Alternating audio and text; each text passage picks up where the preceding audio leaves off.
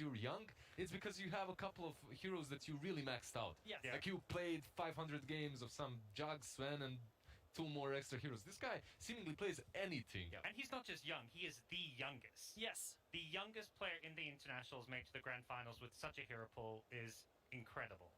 Absolutely incredible. Let's take a look at these two teams and compare them head to head to see who comes out on top of this one. Combined TIs, 6 versus 11. There's a big difference there. Most of the difference is of course going to be in the coaches. For Zawei, this is his 7th TI. His first as a coach, by the way. Interesting to note. For Silent, this is his 5th vote.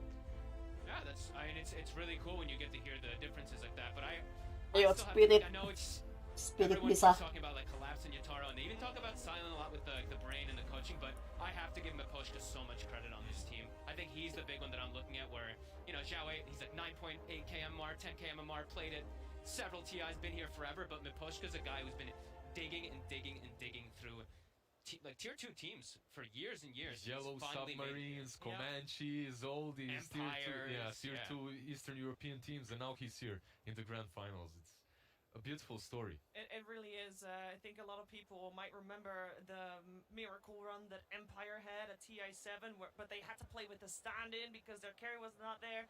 That was Miposhka's squad right there. And they still came top 8, which is absolute credit to being able to lead a team that has a fresh stand-in to be able to take it that far, and here he is. He seems also having the mindset of, you know what? I don't care about this all the shebang about this grand finals. I'm just gonna focus on the Dota. Yeah. He's just full focus on the games. He comes across whenever there's an interview, very calm. He's got a very good head on his shoulders, and I think something that we've kind of commented on when we see Spirit win these matches or come back, they don't show a lot of emotion. They're kind of like, for them, it's like the job isn't done until they win TI itself. So there really is this kind of team effort that is always focused on the next game that they have to play. Yeah, we heard it yesterday in a winner's interview as well. Is the focus is, we just play a Dota game with friends and we just focus on the game, and once we're in it, money doesn't matter. A counter argument for all the pressure that's on Team Spirit, I would say even that they reached grand finals. Yes. 4 of them haven't been on a TI before. Yeah. Like, how much pressure can you... Obviously, Grand it's a final. lot. Ayo, But at the Spirit same bisa. time, Kalahkan you're China. living the dream. You're enjoying Kaya yourself. nggak And the terima. momentum that they've got because of that, I think is Kalau going to LGD be menang. a huge Setidaknya kasih tailwind for perlawanan them. lah. Meanwhile, PSG, Dan LGD, they one-sided. have a couple Kalau of one-sided, accomplished stars, and I think the pressure Yang is nonton actually on bosan. them. Yeah, there can definitely be said a lot of things said for the pressure on PSG LGD. Nothing to say is here playing his first international, by the way. Also potential for that Royal Roader. And this team has got all the pressure of an entire region. No predict, just watching Can some TI they final bring game. it home for their Yeah. country is the question. We're finding out. Kita The cuma draft is right butuh around the corner. game yang seru. Itu aja, udah titik. Team Spirit versus PSG LGD. Grand Finals, Game 1. Hello everyone, welcome to the draft panel of the grand finals of TI10. I have here Okay, with me Seth and No-Tail. No-Tail. And I just want to start us off with a question. I mean, Team Spirit, they've had this amazing run. They have a lot of momentum. But LGD, they've seen more of Team Spirit's games. Which ones Kaget would you siya guys ini, di prefer kanan going into the rambutnya finals? kepang begitu. What do you mean Like going? the momentum or having more information? Which Because one Team do you Spirit favor? had to play more games. I would have to say, looking at both teams also for what they are, LGD should be very comfortable, learning more, knowing more, having nothing to be afraid of. But Ayo, 5 if game. anyone could shake their boots, Come on. it should probably be Spirit, because you see the momentum, you see the... Yeah, you see your Tuh, Toro, and you pasti see how they're Team feeling Spirit themselves as selalu well, ban which monyet I tuh think taman is itu the kenapa? only type of Dota or the closest type of Pakai Dota rambutnya to also Notel. go Iya into makanya kaget ya. an Kenapa Notel organized, begitu rambutnya ya? Tadi experienced drafting team. It's gonna be Jenkins very hard to surprise aneh-aneh them. juga It's punya gonna be very rambutnya, hard to tapi throw ini them on the back foot, but siapa ini? I would say Team Spirit's the one who could do it. Lucu, And it's lucu. already starting. I mean, the draft here, the information is that LGD chose first pick and Team Spirit went Radiant. It is their bread and butter, the Radiant on Team Spirit. I mean, it has been, dominating the tournament so far, and Team Spirit is one of the teams that abuses the most, the Radiant side. LGD, they are doing the same that they did against Secret yesterday. First pick domination, they had it both games, and they made it work twice. They get it again, but this time around they did not get the tiny from Team Spirit, which was a big theme. And Okay, it's also a big Bentin message, right? bagus. Because Team Spirit Saya just sudah beat pesan lihat Tiny ini. Lycan against Secret, but now they play against potentially the LGD's Tiny, and they don't want to deal with it. Does it have anything to do with the bans that LGD went for, or are they Nito, switching gear? We'll see. Oh, With first pick. Monkey Possum and Now they get the normal ET versus the IO, which a lot of people would prefer. And the way you might maybe want to deal with this is now try and get a hero that protects versus the ET coming to your lane. It could have been the monkey, it could have even been the tiny. Sa and here you IO. go, Ursa instead. This is just to protect the IO and make it stronger. Bisa Actually give it acak-acak di purpose on the backline. lane. Kalau Because if pro not player this, percaya aja ya, ET and bisa Tide acak-acak could- backline-nya, there's so tapi many lanes that you could go kalau to. They pick this casual helicopter. I think the lane could be kalau orang atrocious main for them. biasa, I think there's a little bit of a orang tournament main meta thing, biasa right? Because teams, when they main pick them out, monyet they've been banning 04 out the Ursa against them jadi in the what? second Jadi phase. pohon. I think Ursa one of the few agility carries that can match up against other Titan. Walaupun you know? support You have nih, the dia kan ada offense ininya. get through- Exactly. Yeah. You can't match up in the lane. skill Even- you tiganya, can't, makanya there's enak more kalau breakers lawan and support. Exactly. You can't Selama get aktif close itu to skill him. tiganya It's bisa a lot kasih of- keluar it's a lot damage. of counter. And one thing to Biarpun mention cuma here level is how 1. both teams covered really well the Magnus angle. Think about it. Like, they open the Wisp, then they go into ET Tide. Tide is considered a very good hero into Magnus just because of how the team fight happens, right? The Ravage covers the Skewer back because the Ravage is such a big AoE spell that you're gonna Lihat fight mainnya wherever siapa you pakai want MK with Tide. support. Iya, The, teman juga obviously, the bilang Kraken Shell bagus itu. against the Magnus RP Kalau and stance, Monkey King it's really hard support, for Magnus saya to pada fight yang into pakai Tide bagus. because you either RP his teammates and he's gonna counter initiate with Ravage, or you RP the Tide and he's gonna get the Ravage off anyway. Coba So you're kanan kinda kiri setting bagi up lang the Tide for a monyet great tempat. Ravage Bikin lucu as terus Magnus, temanku. right? So LGD, Team Spirit, sorry, they go for this Tide, kind of making the Magnus second pick, like 8th pick, instead of the Ursa really hard for Meta lama, LGD to go ayo, for. And this is Onsa. one of the first games on the main stage, I think, where Magnus has been completely ignored by both teams. And these two teams have crushed games with Magnus. They decide to still ban it now, which of course is still going to be good, and especially going to be good Oh with the shit, Ursa. dia ribut I kiri wonder if menang, they're kita gonna balik look at lagi kah? There's a Yatori hero. I don't know if we've Siapa seen. but Has he played kiri TA6 Spirit yet? di kiri? No, but maybe he had actually in the maybe in the tournament? group stage, but he does play it for sure. Yeah. And this is what I think now LGD is thinking really hard about. It's like, what are they gonna pick that's gonna mess with our strategy and potentially our win condition? I think they want this Ursa to stay as a win condition, but there's also heroes in Dota that can make it really annoying.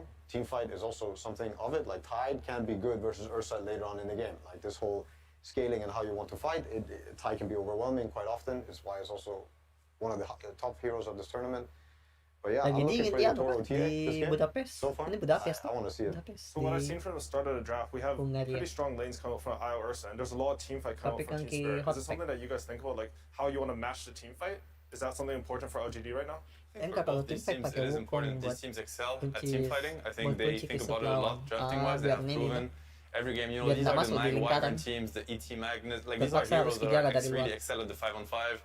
They abuse positioning. They abuse vision. These teams are, you know, the finest teams at doing so. So of course they both do think about it. Kenapa? A lot of other things Kenapa can Io-nya happen in kayak the Dota game. It's such a lingkaran complex begitu, game. So kayak there's the team PNG. fight part, there's the scaling part, there's also Yang the hero laning lain phase, dia the timings. 3D begitu, bisa lihat kiri kanan. Io-nya kayak PNG begitu, lingkaran. And you're playing against ET Tide. All of a sudden, it looks super overwhelming. LGD It kiri. looks like your heroes are really trash. But if you actually get Ursa to the point where he needs to get, he can destroy the enemy. He can go in Bisa first. He ini, can do so much for Spirit, his team. bisa Be lah. a front line, like Strong do mereka, all these strong. things. Roche Saya at percaya. main 10. He will play with Aegis into Tide, and now it's a very different way to play the fight, right? Ursa's just going on Tide, he has Aegis, Tide doesn't want to Tuh, lihat take Koyo-nya. Ravage. The whole team fight changes completely. This is why if PNG they can get the ditempel Ursa begitu. to his timings, Kayak he game-game can break a Tide. If they jadul, can't, gamenya and these things are going to be zaman dulu. decided with the second phase that is coming up. They're also going to be decided with the laning setup. And I do also want to mention how these two teams, in my opinion, are probably the two best laning teams of the tournament also. They will punish each other's for every opening that they're gonna, you know, every angle they're gonna expose, they will punish each other's. So the Ursa timing, is that something you'd like to see? Like LGD, should they commit the rest of their draft towards making that timing stronger? I think we were talking on the panel yesterday about Secret. They sort of went with some, I don't know, some Wyvern Magnus, but they didn't commit to making that strategy work. So I think Secret's early Roche and early timing strategies were some of the fastest and strongest and well executed of the tournament. Ursa was a big part of it. Jadi Enchantress, kita mulai nih tadi TA tuh jam was also berapa? Jam another way to 8, see it. jam 9 ini. Tide Hunter would like the game to be a little bit slower. Like Satu if Dota jam starts lalu, happening in minute 15 ternyata to 18, All-Star. you Terus got your All-Star-nya 1-2 juga. items, you're very happy. Ursa Lucu doesn't allow tidak, that to seru happen. tidak. He might be going Roche in minute 9. He might be going Roshan minute 12. These things speed up the game and force them to maybe address that in the draft. If they can't address it really hard in the lane to slow down this Roshan. Iyalah, kan kalau I wanna mention official. how Pasti you see ada LGD yang approach ini, on the second yang phase, urus right? kisah As Johan subtitlenya. mentioned, like they ban the troll, they ban the PA, they Free ban to the play CD. juga itu ada di They're banning subtitle. what Pasti they think. ada yang Yeah, harus they're banning what they kerja think is gonna scale subtitlenya. into the Ursa. I do want to mention the Lion pick, which I think is really strong. Bikin really subtitle juga powerful. cepat First gitu, of all, nggak it does perlu not jadi expose YouTube. their Itu draft, bikin and subtitle di yesterday YouTube we itu talked kok a bisa lot about dibikin first pick di versus second pick, which is now apakah itu like di second pick meaning Team Spirit. They are Notepad, past the bikin danger Notepad, zone because apakah now ada they get to programnya react tuh, twice. bikin With subtitle. picking Nanti this dia Lion, jadi first of all, program, it jadi gives file, actually itu Tide filenya better kau upload lane nih ke against YouTube, Ursa. nanti It's gonna YouTube negate nih the pressure, yang pasang the di aggression videomu. from Ursa on the lane. And Lion Ada juga Hex caranya. actually is one of the best tools against Ursa.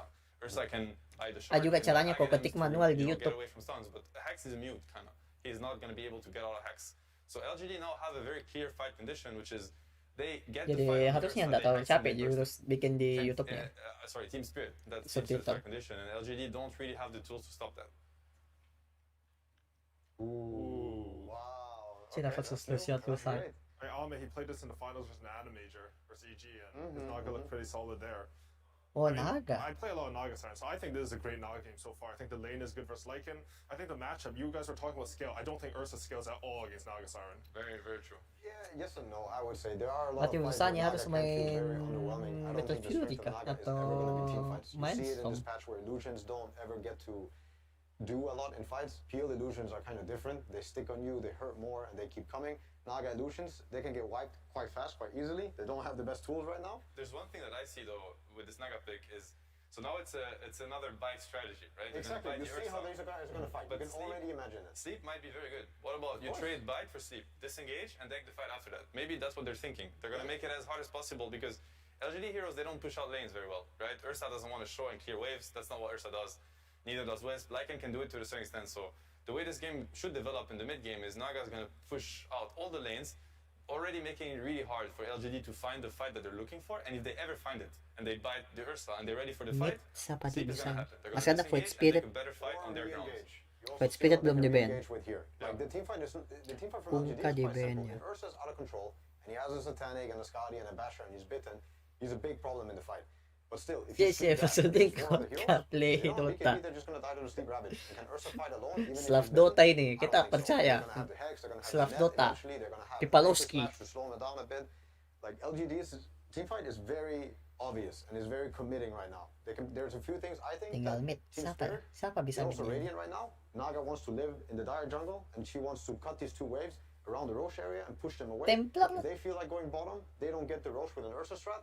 This is another way to also break their lineup. Templar I think bisa, Spirit right now, Spirit. they could be quite comfortable with how they can talk and approach these fights because Storm LGD doesn't have itu this bite Storm going, masih doesn't ada have kan. this. Ember It's sudah very di-ban. underwhelming what their lineup does. Disruptor like an IO is not going to kill many heroes on the map. You know, I actually thought it was LGD playing Naga. I just realized it was Team Spirit because Don't I di-ban. can't read. Okay. But for you guys, which draft, like Sniper from your oh, personal Luna. perspective, which Sniper one would rin you juga prefer to bisa. play? I mean, we don't have the last picks yet, but Enggak. Sniper I pasti feel like dikejar sama LGD, they Likan. have a Susah. way to snowball the game. That's Bagus how I sih see kombonya it. Team You know, Spirit. the Ursa IO timing, Oh iya, I like it, bagus I like picknya it. Spirit ini. I do feel like this is one of the first times where I don't give LGD a strong Tinggal upper hand dari on the midnya draft. Mami If anything, dilihat. I'd maybe even give the upper hand on Team Spirits. Let's see if there's a Tinker coming now. There's a lot of picks. Puka? I don't think Tinker Bisa got Puk removed. juga. Tinker versus Naga. Tinker Yeah, scaling team this fight. could Tinker's a turn it. huge hero. that in sounds the- good because that'll help their team fight scale into late game. They when have a get huge nullified, damage so- issue. They have a massive, Pango. massive damage issue. Okay, Pango Pangmit. is also a hero that comes with a lot of potential Oh, bisa. scaling team fight damage. Dia acak-acak Because musuh. And Sleep Gulung-gulung. also play. Like, Yeah. they cannot Some disengage sleep anymore. Yeah, Ravage, yeah, right? yeah. Yes. It's unreliable now. The sleep. It's also a hero versus Tidehunter. Force bad ravages, kill him. Also good hero versus ET. Very good last pick. A bit scary in the sense that it's a mid hero that can get very punished one-on-one, very weak laner against a lot of matchups. But you know, that's a Siapa lot of milih pakai lawan ini, confidence from Pang? nothing to say. One of the best mid laners, if not the best mid laner in the tournament. And I'm sure their support are gonna help, you know, with the mid lane and stuff. Very, very good pick. Very good last pick. If I still had to choose a lineup that I would want to play, I actually have more faith in this Naga lineup. If they play well around the illusion wave push, again, I don't think Naga is the one you look for to crush the team fight. She needs to do her part. She needs to do the sleep, maybe get some illusions on some supports. But this game, in my opinion, should be looking like Tide, Lion, ET are messing with them and getting some pickoffs through the lanes, forcing TPs. Eventually, they get very far ahead, like economy-wise. And this is going to lead to more openings. Naga can maybe join the fight, get an early Skadi, like kind of take over the fights with a gold advantage, or just keep playing the map. I like how you're Yo, talking siapa? about Naga splits up the map also, because Ayo, when you have split it. Naga Sign, what I found is you want your Last other week. heroes to be able to pick off the enemy heroes, right? They already have that with Bingung Lion. milih That's siapa some mid. additional damage with ET. So if they're playing the actual Void. Naga game, I agree with you. I can see it being very Seperti biasa. One more to kill on the Sasuke. Trap them when they split up. Yeah, they split up, they try to deal with Illus, Paling boom, the Void. burst is gonna Iya. happen. Lion, ET, Void Spirit, any hero will die 100 Strong to 0. sekali Void And sekarang, Naga will bro. force Demi. LGD to split up. Untung They ini will force Sasuke. them to Paling malas kali they're juga gonna kalau cheat main the map. baru They're ketemu gonna create Sasuke. unfair Ada deh. situations, and it's gonna be hard for Kita LGD support to ko dong fix kayak that Leon unless they apa. have full control of the game. Satu This kali is why digosok the hilang. laning phase is gonna be incredibly important. You know, for LGD to kind of slow down what Yeah, Team Spirit Topet. is putting. I would say it's even more important for LGD to actually have good lanes for the Yep. sake of their own Ya timing. Topet If they don't enggak get kayak. this Ursa threatening the Roche, Karena sudah ada around Minaga the tuh buff, dia push. This means the whole game is going to slow down, and Naga's going to get into the jungle, going to get these waves, Lion's going to get closer to Dagger, sorry. And if you create that, I think Team Spirit's lineup is going to be really fun to play, and it's going to be a very hard game for LGD. Very interesting draft. I would also say that the lanes are a bit scary. I think this ET on the side lanes is Yeah. completely untouched. They don't have a Yeah. single stun for him. He's gonna get the spirit and he's gonna Bottom lane He's is gonna going to be smash fun. lane. Yeah. Bottom lane is going to be a lot of fun for this Yep. ET. Iya tahu ada stand di yang di LGD. Tournament. Yep.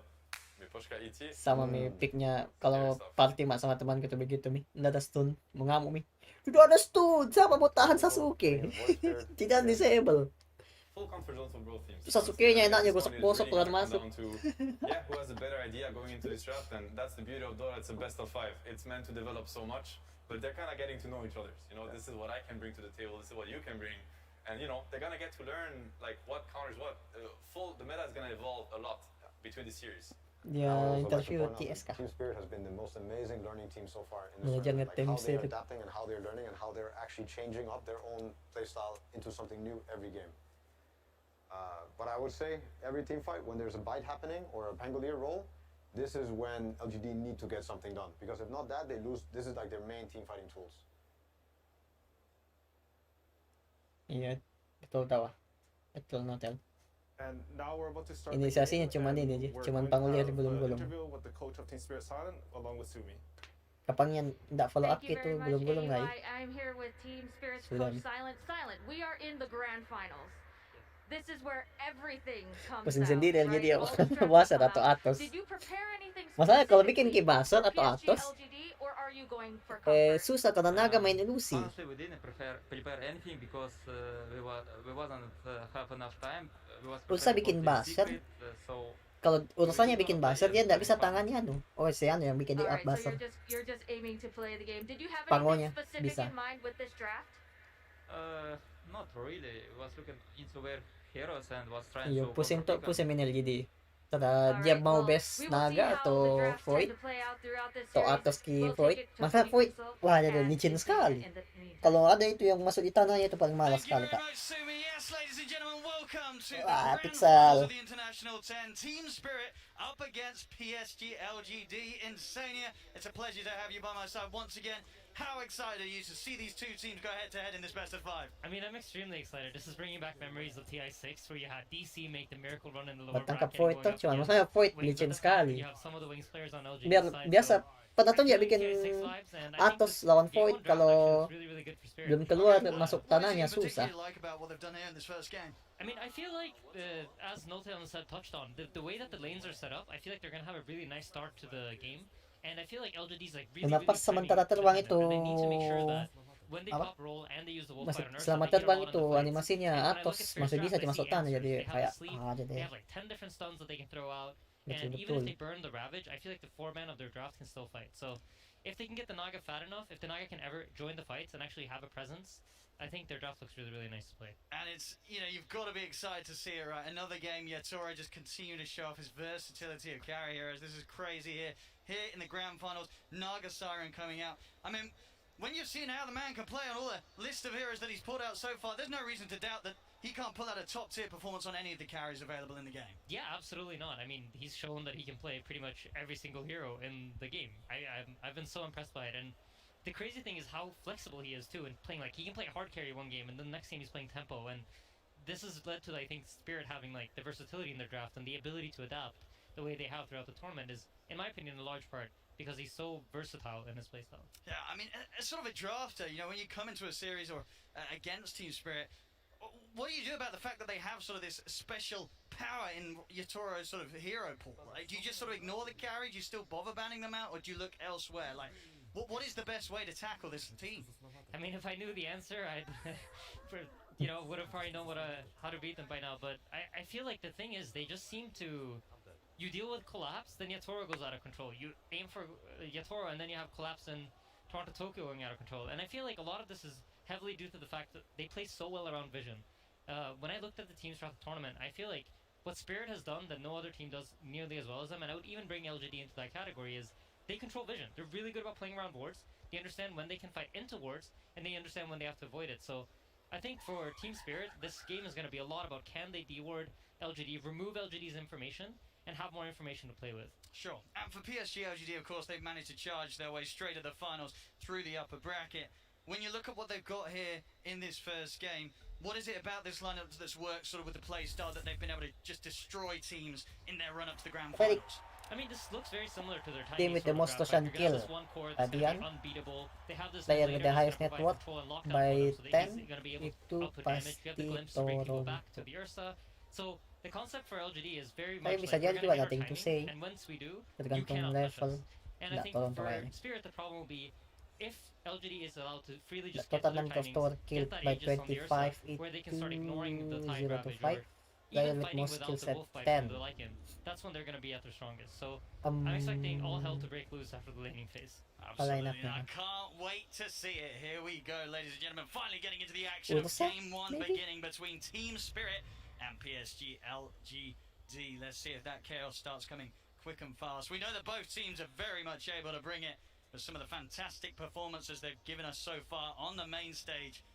Yeah, and straight away Yatoro's coming out with a really smart play. He sends his illusions within the tower range, but he puts them in an area where the tower doesn't have vision, and by doing that he will scout out the ward immediately from LGD. And this is what I mean, right? Spirit are so on top of all of the small things that will give them any sort of information advantage, where they will have more vision than their opponents.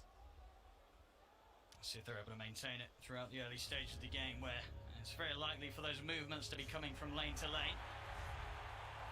See both teams avoid one another here for the bounty runes. Bit of a poke onto Maposha as Yatoro will still be able to grab that bounty rune. In fact, as you can see, 3 bounty runes to start things off here for Spirit, so a bit of a cash bonus to begin the lanes with. Yeah, and that was nicely scattered out with the ET. They find information of where and how many heroes has LGD brought to which runes, and then they can split up their heroes accordingly and make sure that they get the advantage on the runes. Let's look at some of these matchups. The mid lane, Pango versus Void Spirit, Toronto Tokyo versus Nothing to Say. What are we going to have going on here in the early few waves? I think most likely it's going to be a pretty farm-heavy lane. I don't think really either of the two heroes are going to aim to kill each other. Probably going to be a lot of trying to push out the wave, control the runes, and then around 6 minutes when the real rune spawns, that's when you'll see both the supports collapse on a mid lane. Because I think both Pango and Void Spirit really rely on that rune control. I'm looking at both sort of the side lanes, the two carries, Arme and Yatoro. Who's going to have the easier time? I think if you take a look at top lane, you see Ursa against Tidehunters, generally a pretty good lane matchup because you think of how the Fury Swipes stack up on him, and they have the sustain to tank the harassment that's coming out from Team Spirit. So I think as they level up on the top lane, I imagine the Wisp Ursa will do fairly well up top. But with that said, I think Collapse is still going to have a decent game. Yeah, I mean, Collapse has definitely been that solid rock of a player for Spirit time after time. He's been the one that they have, been very happy to give that prioritization, get his game into a good shape, so that he can be the one to lead the charge into the team fights and start the action off for Spirit in those mid-game. Yeah, absolutely. And bottom lane, Yatoro's kind of playing this type of laning where you're not going to be pressured at all.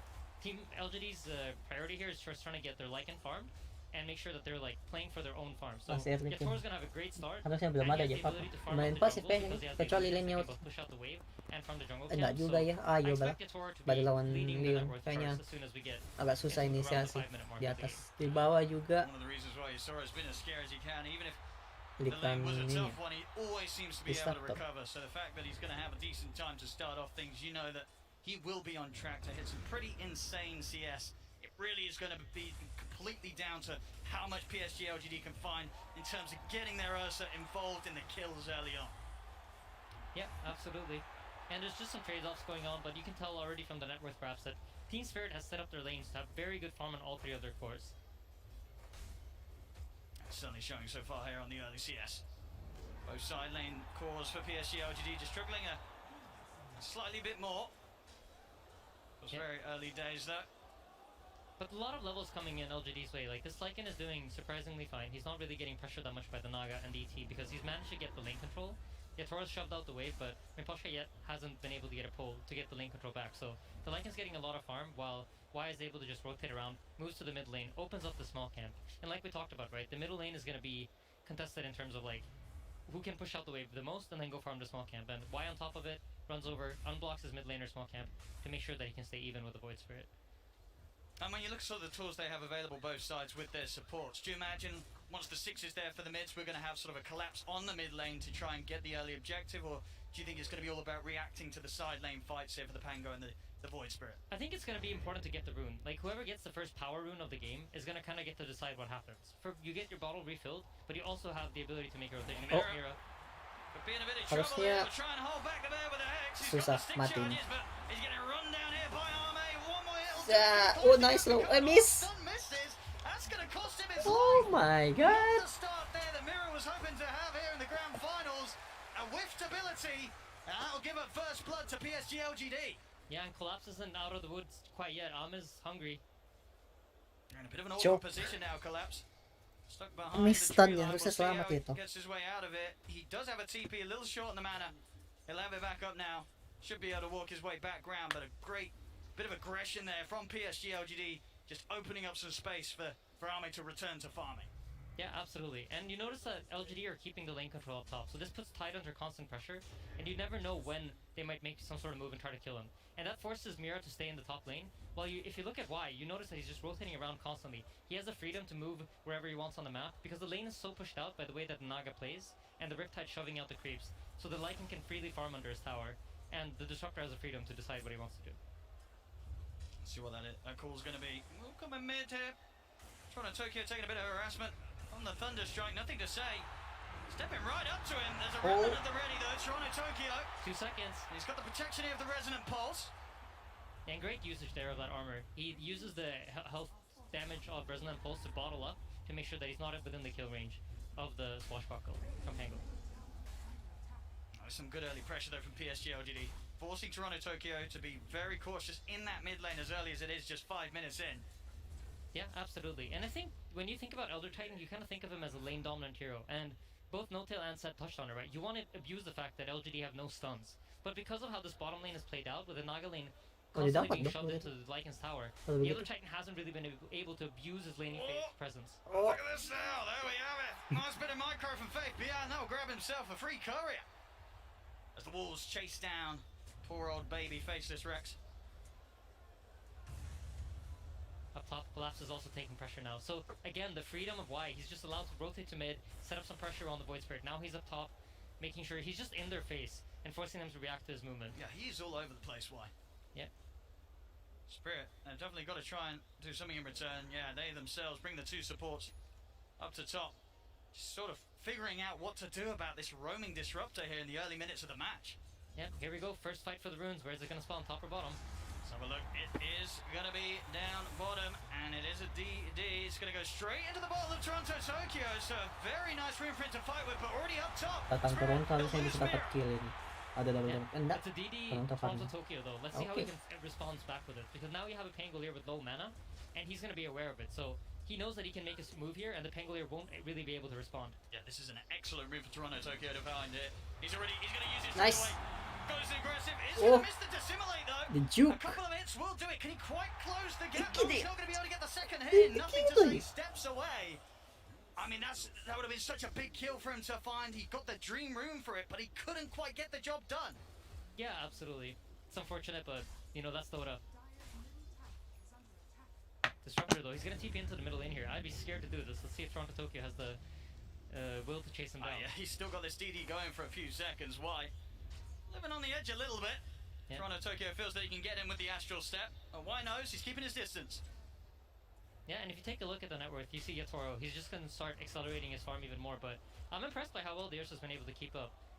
And this is largely due to the fact that they had lane control for so long up in the top lane, and they were able to just keep their heroes, the enemy heroes, so close to the tower, so Tide could never really feel free. He's going to try to step over for Mira, but again, Team Spirit, they've kept their 2 supports up here, both Mira and Miposhka, making sure that there's never the opportunity for Arme to get any kills up here right now. As you say, Ame doesn't care too much. Complete free farm, level with that of Yatoro's Naga Hindi kan Siren. sudah kalah He's ito. having no struggles Lane whatsoever, lepas. but Spirit just trying their best to limit anything else going into the hands of the Ursa this early. Yeah, and you notice the Naga in the bottom lane now. She's just gonna put her illusions on the lane, push out the waves, while she farms the jungle camps close by, and try to get ahead of the Ursa by doing this constantly. And LGD are gonna try to match by using the Wisp overcharge to allow the Ursa to farm. And we notice both these teams are so good at stacking, and here we go again. Runes are spawning. Toronto Tokyo is going to be the focus. Quick jump away from the Rolling Thunder. Arcane lagi astaga. It's an arcane rune secured though, so if they can manage to survive these 70 seconds and nothing too bad happens, this is a huge rune for them to have. All about these power runes early on, especially in a game, 8 minutes in, only the 2 kills so far. Yeah, I mean, it's the tension, right? Neither team really has anything to do yet, and they're both drafting for slightly later timings in the game. The Tidehunters now finally hit level 6, so if there's an opening, look for some sort of rotation. I think it's hard to go for the Ursa, so there might even be the possibility of the Tidehunter rotating out of this lane and making some sort of move with Toronto Tokyo. When you just look at the heroes that PSG have at their disposal, and you feel that Spirit, they're just not going to want to try and push into that tier 1 quite yet. I think for Spirit, your expectation was slightly better in the lane. Ada They nyanyi kan? haven't really been able to do so. Enggak ya, enggak ambil kayak. Oh, enggak. Going on here by the two of them, but the Rolling Thunder not quite ready again. Not quite yet. They'll get the glimpse back, but no further damage to come into them once the Naga Siren, so Itoro will be fine. Yeah, a little bit of miscommunication there, it seems. The shield crash wasn't used on the hero. The glimpse came in a little bit later. Look at their eyes on Arme. Well, they know that play was made by a couple of PSG LGD inside their own jungle, but Arme, he's out of reach of the Remnant. He's away. Space is there, down bottom. Faith Beyond continues to push. The tier 1 to fall already here on Spirit's side of the map. Yeah, I think this is the most shocking part of this early game, because I expected the Lycan kind of get zoned out by the Naga, and the Naga managed to defend them, but... Let's see if they can get Army. They've got 4 heroes It's working. Elisa. Savage. Perfect. He's on the retreat up to the high ground, but they'll be able to get in front of him, close off his escape. Spirit will finally be able to claim their first kill here in the first 10 minutes, getting themselves on the board. Yeah, and this is a huge kill because it allows for teams Ambil to di atas. now start firing back and taking over this top lane area. Karena di They bawah need sudah this tower diambil. to fall. Harusnya turret. Meanwhile, this is the response you see from PSG LGD. They rotate their heroes mid to try to force Spirit away from the top tower and force them to come defend their mid tower as the more valuable tower for the later Roshan. And they're hitting these timings, PSG LGD, no doubt about it, and Spirit just having to let them do so. Yeah, I mean, this Lycan really has becoming the big X factor. I don't think Spirit expected him to be this strong out of the laning phase. And now is going to comfortably move into his triangle and start farming up. I think once he hits that Diffusal Blade, look to see Spirit LGD try to make some move. But I think if LGD gets the farm up right now, they feel like they've hit they have enough map space to where they're comfortable playing around their cooldowns and just waiting for the Disruptor ultimate to come online, wait for the Lycan to finish up his items, and then just play around his forms together with the power runes that the Panggil are securing. Persiganya, naganya sudah network 5,000 loh. Both teams playing as carefully as they are, just 1 to 2 coming up to Dibanding 11 mo to sa minutes. beda Do you look at the Naga Siren 500. and feel that for Spirit, if they can keep this game in pretty calm Sudah waters mantap. and not allow the sudah early ya, siapa nih? aggression from Mantap. PSG LGD to get to them too much, this Naga Siren will be able to carry out in the later stages, or do PSG LGD always have the means to deal with her? I think to some extent you are happy, but I feel like you wanted the laning phase to go better so that LGD's timings come later into the game. So knowing that your lanes haven't quite gone the way you wanted them to, they must feel like, okay, at some point now, once LGD gets items, they're gonna come running at us. Look at this shot, nothing to say. He's going to get the lead in onto Collapse. Mati ya, pasti. Well, putting no chance of Collapse being able to return fire quite yet with a potential selamat. Doesn't matter though, he's able to walk out the side. They'll go for the glimpse back on him. He'll simply look for the TP out, and there's nothing to put a stop to it. Collapse, realizing his strength here with a hood of Nanti memang kurang damage di ini. just TP out of it. Di LGD, damage-nya cuma dari Ursa. Ikan juga masih belum. Yeah, great jukes. He just dodged out Susah the kill. Panggil spells, and once the Rolling Thunder missed, he knew that he was safe. Glimpse is used. Terus udah pakai TP out. ulti Just juga great si presence ini. of mind there from Disruptor. Collapse, knowing exactly how to play his situation out and get out safely. I love what LGD are doing though. If you take a look at the top lane, this is one of the things I loved about how OG ran the Wisp in the position 3. They recognize that Wisp's item timings are really important for you to keep these heroes alive, because if you think about how healing works in Dota, heroes keep growing their hero pool, like health pools, but the healing items are static amounts of heals. So 250 health on a hero that has 1,000 HP is like a lot more than it is on a hero that has 3,000 HP. So if you hit these heal item timings early into the game, that really enables you, and it gives you the top lane to sit here and farm comfortably. See that bottom line, quite a dangerous position here. Decide the jungle of Team Spirit in Toronto, Tokyo will be quick to put a stop to it. Naga Siren also closing in on the Manta, and by the looks of it, she's going to get that item before Ursa even completes his Diffusal Blade, so Yatoro's probably very happy in this game, feeling comfortable with how it's going right now.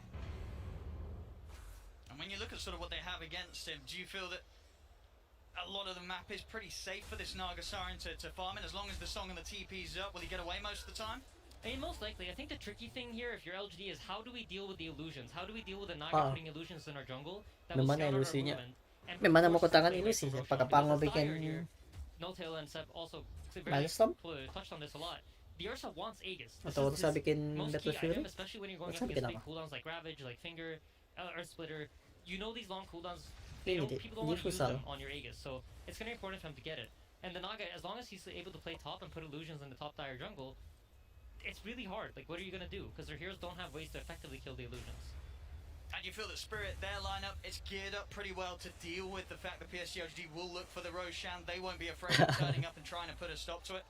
I mean, I think that's where the information game is going to be important. Can Spirit actually use the vision that they're getting to fight off LGD's timing? Because I think that is like the big question mark. Tinggalan niya juga sa level niya level ganda 2 level, dua. Wolf fight duration and then try to fight them afterwards. I think we're definitely going to see Yatoro start to increase the lead against bottom lane White. He'll drop the Static Storm, trying to save himself, but collapsing. Maposhka will run him down, take him out. Hindi kan bisa apa. He's looking to get involved in this with the back of a nothing to say being brought Kita up by harusnya mati. GQ. Ini harusnya selamat kalau urusan datang. Get collapsed. They're trying to commit their best onto him. They will leave the 2 cores behind as GQ trying to let nothing to say and Faith Beyond finish the job, but they just can't. The damage isn't there. Toronto Tokyo is also starting to sweep over, so PSG they have to back up and just accept the trade as it is, the support for support. Yeah, and Clap's now knowing that, you know what, they can't actually kill me without the Ursa. It's only the Ursa that can threaten my life. Just comfortably sits bottom alone, pushes out the waves, gaining as much farm as he can. And in the meanwhile, Yatoro just pushes out top lane, farming out all these top jungle camps. If you take a look at the dire jungle, there are no camps alive. I mean, Yatoro's farm, he is creeping further and further ahead of Arme's Ursa. You know, if there's not going to be any blood being spilt and it is just the creeps dying, this Naga Siren is just going to charge ahead in regards to farm. Yatoro's going to be huge.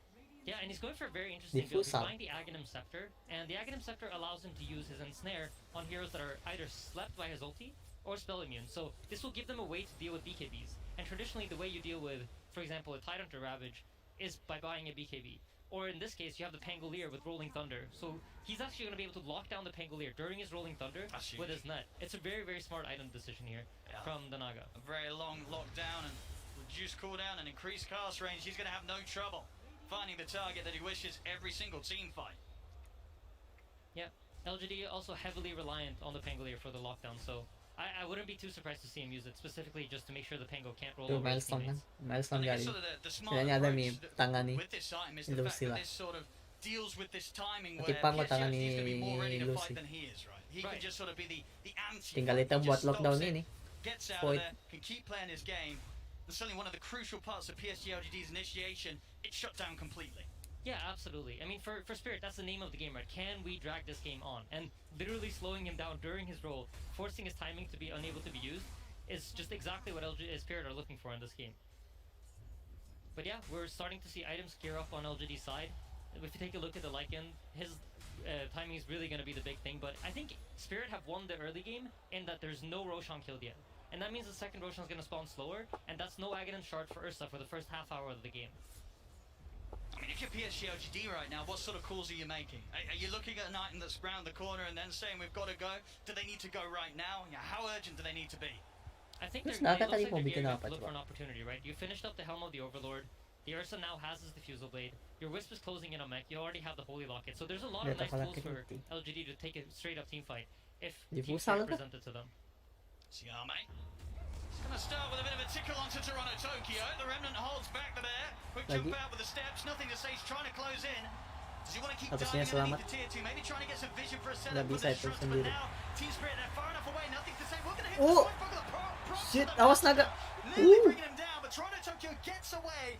On as low HP as he is, Collapse also able to TP out as there's nothing else to stop his escape. Team Spirit, they're able to avoid the move completely by PSG LGD once again. Yeah, and they didn't even have to involve the Naga. So during all of this time, Sila Yatoro's farm. still just gaining farm. He's 2,000 gold ahead of the Ursa already. Oh my, this is going to be a problem. He's getting out of control. He's only, I believe he just finished his Aghanim Scepter too. So he has Manta and Aghanim Scepter at 17 minutes into the game.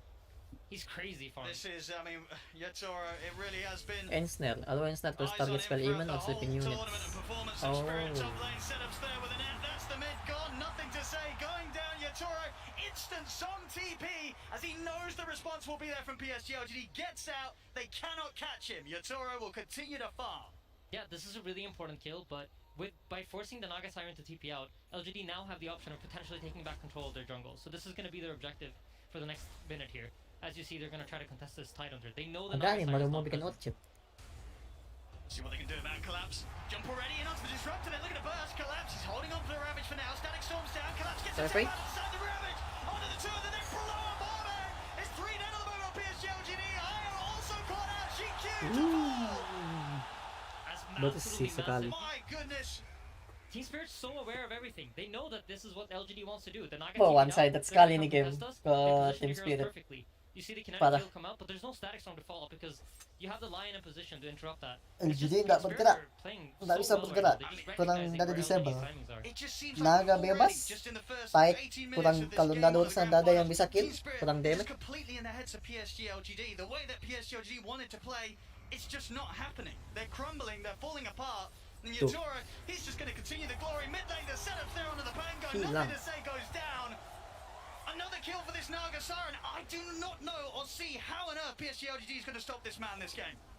He's getting out of control, and if you look at the Lycan, you can see he decided to not go for the Aghanims. He's going for drums, right? Gearing up for a quicker timing in this game. I think the mechanism comes out on Xingqiu.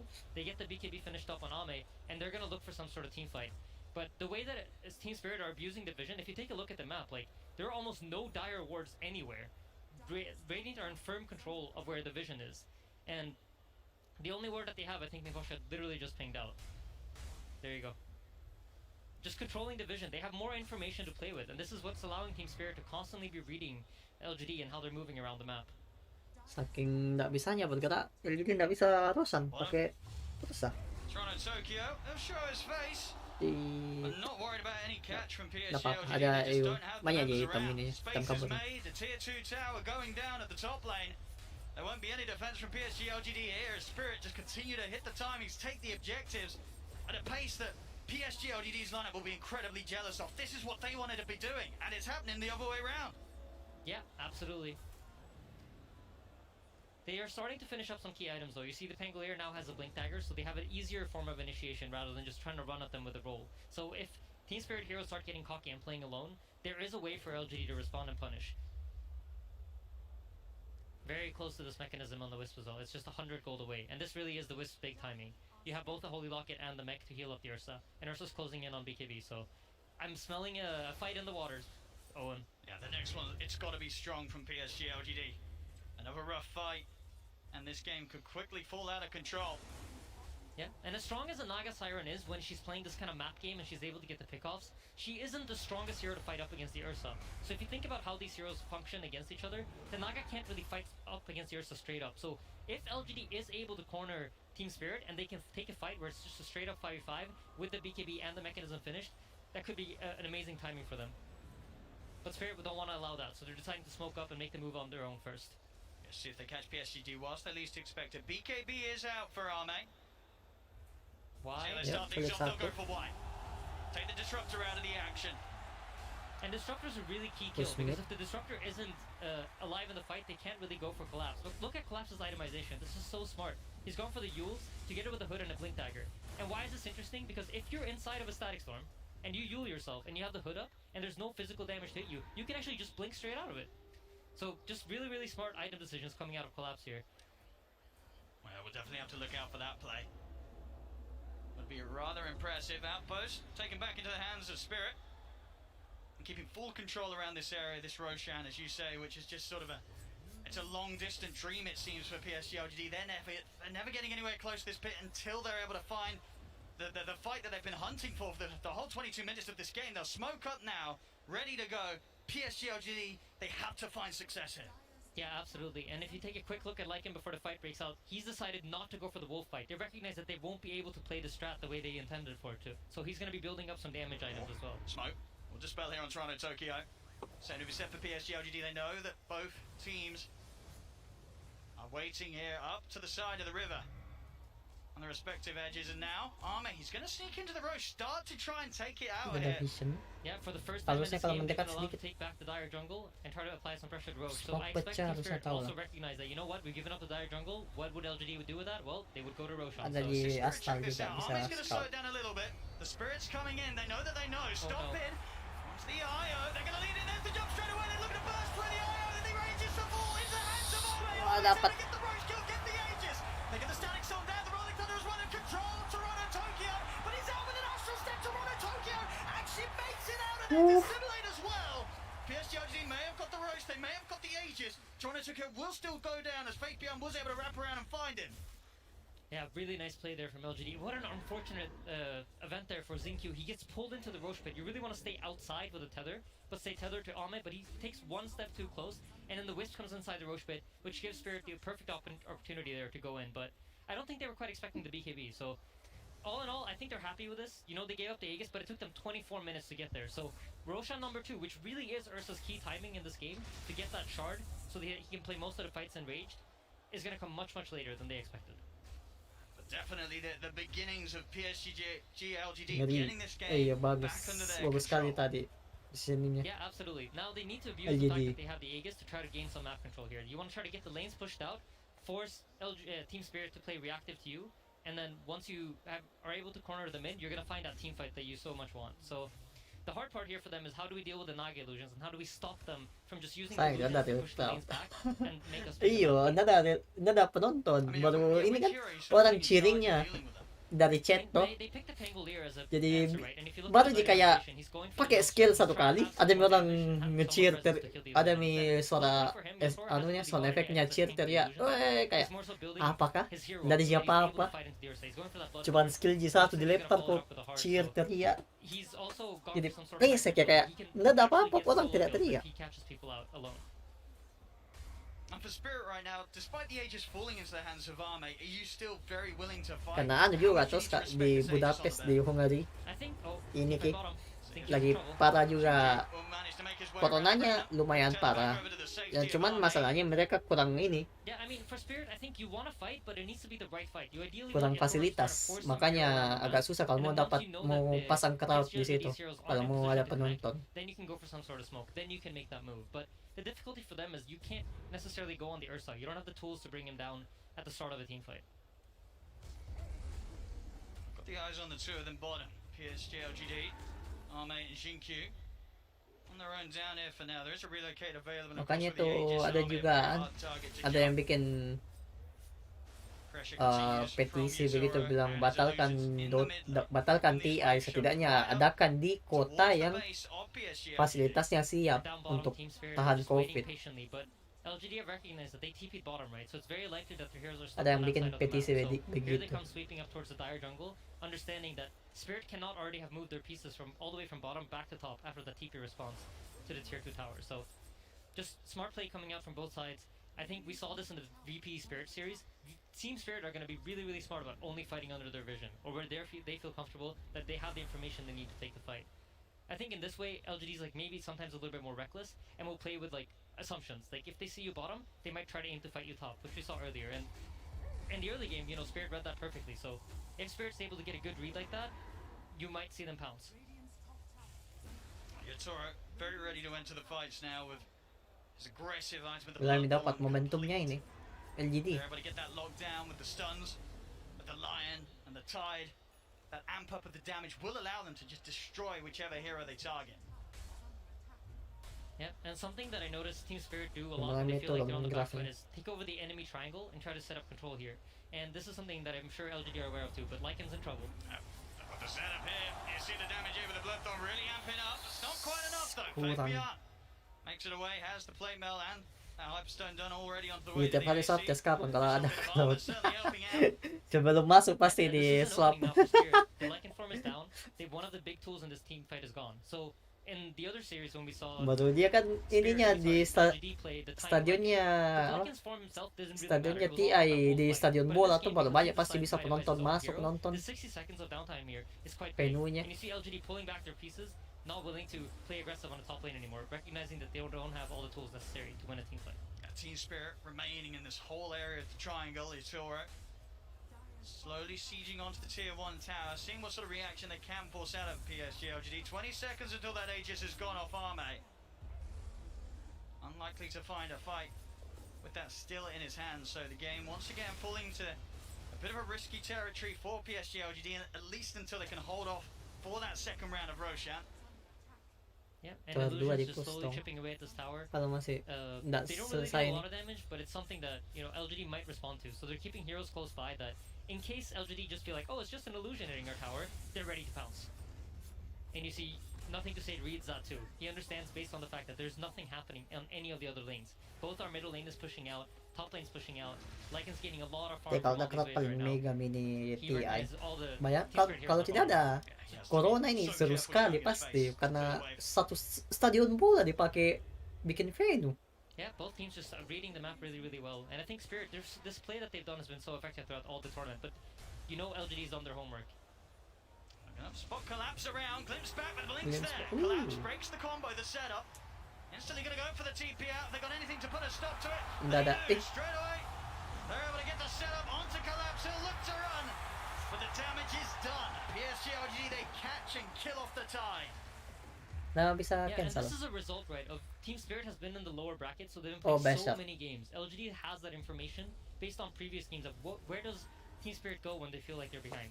What do they do? Mulai dapat momentumnya LGD ini gawat nih, mulai this information that they're gaining about snowball. The teams. They understand what is Team Spirit specifically going to do? How do they approach the situation? And they find that smoke because of that. They're playing most of this game with very, very limited vision. I really want to point that out. Like they barely have vision of what's going on the map. Even without their tide, Spirit maintaining their aggressive posture over PSG LGD's half of the map and already looking for action once again around the bottom tier 2. See if they find the setup. They've got the hex. They're going to let it jump. Ayo, dadami agad, dadami Aegis. Bisa. Nah, Dadaboy back. For the Bloodthorn, it's enough to send the bear back to base. That's an absolutely massive kill. And I think Zinq felt like he could keep him alive. There was no relocate out. So next team fight, here's the tricky part. Do you relocate Alma out as soon as he gets hexed? Because Spirit has now proven to you that we have the abilities to burst your heroes. That's why he's also in trouble. It should be another one. It's definitely another one, Yatoro. Target to target and over towards the mid. The BKB having to be popped by nothing to say. Itu bisa diikat. See if Yatoro's got the setup he has. There's the initial route. See if they've got any further follow-up here. The relocate. They'll take him out. They've got to keep nothing to say. Gusti, naga counteran. Pang, langsung aganin. Team Spirit, they're pushing down the mid onto another tier 2 tower. Nice play by Fate Beyond. Tanks that either Redmond with one of his wolves. But Team Spirit, they're doing this so smart, right? We had our draft panel touch on it. Fighting 5 versus 5 is not really where they're strong. They want to delay this game, keep finding these pickups, try to find these opportunities where they can get a jump, burst someone really quickly, and use the fact that we have Ravage to reset. We have Naga Sleep to reset, which is forcing LGD to be very careful about how they use their cooldowns. And this is leading to them they're just playing this game very well. And these small decisions that they're making, where you notice they're not really charging into the enemy. They're not giving LGD the kind of fights that they're used to getting. I mean, and with the heart done on Yatoro, you know, 26 armor, 3500 HP, how hard is it for PSG LGD to really ever get on top of him now and take him out with the focus of Arme's Ursa? I think the biggest thing is that the illusions are tankier. If you take a look at how Yatoro is playing the fights, he's staying very far back with his primary hero, using the Bloodthorn and using the Ensnare, and having the illusions deal the damage. And if LGD really don't have heroes that want to hit illusions, Ursa wants to sit on top of a hero, like just keep hitting him, keep hitting him, keep hitting him. You don't want to hit these illusions where you get like 5 to 6 hits in, and then you gotta switch over to the next one. That's a way of making the overpower a fairly useless ability. Of course, that timer that they'll be having in their mind, the Roshan. Potential respawn in just over a minute. And that minute feels really long, Owen. Let me tell you, right now for PSG LGD, that minute is coming very, very slowly. Tuh. We see Cuman bunuh Naga tadi kasih suara crowd. Apakah? Makanya agak risik ini crowd anunya, crowd autonya yang dari chat. LGD's not gonna be able to kill us if we're just able to kite out their BKBs. And that's why you notice, like, nothing to say also has bought a BKB. I think the idea of this is he wants to try to use it to break out of, to have a longer period of time in the team fights where he's playing under Magic Community, because there's just so much lockdown coming out from Team Spirit. Go Scepter on Mira. Toronto Tokyo has Yules and Kaya Sanj also eyeing up on Shiva's guard, but I would be surprised if he doesn't change it up. And on the player, he has a full BKB too, so I'm really liking Spirit for this game mode. They're in a very dominant position here. They're scaling up very nicely. With the timer, they know it's going to be around the point where PSG are going to be checking out that Roche pit, looking for the respawn. Spirit, they're heading over to try and do something about the presence. They're going to jump straight in on the langsung hilang Ayo. As the Ayo goes down, no buyback. Xingqiu cannot get back into this fight. Nothing to say. Hilang golem. With the thunder. So this is huge, right? Both harusnya nggak bisa Roshan ini. as well as the Panggil roll. So the Roshan spawns, which it does. Dapat lagi Utsa? Free Roshan for Team Spirit. And remember how much we talked about how badly you want this for LGD. It doesn't even matter if Sagas comes to use for Yatoro. They just want to make bersih sure mainnya that Spirit. LGD doesn't get it. Culik keluar, push sedikit-sedikit. Throughout the entire game. So that's 1,400 gold that now is gonna have to spend for himself. I mean, it just goes to show how solid of a position that Spirit are Baru in. LGD juga nggak bisa asal masuk karena ada song sama ini Ravage. Asal masuk sebentar dia yang dibalikin. Continuing their lead here, 7k up. I mean, Yatoro, he himself, 7k difference between him and Arme's farm. Well on the way to having a butterfly complete for the next bit of action as well. Yeah, and with this butterfly, he actually has the option of now utilizing his own hero too, once the situation looks good for him, because the Ursa can't just burst him. The bash is gonna miss, there's a proc chance on the bash, there's a proc chance on the miss, so it's gonna be hard for the Ursa to just lock him down. And just very intelligently itemized by the Naga here. For the early part of the game, when he knew it was gonna be a map control game, he bought the Orchid, he bought the Ags, played for the map, looked for those pickoffs, and those key pickoffs have really led to the situation that they're in the game now. Jambot picked up by Y. You can feel, they feel the pressure of the vision. They're not getting the vision that they're used to. They don't have the information that they're used to playing with in this game. Image illusion. Miposhka is shutting them down. Oh. And Rage forced out. They're just going to have to stay well away from Spirit. 4 very, very scary minutes of Aegis on Toronto, Tokyo. PSG, LGD, they do not want to fight into this. But every minute that passes where they cannot look to brawl is going to be another just minute of pain here with the increasing momentum and mass of the cause of Team Spirit. Yeah, and surely right now PSG LGD are discussing how do we take the team fight. What is it that we need to do? How do we need to use our abilities in order to catch Team Spirit off guard? And for Team Spirit, I think a lot of the communication is like, we need to make sure that we do not let LGD come out on the map. We don't want them to get out and farm. As long as we can keep them locked into their base, we can get all the items that we want, and then we get the fight that we want. And everything's gonna happen on our terms. So you see, they rotate over to the top side here, expecting LGD to run out on the top side of the map. And here we go. Oh. It's time to look for that fight. Yeah, they fight. LGD. Execution has to be immaculate. Yeah, they're scouting with the wolves. They're getting the info they want. They're looking to try and start to collapse, but collapse is able to blink away from the lead-in. They'll turn their attention over towards Yatoro, but with the insane, looks to hold him back. Nothing to say, is able to get out of it. As they'll get the static storm set up onto the Naga Siren, but the illusions, they're just forcing back. Why? Swashbuckle's gonna miss. I mean, Yatoro, he's barely been scratched. He's back up to full HP. Bongbong skill ini. LGD, wow. Nice Ravage. Silent. They've got to get back to the high ground, back to the base. As PSG LGD have to charge back to the safety of their high ground as quickly as they head out. Collapse. Gonna look for the setup here outside of the base. Another BKB force straight beyond, trying to head back to the safety of his teammates. The ensnare locks him down. The illusion's starting to go to work. Gak bisa mukul. Oh, di box. Hilang. Wika ada buyback. Ayo, bisa. Ayo Spirit.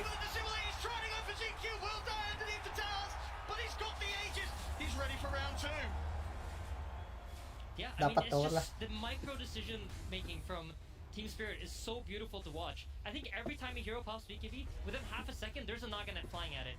And in the fight, you saw Ahmed pop BKB to try to man up and fight. And then the net comes, immediately he has to pop his ultimate. He can't use the enrage the way he wants to. He's forced to use it defensively all the time, just to break the net, just to be able to stick on top of the targets. Ini medyo kayak enaknya Naga kalau sudah late game. Bisa gosok-gosok barak.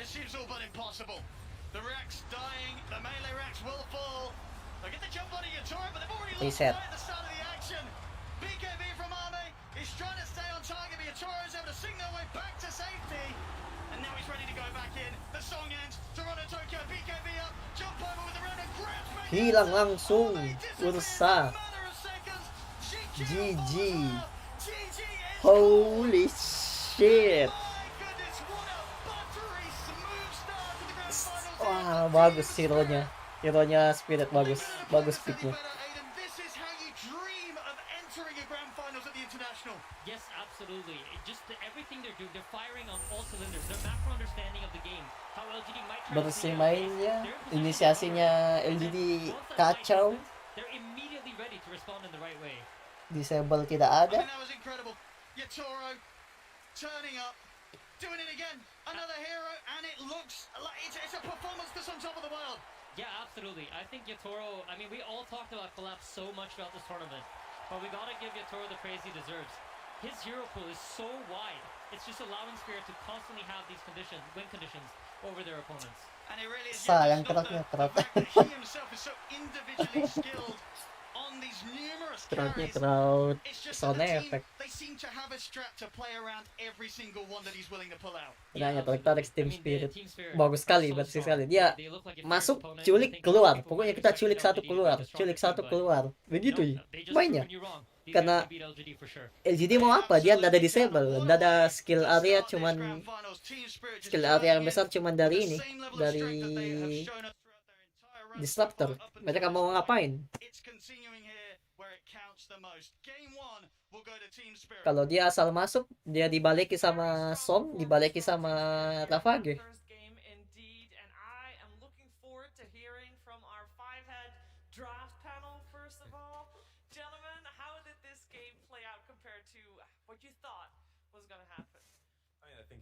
Incredible statement from Spirit. It started with the draft. It started with the mentality in which they played this game. You know, they come here to the grand finals, and of course, everybody expects LGD to be the Titan. You know, can they move them? Not only they can, they beat them. They play fearless. They come up with a great strategy. They beat probably LGD's best strategy. Their first pick, the IO Lycan, they just break it. I think, you know, as a Dota fan, this is what I was really hoping for. Is like, can they compete? And yes, they can. LGD is getting tested today, and that's gonna be absolutely amazing to witness. Team Spirit seems to be playing very free, very careless, very aggressive. This Bloodthorn kill on the Ursa bottom was, like you said, a huge statement. I want to say the same thing. This was like a team who saw an opening. They had an item build. They had a timing that not many teams would have pushed, played on, and pulled this off with. This Ursa dying in front of tier 2 also breaks the game at this point, and it's like it's a very intense game. LGD, they're not broken by any means. They go for this Roshan play. They actually get it, and they're staying alive in a game where I think it's actually looking really hard, and it's really hard for them to scale. It's really hard for them to fight. I think the draft still favored Spirit. I think LGD were not so comfortable with how it ended up looking like. They're much more comfortable if they have a condition where it's like, in 20 minutes we're going to be stronger, in 30 minutes we're going to be stronger, much stronger than you, and we keep scaling. But enak juga karena Naga free farming. With the Ravage, you saw it, like fights can end like this for LGD. Yeah, and I think this was almost a bit of a wake-up call for Xiaowei and LGD. Si Likan yan nagsapapay Naga, terus kill di early juga cuman Leon jadi dia dapat. Expecting Team Spirit to like just roll through everyone, and I think LGD, they can make a comeback, but Spirit, they looked really good in that game. Just everything they wanted to do during that game looked really strong. Yeah, thank you very much, gentlemen, for that insight. Love to hear more, of course, from you during the draft of game number 2, and that is where we, of course, will be heading next, because it's a best of 5. It's all about learning and adapting. And you heard Curtis say that maybe PSG LGD did not know, like, that they were going to face Team Spirit. I will tell you that not a single person on the planet has had a correct bracket prediction. A little bit of extra information there. So There are 4 people on the planet that have had 20 out of 21 predictions correct. So that's very nice. 20 out of 21. And actually, this morning there was only one person on the planet that still had a correct prediction, but they thought it was Secret that was going to move on. So, hey, it's all up in the air from here, and Team Spirit take game 1. Lizard, it's been an amazing opening game. It's been incredible, especially when you go back and Nada yung betul listen to what predict niya. Silent said after the draft. He's like, yeah, we're just gonna play the game. We didn't prepare too much for them. We had Secret on our mind. It definitely didn't look that way. The way they set up the team fights, the way they moved across the map, draft aside, the way they anticipated PSG LGD and what they will do and prepared for it and counter-attacked them, it was incredible. Yeah, PSG LGD end the game with 5 kills. That is like with an Ursa draft. Like that's just kind of unheard of, and exactly how their draft is not meant to play out. If you're playing an Ursa and 25 minutes in you have 5 kills, there's a big problem. Yeah, and I definitely want to piggyback on something that No-Tail was talking about. I think every single game that I got to either cast or every single game that I reviewed, looking over PSG LGD, even for months now, they always drafted themselves a win condition for later stages. This is one of the few games where I think as soon as that Naga's picked, they're like, we actually need to find something to counter this, to play fast with. I think that's why they went for this Pango. And I think it was just a genius idea, a genius draft plan from Spirit throughout the whole thing. A genius draft plan indeed. It looked so strong from them. Was there any chance for PSG LGD to defend high ground after it went so awry in the early stages, God? I felt like once things started going wrong, there wasn't a comeback. They needed to get ahead early and then snowball from there, going from Roshan kills to hero kills, and just really, get this massive lead that just kept on growing. Once this Naga... Tapos ko yun on to. The game was kind of already slipped away. 3. And 1 Spirit, they had a beautiful plan no in this LGD. last pick that can perhaps take over the game and deal with the Naga later on. They answered it. They answered it with Yaganims on the Naga and just completely killed their only chance. It's just beautiful. Yeah, PSG LGD has, been the final boss, as you say it, for this. Cari Chiki ka dulu. Baba. Enak sekali tuh kalau ada Chiki nonton beginian. Yeah, you're right. I mean, it's final boss. I've been crunching the numbers, and I think I finally understand. This whole time I was preparing as if Secret were going to be the representatives of not just Western Europe, but Europe. And I was so ready to show you the differences between Secret's playstyle and LGD's playstyle. Game 2, bagaimana? Things went a little bit differently. I was trying to say that, oh man, LGD, they are the magnum opus of China. They have combined all the best parts of their compatriots, Vici Gaming, IG. Masa kan? Nada juga dia. Nggak nonton ko, tapi ko Nobar.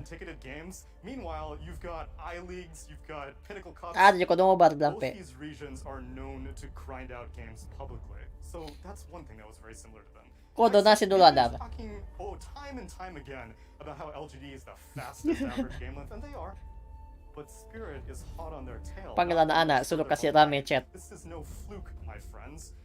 After that, I was like, okay, well, surely the ward efficiency, and there is a little bit of a discrepancy. This was the average centuries used per D ward. LGD is still the kings of this whole thing, but you heard Insania at the beginning of this cast. You saw how the Naga illusion usage was used. Spirit understand vision extremely well, and they also understand drafts extremely well. 5 more unique heroes picked throughout this entire tournament. Maybe LGD have been holding on to things, and also it's a big credit to Yatoro, obviously, on the side of Spirit, because Ame, he's no slouch in his own self. He's been putting up some solid numbers. All you people who went in on Team Secret for your fantasy, I feel bad for you, because Ame, even in a losing series, will still be doing work. Though, granted, that's only after he matured a little bit. I think previous TIs for Ame, he's had some issues picking the right items, knowing when to use the right items, knowing when to buy the right items, but he has matured ever since. And this should really come as no surprise that Team Spirit has won Game 1, because this is a rematch from the OGA Dota Pit Invitational just from a month ago. And you know who won that Game 1? Utility is temporary, damage is eternal. A lot of confidence for Team Spirit coming out from Tsunami there, and yes, that was indeed how those grand finals went. However, since then, I think it is very safe to say that Team Spirit, over the entire 2021 year, Fog, the most improved team in Dota 2 on the planet. Yeah, and just still playing like it's not TI, I guess you could say. Like, not feeling the pressure so much is what I mean. Because I watched them, I got to cast them and watch them throughout both of the seasons, and I was big fans of them. Tokyo was playing with super confidence. Some games, maybe a little bit too much confidence, but being able to see players go up onto even grand finals doing this versus a team like LGD, it's amazing. And you could see there, they were still taking risks in a lot of this game. They were committing a lot of spells, like even over-committing at times, and it ended up working out anyway. So yeah, I think we've seen that multiple times when Team Spirit seemed a little down in a game.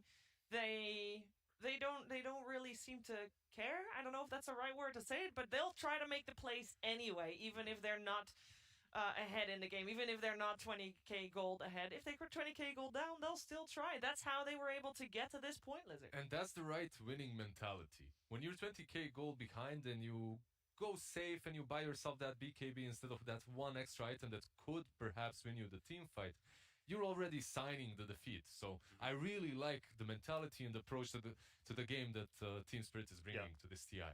They give off this aura where it's like, we might eventually lose or get knocked out of TI, but that's okay. And turns out just playing with that kind of carefree, we're just going to go out and, play to win and, anything can happen kind of attitude has really just worked wonders for them. I really cannot wait already. Sorry, for True Sight, I was seeing like multiple conversations going on. You saw Zawait giving a little bit of a speech. We saw just Yatoro just, having some comments back and forth. Ooh, I can't wait. I'm getting way too far ahead of myself with all those conversations. But I would like to hear from you guys what you think needs to be changed in game number 2, because we do talk about learning and adapting Fogged, and in between best of 5, that's when it matters. These 15 minutes that these players have had, key moments. Yeah, I think I know IO is an incredibly strong hero at the moment, but I actually think IO might be one of those that you maybe step away from, because TI, I think we've said it ad nauseum, it starts to come down to these big team fights. It comes down to these big little plays that you can do. Sure, IO can do those little plays, but ease of execution is a thing too. So I think for PSG LGD, I want to see them go back to their guns, put Jinkyu on his normal heroes where he's going to be able to scale, have a bigger impact than just I'm a tether, I'm an overcharge, a heal. I want them to diversify and let him also become that kind of carry mode too, because he's shown how much he can do as. And when you talk about ease execution, they had no stuns that game. Disruptor Ako clips lagi out, tough yan. try catch his tide, and then he'd just TP out in front of 4 heroes multiple times. So I think a lot of it is going to come back to the draft, simplify things, pick a few more stuns, and just make your game plan much easier to execute. I completely agree. Just a little bit more team fight for PSG LGD, and what they really have to get is that late game potential. In the last game, they truly didn't have it.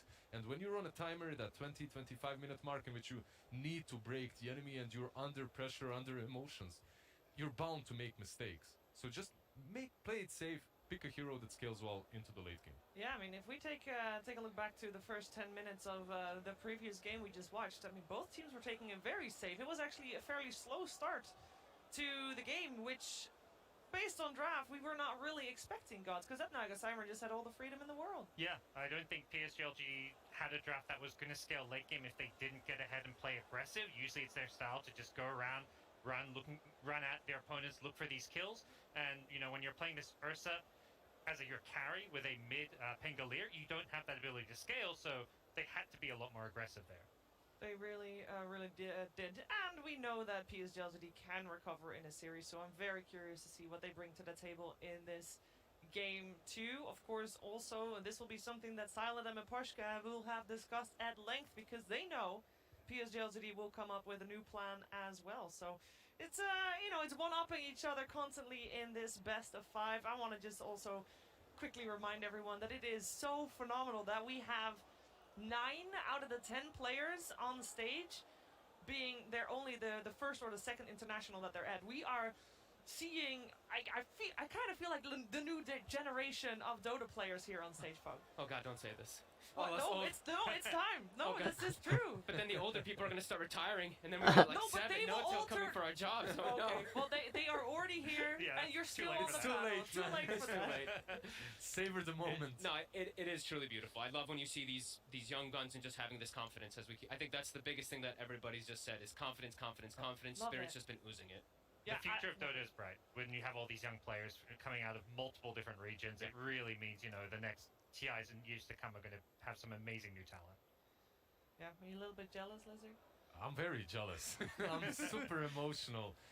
Watching Team Spirit in particular, because I was in that Eastern Europe Tier 2, Tier 3 teams. This was a dream that for some is happening at the moment. It's becoming reality. All I'm you also need to very do, happy. apparently, is on day 2 or day 3 of the event, you're like, Dota gods, they need to be worshipped.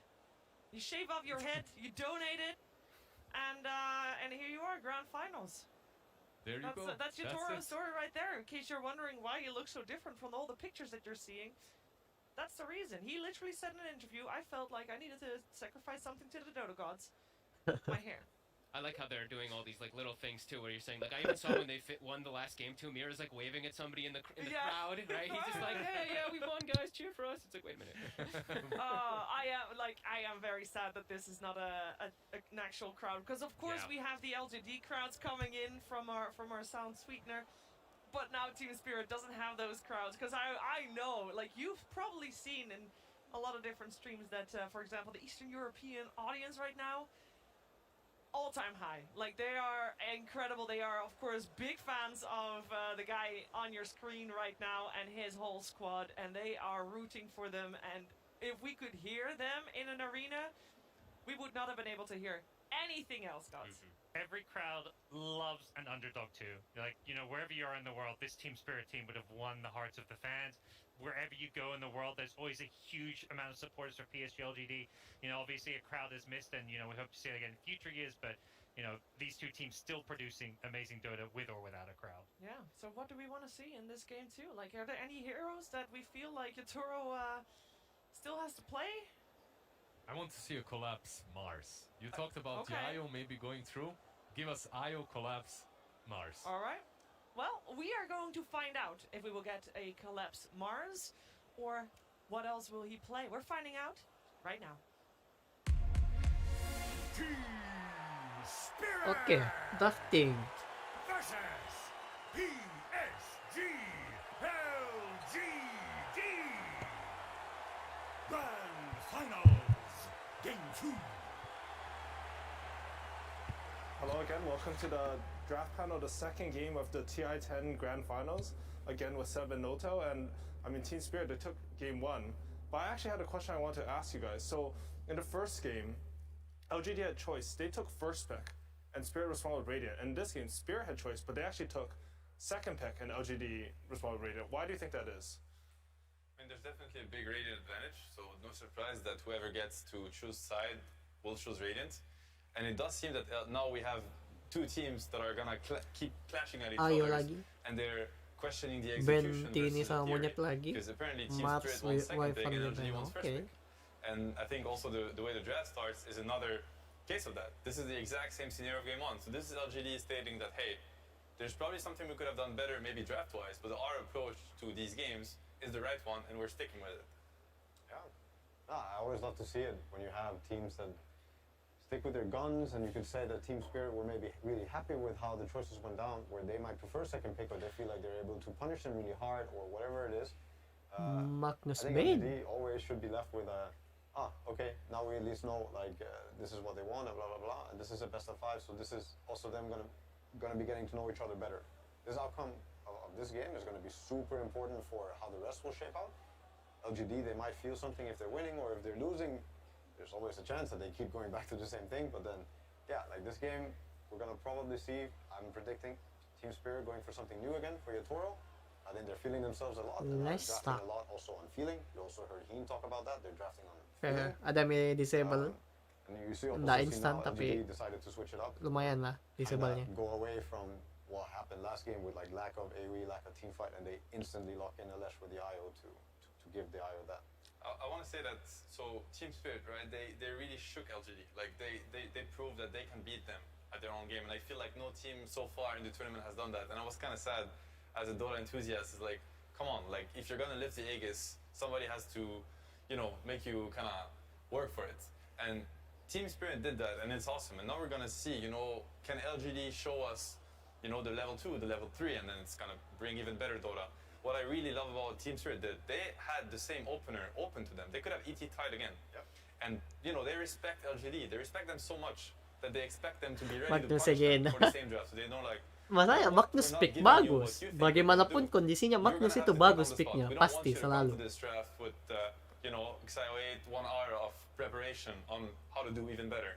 You have to Dia think on the skill spot. satunya It's beautiful skill satunya approach. It's mind damage games nuke, between the lumayan drafters, nuke-nya. and props to Bisa Microsoft tarik and musuh. Silent for pulling this off. Skill 2 I think it's amazing. This is like skill a big 2 mental kasih game. ini It's always cleave been, it always will be, plus but it increase starts base here, it damage. starts with the draft, and again, so many Skill 3 statements are skewer being bisa made culik between musuh. the draft, between Ultinya the parah, two teams. ultinya So, like, betul-betul itu this is what we believe in, this kunci is what we're gonna kunci do to you kemenangan. now, and we're trying to throw Terus you off menit guard, 20 ada shot, yeah, a lot being said. hilang ko 1 kalau out There's out something very position. interesting in my opinion is like last game, LGD when they play this West, they're very much looking at connecting early. Jadi with nothing bagaimanapun to say. kondisinya pasti And itu connecting Magnus to a Pango pick yang here that bagus. doesn't have the best matchup, it's hard, you know. Pango doesn't really have a way to take over the game.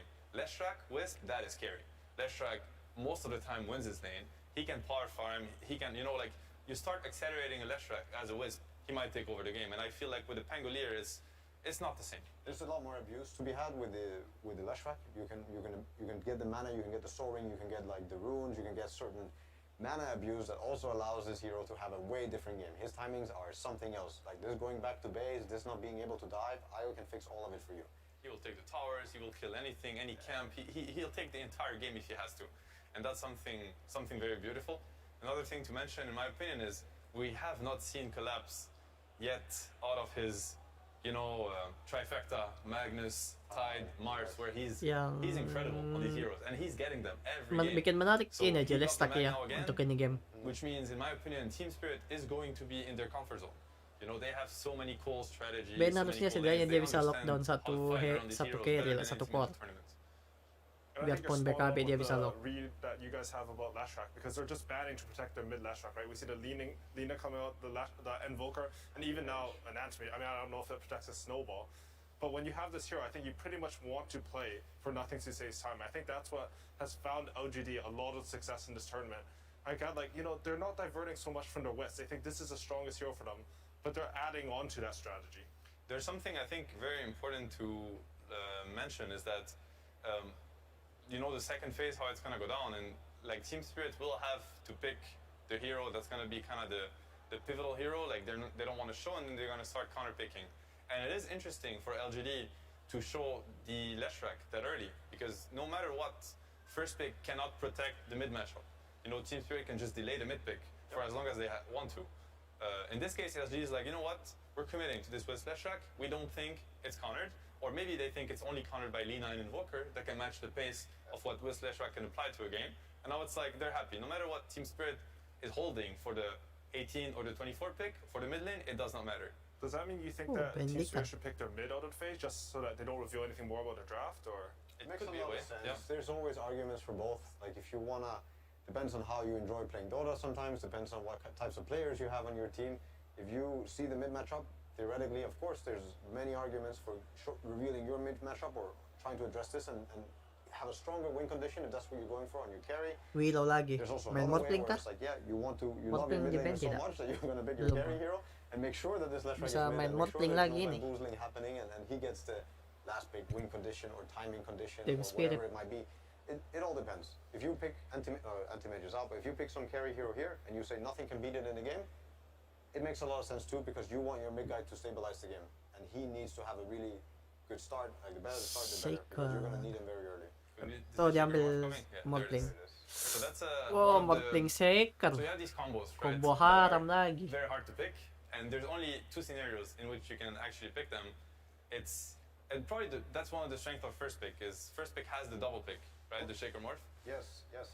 There's that, and also you feel like quite often with this phase you might want to commit just cause it's going to be hard to counter, and there's this and that. But don't you think this Willow was a protect pick against this? But potentially, maybe it was even a Apa setup for the mikirnya morph. I think, like the way I look at it is, they're trying to take the win condition away from the Mac +1, and I think Shaker morph has a way to play fights and scale into the Mac +1, in my opinion. Yeah, they do. Yeah. I think I don't know if they thought about it, but Willow Bramble is one of the best abilities against the Shaker Morph. The Aghanims, you can't just roll through the fight. If there's Brambles on the ground, you instantly get pulled down. I don't know if that's what they were thinking, but I also think, like Seb said, they're maybe threatening this Morphling to come up. And if they have an answer now they trap them. Or if they feel like they have an amazing answer to this. There's many things about why this Shaker Morph here makes a lot of sense. It's not stoppable drafting-wise. They're picking both heroes, in the same phase. You cannot stop it. Mechanically, drafting-wise, you can't stop it. The AA cannot be picked anymore because they have shown the Bane and they have shown the Willow. Meaning, like the big counters to the Shaker Morph are kind of hard to pick for Team Spirit. It's a win condition. It's a very strong, combo that scales into anything. Very powerful second phase from LGD, and that's what I think why they are the best first pick team in the tournament, because they understand the weaknesses of first pick, but most importantly, they abuse the strength of the drafting order of first pick. They're like, you cannot stop me from getting what I want, and what I want, I think it beats anything. Yep. So from your guys' perspective, of the two drafts, like if you were in their shoes, which draft would you actually prefer to have right now? It's a hard pick. I kind of want to lean towards LGD, but I would say LGD in a way. But at the same time, I can also see where Team Spirit is going with this. A lot of people would say that Lash, Shaker, Morph are all heroes that are good against Willow. But I see amazing Bramble value here versus the Lash, the IO. You can break the tether, you can do a lot of stuff in team fights for the Shaker and the Morph. And it's a quick lineup. Luna is able to hit these timings where Roshan is threatened, where towers are threatened very early. And Shaker Morph, they need a lot of time. They usually don't come online until 20-something. So I'll make the case against... so Johan is vouching for Team Spirit. I'm going to try to vouch for LGD for what they have going for them. I think they're one of the best team in the world understanding how to make Leshrac scale also through the Leshrac shard. They have abused that in the online tournaments prior to TI. And now this Shaker, plus the Morph, plus the Lesh and the Shards, like the scaling, the stun, AoE stuns in the team fight later, is going to be crazy. I think they have the Wisp. Lesh, as we talked about, they're covering it so much. They ban the Invoker, they ban the Lina, they ban the Void Spirit, they ban the Kunkka. There's going to be very few mid laners that are going to be able to deal with this Lesh running at you with the Wisp tethering to him, overcharge and whatnot. So they do have very powerful things going into the game. Of course, they have the pick-off, the map, Leshrac shoving the lanes, relocate, the Shaker threat, bursting you out of fog on the map, Shaker Morph scaling. There's a lot going on, in my opinion, for LGD. And yet again, you look at the 5v5, you look at the lineups, and you can theorize all you want. No, you also have to keep track, and that's why drafting is such a complex thing. You have to keep track of how the lanes are going to play out. Because if Team Spirit, they destroy the laning phase, none of that matters. The game might just be over minute 10. So do you think they're thinking about a lane right now? Because in my head, I thought LGD, they were going to pick Rubik, right? Counter the skewer, but instead they go with a Nature's Prophet. Maybe a stronger laner into that Luna. Very strong into the Luna, Willow, or Luna Bane. No matter how you look at it, this Prophet lane should be heavily LGD favored. And it complements very well what's happening. The Leshrac pressure with the Wisp, now you have treants, meaning you do get a kill, you get a tower. Prophet connects, Prophet ulti. I think it plays very well to their game. It's going to stabilize the game by, slowing down the Luna, winning the lane. It's going to connect to the Wisp and the Leshrac, and it's going to add to the global pressure on the map. Prophet is also one of the quickest heroes, you could say, in Dota. You pick this, like you pick an Ench, you pick an Ursa. There might just be a different Dota game coming your way. You might not be allowed to play as slow or as fast as you'd hope, because this hero adds so much connection. And yeah, I think this IO Lesh Prophet, the timings that they can hit before minute 15, they can break this game. And we see Team Spirit, they're trying to respond a little bit to that pressure with some outspan from long range, but I'm not sure if they have enough. Like, I look at the 4 heroes from LGD side, and that collapse, it looks terrifying, honestly, onto mid, onto safe lane, anything. I see how both teams can fight. I will still put a lot, like if you take the laning phase aside, and let's say that both teams end up with some farm and items, you have this, he's known for his skewer plays right now, and then you also have the Willow, Bramble, and the Puck. I think both teams can fight. Yeah, and now we're going to hear from Sumi, who has an interview with Xiaowei about this draft. Thank you very much, AUI and the panel. I'm here with Xiaoba from PSG LGD, the coach. A lot of people were expecting your team to play a different team in grand finals. Did you prepare at all for Team Spirit? 很多人都觉得你们决赛对战的是另外一支队伍，你对 Spirit 有做准备吗？我们昨天晚上已经把2个队的数据和资料就全部研究开会讨论了。We've already studied and analyzed both teams' stats last night. They are very, very prepared. All right. Many people have also said that Kenapa na to ni Mine? Astaga. Kenapa ko naajak to ni tawa nonton? Are they afraid or are they ready? 很多人也 Harusnya Aniki kita no, ikut juga Nobar nah, tapi kok pas tidak ajak. 你们会担心这个英雄吗？我们有想过他们拿猛犸这个英雄，就是全是在我们意料之中。 We've already thought of them picking Magnus, so it's all in our plans. It is all in PSG LGD's plans, and we will see as we go into Game 2 of PSG LGD versus Team Spirit. Lyrical and Trent, take it away. Thank you so much, Sumi. And yes, Trent, we are here. They're prepped and ready. Very confident sounding coach for LGD. How you feeling right now about this matchup? I don't know. Everyone thought that every other team was going to be ready for Team Spirit the whole way through, right? You know, constantly doubting them, thinking they weren't going to make it, and constantly giving collapse these big heroes that they just discussed, like the Magnus. So we'll see. Game 1, they weren't ready. Maybe Game 2, they've got a solution. It's going to be so interesting to watch. I feel like this team has really just ridden off the back of the momentum that they've gained from the very early goings in the group stages, and they haven't looked back once. The thing that I'm really interested to watch for is if they can keep that up. Like, I feel like sometimes when you get in these huge matchups and you go up one game, Team Spirit now there, you can sense the victory coming, and I want to see if they can keep up that same carefree attitude we've seen from them so far. Just playing Dota, just having fun with each other. Yeah. Surely that, you know, that's got to feel like at some point you've got to be thinking like, oh, are we gonna win, guys? Is this actually like, gonna happen? Are we doing this? It's crazy, but we'll see if it ends up happening here as Mira spots out a couple of those treants that are trying to get a little bit of vision. So interesting things to watch for in this as far as a laning matchup is concerned. We'll see where that Nature's Prophet ends up at and how much pressure they can put on. Very annoying hero to deal with in the early goings. Yeah, very much a discussion of timings really throughout all the games today. I feel like we're finding that one team seems to have a very clear, we want to do this at 20 minutes. And the other team's like, we just want to hang out and kind of scale. Oh, Zinku gonna have to back out there on the Shaker. And 3 bounty runes Dapat 3 again bounty for Team ke Spirit, just Spirit like last lagi. game. I will say, I believe this game that LGD had a very good idea of what was going on. I think they completely saw that puck pick coming. I think they banned around the fact that, like, yeah, that's going to be left in. We're okay with that. It's a go-to hero versus the Morphling. I wouldn't say they're really surprised. Toronto Tokyo, obviously an amazing player, but, you know, the puck not exactly one of the ones that's been, you know, popping off the rampages here for Team Spirit. True enough. Those spirits tend to scale just, like, a little bit more. And you kind of lack that a bit on the puck.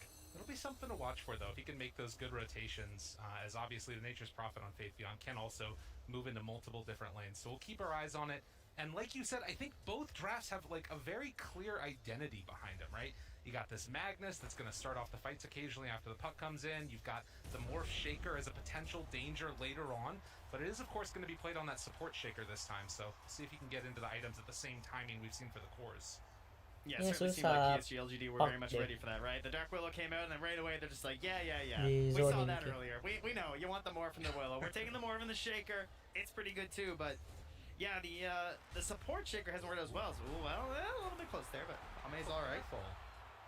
He's going to be able to dodge away from that one. You can see here also a nice little interrupt on the pull through. Dari segi skill juga lebih bagus Lestat, terus attack animation juga lebih cepat Lestat, jadi agak susah.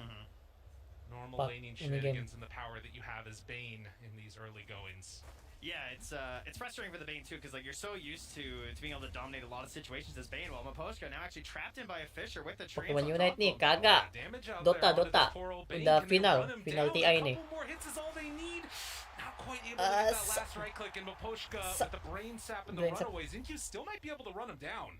That boots advantage, but nggak jadi. Pulang. Keeps it safe that time. But yeah, I mean, Bane, obviously you're used to trading favorably and having answers to like someone trying to pull your wave. But with the Nightmare and the treants being there, they actually have some counterplay here to like trying to set up for plays as well in the lane. So it's a good pick for the Prophet. Allows him to play that much more freely. But you can see that Luna already off to a hot start. 11-2 right there in the top lane is down bottom. Y gonna take one little punch there from the Dark Willow and a fissure block. Di block. On the other side, but not harusnya kurang that damage sih. range. So dari segi hero damage-nya nggak terlalu wah. As well as the Calling Blade through, and he's fine. That's a nice Fisher though. Yeah. That's a pretty good chunk of damage on Untuk there. ini Just the harass. offlane-nya siapa? No salves currently on the Maposhka. So you know that courier, you know, makes the call, brings him up, and it's gonna be running with a salve in that top lane now. So if there's any chance here for LGD to score a kill, it might be sooner rather than later. Too true. Gotta look for that opening. Down really bottom. Trying to pressure too. They keep pump faking this Fisher up top. I mean, If you catch him on the wrong side of it, it's going to be a ton of damage out with those treants. But even without it, right? Just the one fissure and a couple punches from Faith Beyond, he hits really hard. Nice na to yun sambil makan gua. Now Mapushka needs to make sure this one does not get Seru sniped. bak, seru. by Zinq. Ini yung final. Kita duko, kalau gua duko gini, spirit yang merah. But this bottom lane, lots of harassing spam out here from Mira. Karena yang hijau, LGD dia ini tim Cina. Dan gua nggak terima kalau Cina yang menang. Kan best of 5, ini best of 5. Dia udah yang tim spirit yang merah udah menang tadi sekali. Ini game 2. Pressuring and forcing him to switch over attribute shift, it makes it a little bit harder for the Morph to last hit. So it's not all bad as Zinq is gonna make that big move over underneath the ward and gonna steal away the small camp. How many does he get? Not a ton, Nggak dapat but apa-apa. nothing to say. Able to sneak a few as well. Dapat sedikit. Alright, interesting stuff there. It does sacrifice the top water room potential there. Oh, I say that actually. Aposhka moves in. Oh. Toronto Tokyo gonna be able to pick up this water rune and maybe get some extra pressure onto Zinq. Jumps forward and there's the first blood. Toronto Tokyo draws it. Well done by Maposha, like, not even just, he basically baited out that rune, right? Let's think you coming a little bit too close, get the first blood for Team Spirit. Ayo merah. To a hot start in game 2 after already Bisa lah, merah menang ini. Gua bisa jamin. Mereka jadi kondisinya tuh si merah tuh dia underdog makanya. Dia betul-betul tim yang kita nggak ada yang dukung. Ini tim baru muncul tahun ini. Gua baru lihat tahun ini. Terus dia udah sampai final, dia kayak wah, sampai ngalahin tim-tim ini, tim-tim gede. But he will not be under too much pressure of losing his life. He's gonna get the deny. Cheeky though, like to see him from the Morph. That's a Morph player. That's what that is right there. And nothing to say, maybe not a Pango player. I have some theories, guys. I mean, that was his, as far as I could find, mind you, I looked pretty quickly, that was his second professional Pango match. Yeah. Now, they played a lot of Pango when he wasn't available to play for PSG LGD. And, of course, Coach Xiao or Java stepping in, playing a masterful Pango. You know, he did really well. And we've had this discussion of, like, how he sort of controls the macro game to help these players so they can think more about their own heroes and their own item builds. And they have a clear identity of, like, what I'm supposed to do in this game. But if you're not experienced on the hero, that formula doesn't work so well. True enough. But he's got a less track now. Much better hero for nothing to say. Very comfortable. Comfy time for nothing to say. And so far, he's doing fairly well. The early first blood onto Toronto Tokyo, giving that puck the advantage as another stack up on those camps. And now, trying to scout for these runes. Aposhka, just within vision there, and Nightmare. It's going to use a lot of mana there. And Toronto Tokyo gets the haste down bottom, so a little bit of luck and a little bit of good rotations, helping out Team Spirit. Yeah, even threatening to have the TP in there from Aposhka will be all right, and actually just starts going right back on the aggressive. Well, only catch a sentry though, no obs taken away there. So we heard a lot of discussion actually last game from Insania talking about like the power rooms and the strength you're gonna have from that right here, and especially for a puck, a hero that's really capable of trying to abuse that, because you want to be making these early rotations with the Dream Coil. And it looks like not gonna secure another kill there. Yeah, I think it's an important point to make is that you've got to watch so carefully on any of these other side lanes. If LGD overstep, they get a little bit close to a tower, puck could easily make that rotation and kill off a couple. Maposhka gets spotted on the way out here. So did sentry on the pillar, was kind of checking around, finding some wards, and then putting obs down by the Ancients. And there is a sentry here on Zinq, so this could be pretty painful. Oh, he's got it right. Alright, they see it. Oh, right on the edge. That's a huge D ward. That was a lot of time spent from Maposhka. And at the same time, LGD gonna move in and head up top. Why and nothing to say together. Are they gonna try and make a kill here onto the Luna a little bit far out? And we'll see if they can connect with this one, but... This is a tower kill gank. Yeah. They're ganking that tower. It's not moving. They don't have to worry about it. Luna, she's kind of fast, you know. She's got some night vision. Maxed out Lunar Blessing. But the tower, it doesn't move. True enough. They're gonna move in and next take hero, this one down. Marcy. Can she just throw the tower somewhere? It's a possibility. Ideas? Hard to dream. Ay, jadi ada power push. Pushnya mas ada topet sama Lester. Yang penting Luna farm. Look at Maposhka. He actually got spotted there. He did step in vision for a moment. And a correctly drawn line here from Y, I believe, is to his current path. But they did get down that ward. We'll see if that one gets taken away by LGD. As down Ooh. bottom, able to go for the RP now, connecting on to Ame, but I don't know if Lamati this is going lah. to translate Ini into a susah. kill. No, they don't think so, at least. They're not Ooh. oh, there we Oh, go. datang Yeah, they support. bring in the IO as well, and that's Nggak going to be bisa. more than enough. Ame backs away perfectly fine. Poshko's just like, can I get something done here? You know, my wards, getting a little de-warded here, just roaming around. You know, it's actually Y, who's well known for being such a roamer, but on this IO having to play a little bit closer to his ally. Yeah, it is a little bit of a change-up in styles there. We saw a bunch of that rotation going on Good in it, the good last it, game good from him. As Good Maposhka, it, good it.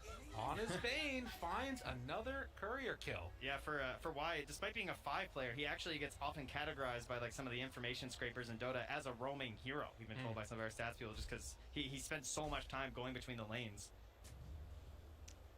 Ame, Collapse, facing off with each other. And just the focus right now on the farm, stacking up the camps.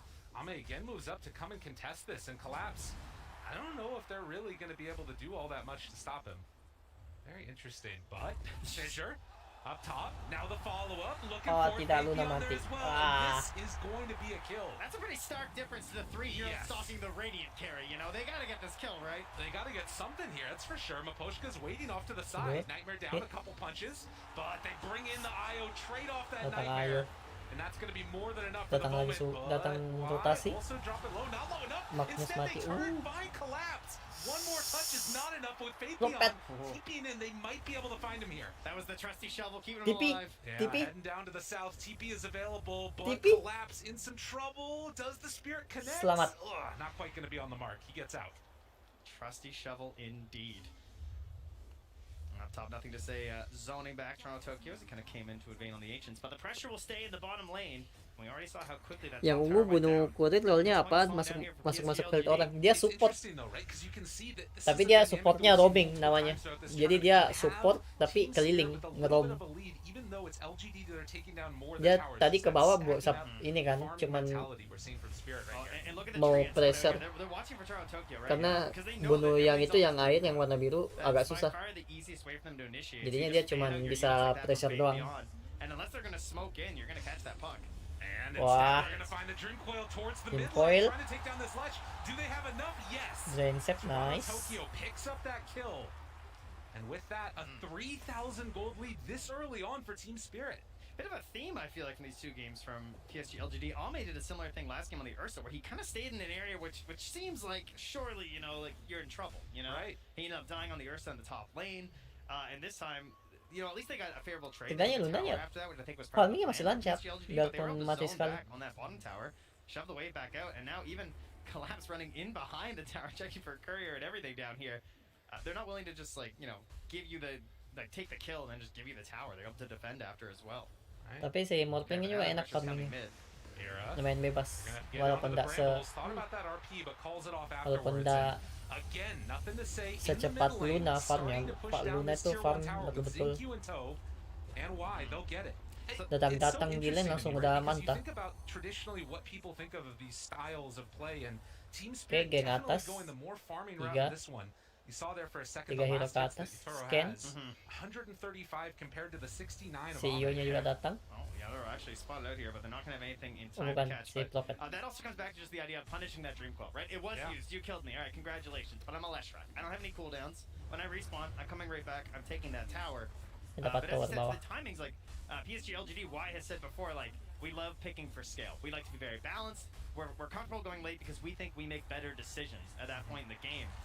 And even though this is a pretty fast lineup from PSG LGD, it does have some late game tools, right? The Morph Shaker, of course, if you get to that, can really go against anything at this point. It is a little bit terrifying. You're not wrong. Actually queuing up the Dragon Lance right now on Ame. So obviously you could maybe disassemble that later and build it into the axe if he wants. Yeah, we see that a lot versus the Luna, because it makes like a really nice little matchup, right? Where she's kind of got this like zone that you're trying to play out of and kite her just a little bit, gives you that tank ability versus all this magic damage there too. Really balanced item to start out with. So Team Spirit nursing that 2k gold lead, as on the other side LGD trying to keep the pressure onto these buildings. Up top, nothing to say is there. The 4 points in Edict forces out the glyph. Wow, that was a pretty easy glyph to get, not gonna lie. Didn't have to commit that hard at all, and he collapsed had already TP'd up there too, so can imagine they'd like to go for another one soon. And as we approach, sort of past the laning stage, we start thinking, how's the Roche look in this game? They can take it relatively early, right? You get an early DD with this lineup, with Nature's Prophet and Morphling, they might opt for it. And look at this movement in before the blink dagger on Shaker. Oh, Nightmare! Oh, nice juke. Tapi mati. Wah. But it wasn't good enough. Toronto Tokyo's coming, but they are too tanky. I mean, you see these stacked up heroes, maybe you're sort of thinking about going in for the Dream Coil, but it's a bit too much. They're just so tanky right now. And instead, they try and find a pick off here. Nothing to say. Jir, tulog pasif game niya iya. Nggak tahu kenapa. Padahal hero-hero geng semua. And afterwards, the ulti coming from Willow, but nothing is taking the regen from Y. Keeping his core player alive. Kada main hero-nya kan hero farm lagi ini berdua. Morphling Luna. Tapi yang kencang rotasinya sih ini LGD karena hero-nya mobile semua. Leslar larinya kencang, Prophet bisa datang di mana saja. Shaker tambah buat ini stun dari jauh.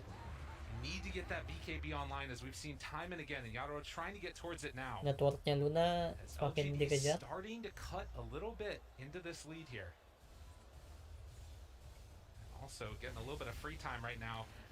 Lalu masih live. Enggak, aku tadi ini sih. Gue live sampai jam berapa tadi ya? Gue live agak lama tadi. Ini mulai lagi. Mulai live kedua. Buat nonton final doang. Could have set something up there. They also have the Orchid ready on this push here, so with the relocate in 5 seconds, everyone can be top lane right now for PSG LGD. For Team Spirit, they don't see very much. I mean, they're rotating a lot of heroes to that bottom lane. I think they just have to go for the counter push. Yeah, there's no other play really. And they have a glyph still on LGD as well. They need this blink dagger and collapse before they can defend. It's going to be too much too quickly otherwise. And you can see getting very close collapse, just going to farm up the rest of Di these studio camps kayaknya nge-support merah enggak sih? Team Spirit Supportnya pas merah advance. Enggak juga sih, mereka neutral si yang ini. This guy's crazy. We've seen it time and again, and Faith Beyond shows up. He just wants the creeps. That's all he's going for. Oh, Faith Beyond spots him. The silence is there. That's the Orchid Wah, reveal, and susah he ini. is Kayaknya really Spirit di pressure parah. You got a full creep wave. That's quite a bit of gold too. True. Si komentatornya neutral. Pokoknya di mana yang seru baru mereka ini.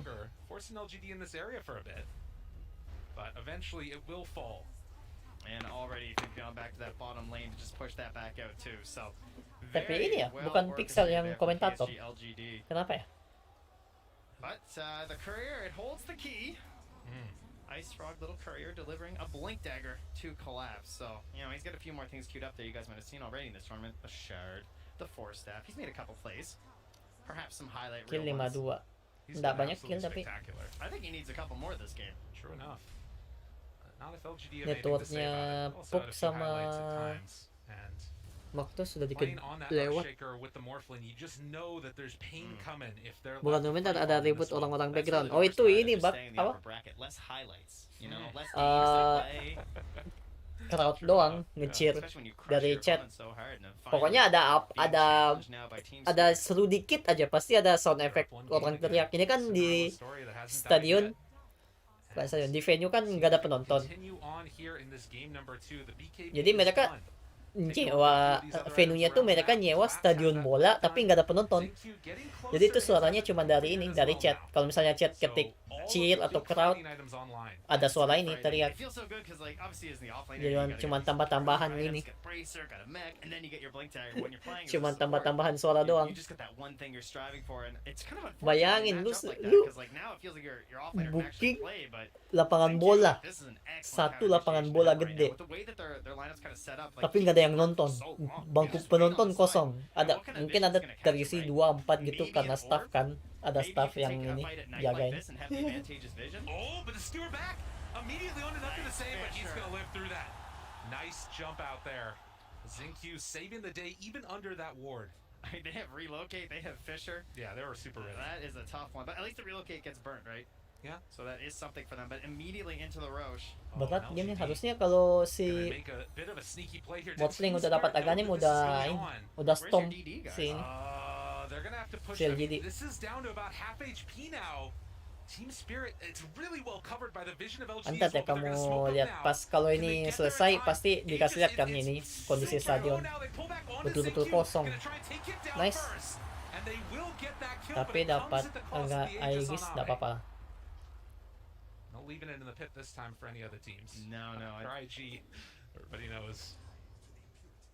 At the very least, you do get yourselves a kill from that, but surely still happy, thank you. That's basically an exchange. Sometimes you trade a Roche for a tower. Sometimes someone on your team just needs to go and kind of feed to block out the smoke. And in this case, not just a small feed to help things out here. So another game where like the kills have also stayed pretty low. True. From game 1 and game 2.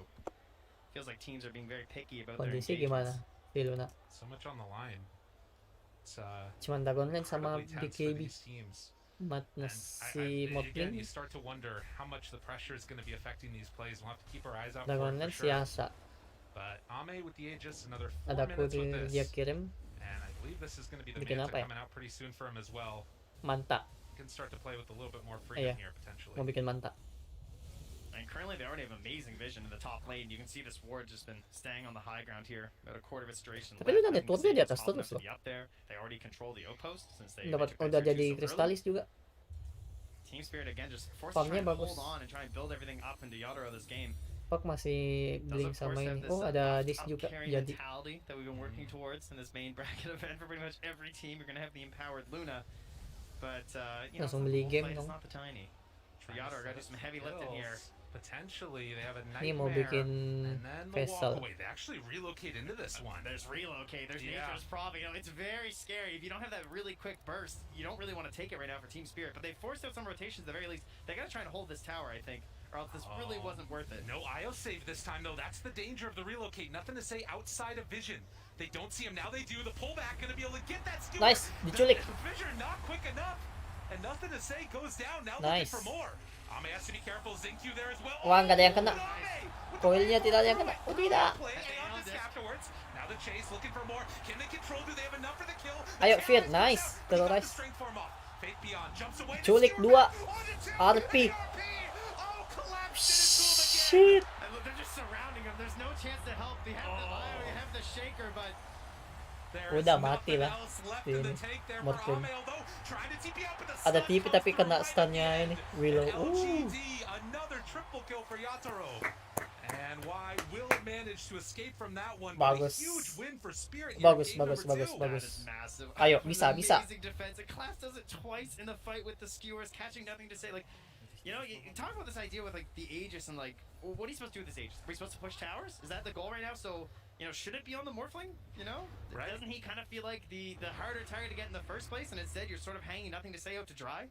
Like he gets one Si skewer and ini no Magnusnya chance to yang save him. badak bagus. Dia nyulik 1. Terus dia masih maju kan. Terus pas di depan nyulik 2 lagi ke belakang jadi kayak bagus. Mati 3. Terus yang 3-nya core kan. Playing just absolutely great Dota. I'm sensing enggak. smoke up ES Echo mati Slave tadi here enggak? soon. This is what you do. You lost your Aegis and you're like, okay guys, this is fine. Group out, we're gonna smoke. We've got our other tools back. Let's go dunk on some people. Zinq so often has been the answer in the playmaker for this LGD lineup. Whether it's the Snapfire or this Earthshaker, whatever it is that he's playing, he's making the big moves. Terus hero pertama yang dia culik itu hero ini, hero penting. And Haro continues to farm. I mean, this is the thing that's really scary, right? Like, how many times have we seen these Makanya mereka ada kesempatan. Mereka langsung, oh kita culik 1 nih, bagus, langsung maju. Bawa-bawa 2-0. Kayaknya sih. Karena lihat Lunanya ya masih di atas terus, gitu nggak turun-turun. Jadi kesusahan sih ini. Si LGD. Scary invis. And then the smoke up Ayo afterwards. smoke. Team Spirit looking on the hunt. But LG Ada Ayo. sensing Ayo. danger coming their way will Ayo retreat culik out. ayo. Is he gonna horn toss him again, Lyrical? Don't Nggak tell me kelihatan he's ya. gonna horn toss him again. Tos. Wah dapat carry. Nice. Hilang. That's bad. Like really bad. Unreal. they're so good at just finding that one kill and like waiting for this timing too of just this. Oh, they caught him with the zip. They pull him back in afterwards. Why? Di Skewer, a little bit off the mark. di cancel. Brambles Skewer in there for hilang. round 2 of it. Team Spirit, Wah, they kayaknya can't 2-0 play ini on jadinya. finals day. Taking down Secret, now looking to go up 2-0 Team in the Spirit series strong against anjir. LGD. Mainnya. Meanwhile, they at least, you know, getting something back, right? Yeah, Go gotta grab get that something. outpost, get it, but man, Meletus anjir sekali ditarik langsung hilang. taking over the map. Diculik. Team Spirit. Tapi kok dia bisa low They're just bracket having ya? fun. That's what they say, right? Salah. They look like they're having fun. They do. Well, Poshka looks like he's having fun. For someone who's playing Bane, that's as much fun as your face gets, I think. You know. Mana Spirit? They're on top of it. Killing it. Duh, dia dari We'll see dari now low bracket. if LGD can pull this back. I mean, Enggak, again, dari we've talked upper so bracket much ya. about the effect that pressure has Di in this kala sama lineup. IG. In a lot of Lanjut ways, terus, built to try terus. and just Lawan win the OG Aegis. menang. Lawan VP Not a menang. whole lot Lawan else IG is balas gonna be dendam menang. acceptable for them and their Secret menang. sort of standards that they set for themselves. 5-8.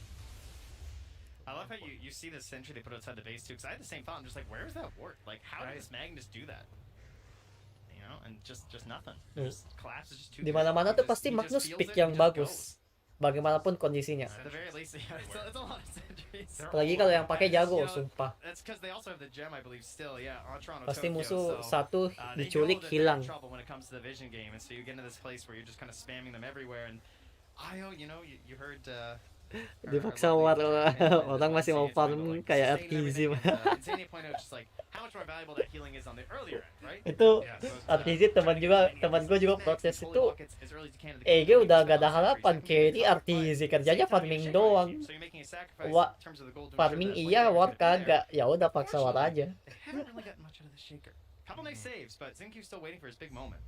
And it's tough, right? Because you have to sort of go in and make that chaos. Karena kondisi ini tuh kondisi 20 menit. Magnus sudah dapat shot. He's built all these items to try and stay alive. The Eternal Shroud, going for the Halberd. Now into the plate mail. Magnus udah shot, dia udah ready. Udah dapat blink, ada shot, udah ready. Terus si Luna sekali udah jadi. Dia di atas terus, nggak turun-turun. Mereka udah siap. Tim Spirit udah siap, udah jadi semua.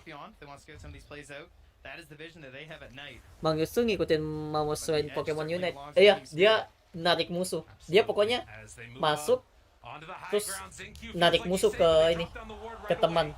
Jadi dia kerjanya ngeculik. But again, award dewarded. Sama-sama badak kan dia. They're just gonna do the sweeping motion here, right?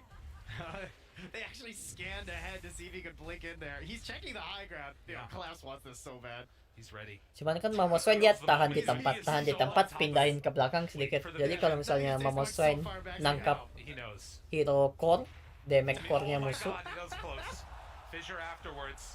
harus ada yang ini. Kalau ada yang follow up, kasih damage, langsung hilang itu core-nya. You can just fish. Yeah. You know, sometimes you're not gonna catch anything. Sometimes you get yourselves the big old whale. You know what's also so interesting about this? Like those two outposts are still held by LGD. They're keeping so much pressure on the map by LGD, and Team Spirit, it doesn't look like they're that interested in trying to take it back. They're just looking for those kills now. Yeah, and unfortunately for them, it's going to be a very long Roche spawn, because that's kind of what they're playing for right now for Team Spirit, right? It's just like, we don't want to rush anything. We just need one more good fight. We're going to clear up this entire base with our Luna. And we want the Roche for that. So they're going to be trying to control around the pit. Someone's going to sit in there. They're going to wait. They're going to be very disappointed for 2 minutes and 20 seconds. Berapa menit? 2 menit. And that's just time for PSG LGD. So what can we stall for here is the question. Tuh lihat networknya Luna sama Morphin jauh. Luna udah hampir full. Udah hampir 6 slot. Tinggal bikin Daedalus. Terus si top siapa? Madness kayaknya di antara bikin Battle Riot tuh Satanic. Terus kalau misalnya Luna networknya makin turun, kayaknya dia bisa bikin ini kan, bikin Hurricane Pike buat escape. On Toronto, Tokyo, we're just trying to keep chaining him down. So he's not gonna have the BKB. And then after that, we also know that Collapse, he really likes these kind of cheeky items, right? He doesn't like BKB. See the plays this guy's making. There's the Andisk out. Toronto, Tokyo, not concerned, just blinks away after the Andisk is procced. Kunci kemenangannya si ini tuh, si LGD tinggal ini. So the question will be, when they come high ground, you know, will you Udah ada find point a booster, more shaker tinggal play? Are you aganim gonna doang. catch these heroes without the immunity that they need to survive? Kalau udah With, jadi you know, aganim obviously a harusnya terrifying duo of heroes. udah siap war si Leon LGD. shows for a second, collapse, looks for an opening, sees Kelihatan? him there. There's an Lompat, opening, the horn tanduk, toss, the pullback culik, was hilang. and immediately gets the kill. Nothing is free, not even pushing out a wave.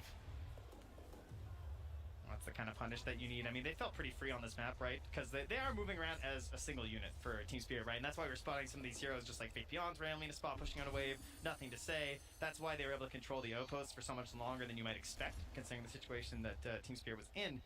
But the punishes are free, and so they will go back once more for a disappointing look inside the Roche pit, and then wait another 30 seconds, and then they'll go back and do it again. But look at this. They have that Aghanim Scepter done on the Morphling now. Puck also just finishing an Aghanim Scepter. Tosan tinggal Has an sebentar, arcane 20 rune detik. bottle. They're like sending in wafers. Just these slow movements in. Ready to tether back off Sentry. It's going to catch both. They have vision They right know away. they're there. Collapse. Oh, he doesn't go for it. We've seen them go into these trees so many times. Collapse. I would not be surprised. He's thinking about it. Zinc is back there. Oh, they're just baiting out. Yeah, they're waiting on it. And Faith Beyond, in the meantime, farming on the other side. The Radiant, they scanned that pit there to no success. They're going to send in the Treants, though. So, PSG LGD, they're in the know. They've got the Morphling, with the Aghanims, with the Shaker, and a team that really wants the Roche. Oke, Tosan ready. They have a Tosan plan. spawn. This could be LGD's comeback here. Can they make it happen, though? And how long can you sort of Tapi like control and si force the harus folks of Team culik Spirit to satu be sih here, and what do you gain sebelum on the bisa rest of the map? I ini. mean, again, they're fanning out a bit here, and you have the global teleportation of a Sebelum 10 bisa seconds Tosan. beyond. Yeah, you have Ame just farming the Dire Ancients right now, so are they gonna give up this there go the Roche? Treants. I mean, they know they're in there Wait, right now. what? I highly doubt they just give this up for free. Enggak di kontes? Yadaros Gimana? is still inside here. They're moving over now. Faith Beyond Enggak, getting ambil some tower. Treants out. Starting to move into position. They're gonna lay down these brambles. They're actually doing this so slow that maybe PSG LG are just kind of fine with this. Are they really gonna give up Roche for this though? I think they just can't get in the Oh, position, man. right? I mean, they don't have the best vision around the Yeah. area. They actually see absolutely Snap nothing dikasih right siapa now. coba? So, I mean, they know they're in there. They've sent in Ben the ya? Treants, but again, how do you get that initiation Pak, when Pak, you know you're so reliant on? You'd Pak rather enggak just fight sih. on the high ground. Enggak ada yang invest kan? All right, well, LGD give that one up. We'll see if that comes back to haunt them later. As Mira is gonna push out this lane up top. Faith Kayaknya Beyond Pak dia very ngambil. close. And they're gonna have to deal with their lanes Iya, because Pak yang this ngambil is one shot. thing that's definitely beneficial for Pak LGD juga is udah their split push ganim. potential. Faith Beyond, BKB with that Orchid. Zinq shows up. Yadoro up on the high ground, nothing to say there as well. They have great vision on Team Spirit and now showing Ayo, culik in satu. the lane. Selatan, They culik, cannot go, and they hilang. pull him back in, and he is done. Can they go for any more now? They have full control onto the Luna, but Luna just walks away. Living yet again. Pokoknya mainnya gitu. Yeah, Kalau ada Magnus, I don't know if he's thinking about like, is there ada a kelihatan play there? dikit, 'Cause that's a pretty bold maju, sentry to place loncat, tos, keyword, Just like that, hilang. Team Spirit with Aegis in hand. Faith Beyond could maybe go for a play there, but Toronto Tokyo not showing himself, has the boots of travel to They join with the had rest the of the vision, team. right? They had the ward near the base. They actually saw that Ame was moving over here. Oh man, this would be such a huge pickup if they can get him. The spider legs. Walking in, they get him with the Culik. horn toss, chase it down for more. Ame's done. Ada buibek sih. Team Spirit, everywhere they go, people die.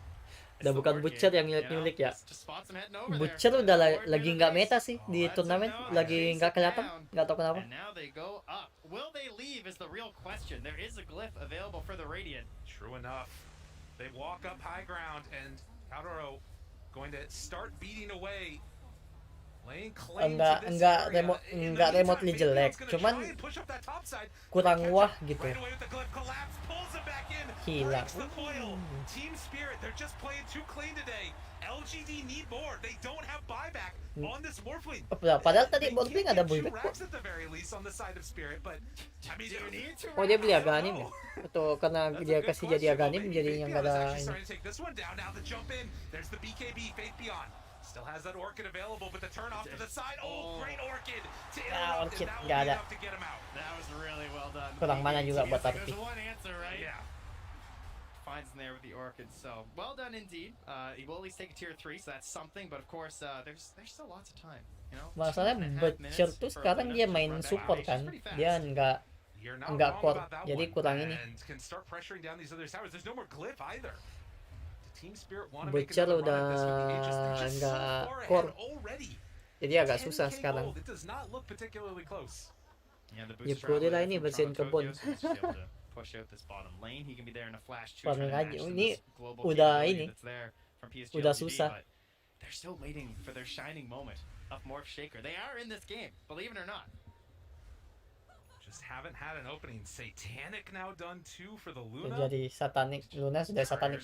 Berarti Luna udah 6 slot kan? I mean, Yaro's almost 10k gold up on the next hero on the enemy team.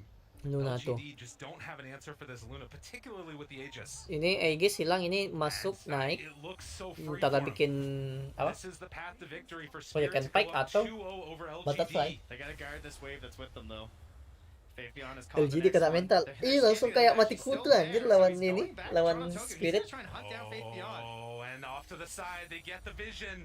Tries to chase him down there. There's Itu ada shard, nggak mempan, dia ada shard. Kamu kelihatan. Diputusin juga talinya, the best. How fast does he need to buy back is the question. Oh man. Can they actually like force it here? I mean, it's gonna be a while for the lanes, right? That's kind of why you're able to sacrifice your life sometimes on Atau nature's mungkin bomb. karena LGD apa ya? Simply by the LGD speed of kayaknya mereka lebih siap lawan Secret daripada ini deh, Team Spirit. for LGD, but what are you Makanya getting pas this time, Team you know? Spirit There's naik, Scotty done, so that is pretty huge actually. Team Spirit naik, mereka kayak anjir, kita lawan Team Spirit gimana nih? Gua nggak tahu mereka draftnya apa. Padahal harusnya mereka udah siap pas di ini kan. Harusnya LGD udah siap pas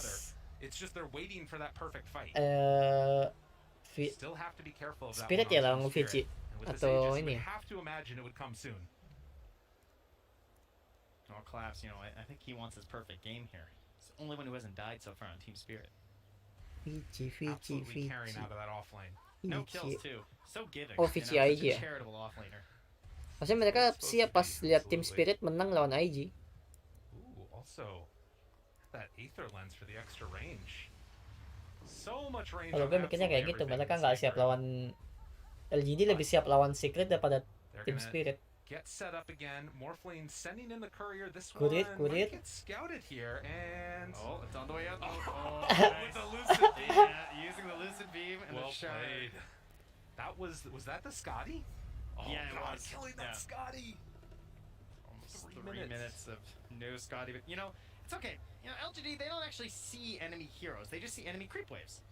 Right? That's the goal right now. Okay. The creeps are the true enemy. So that's why Faith Beyond, you know, he's not up top where the heroes are.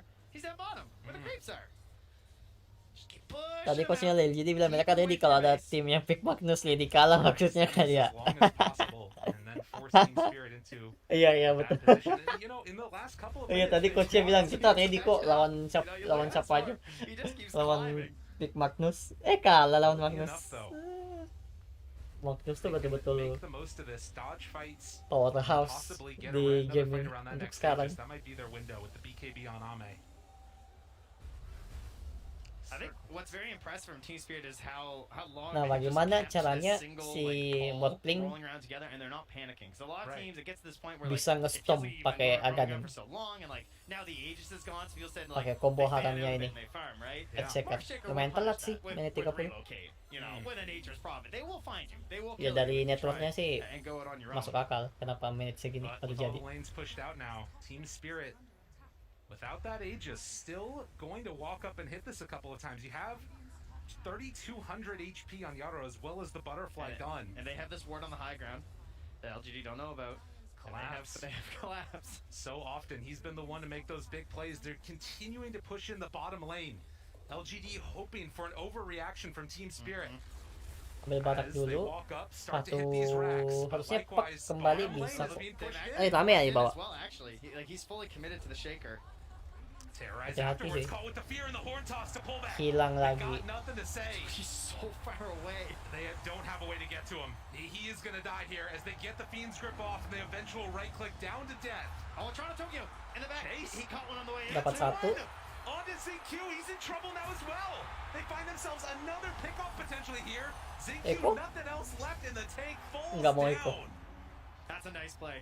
Very heads up there from Toronto Tokyo, just not letting him just get away with offering up the sacrifice of the Leshrac. You know, not just the Benwilo nggak bisa, apalagi We're Fox gonna sama take- Magnus. What is shaker? Cow? There you go. We'll take that too. Disable, Yeah. disable-nya ini Keeping these lanes banyak. pushed out. This is the only thing. We've seen a couple of teams. You think back to that Oh, Quincy Crew game, Team they were Spirit. able to keep the lane shoved in constantly. Jadinya enak and eventually posisinya win with an si all-in Luna. push, and that might have to be what we see from LGD as well. Maybe a relocate play with Morphling or something like that. 'Cause right now, do not say that. it's I won't allow it. You won't not allow it. here. Not some DD relocate Morphling. There's a chance. There's potentially a way. You got to be careful of your team spirit. With this global potential that they have on LGD, anything could happen. The last outer tower. Now Urusan gone. 20 detik. PSG LGD. Beyond AC done. And Team Spirit starting to sense Roche going to be back up. 10 seconds. And with that, it could be the window to close this game out for Team Spirit. Alright, refresher or eggs? What are we getting? I'm down for either. Tapi tadi dari LGD nggak ada buyback ya. Right now. Get the eggs. Interesting. Smoke Maksudnya up, masih though. bisa bertahan. LGD. Kalau Is this mereka finally the fight that they feel save comfortable with? buat ini. They've been Buyback. sitting on this Ag Kayak shaker mau for kontes. so long. Or Ag's Morphling rather with the shaker. BKB now done to boot. Yeah, that's a good point though. Maybe they get Q and eggs here. That would be kind of nice. Which band? Which band See bagus Team buat Spirit not lawan Leicester? comfortable just hitting away in the Roche pit. Nothing to say, walks in. Yadro Kelihatan, up nothing front to center. say. Nothing to say. Sabar. They jump in. There's the Positioning. control. Wow, The damage out, but datang Roche nih. buys back immediately. Yadro Wuh, turns to fight. langsung hilang dong. Destroys, nothing to say. They've got him. Caught to the side. Ame in some trouble. Hitting from the low ground. How many misses are there? It doesn't matter. Doesn't matter. How many misses are there? Doesn't Great matter. win for Team Spirit as they will find more and more. Sini nggak ada buyback lagi dong si Mortis. Yadro just chases him down and Echo afterwards trying to buy a little bit of space. Nothing Echo, to say, but can they what kill stuff? collapse? What Trying to take him down, stuff but no, lagi? it won't happen.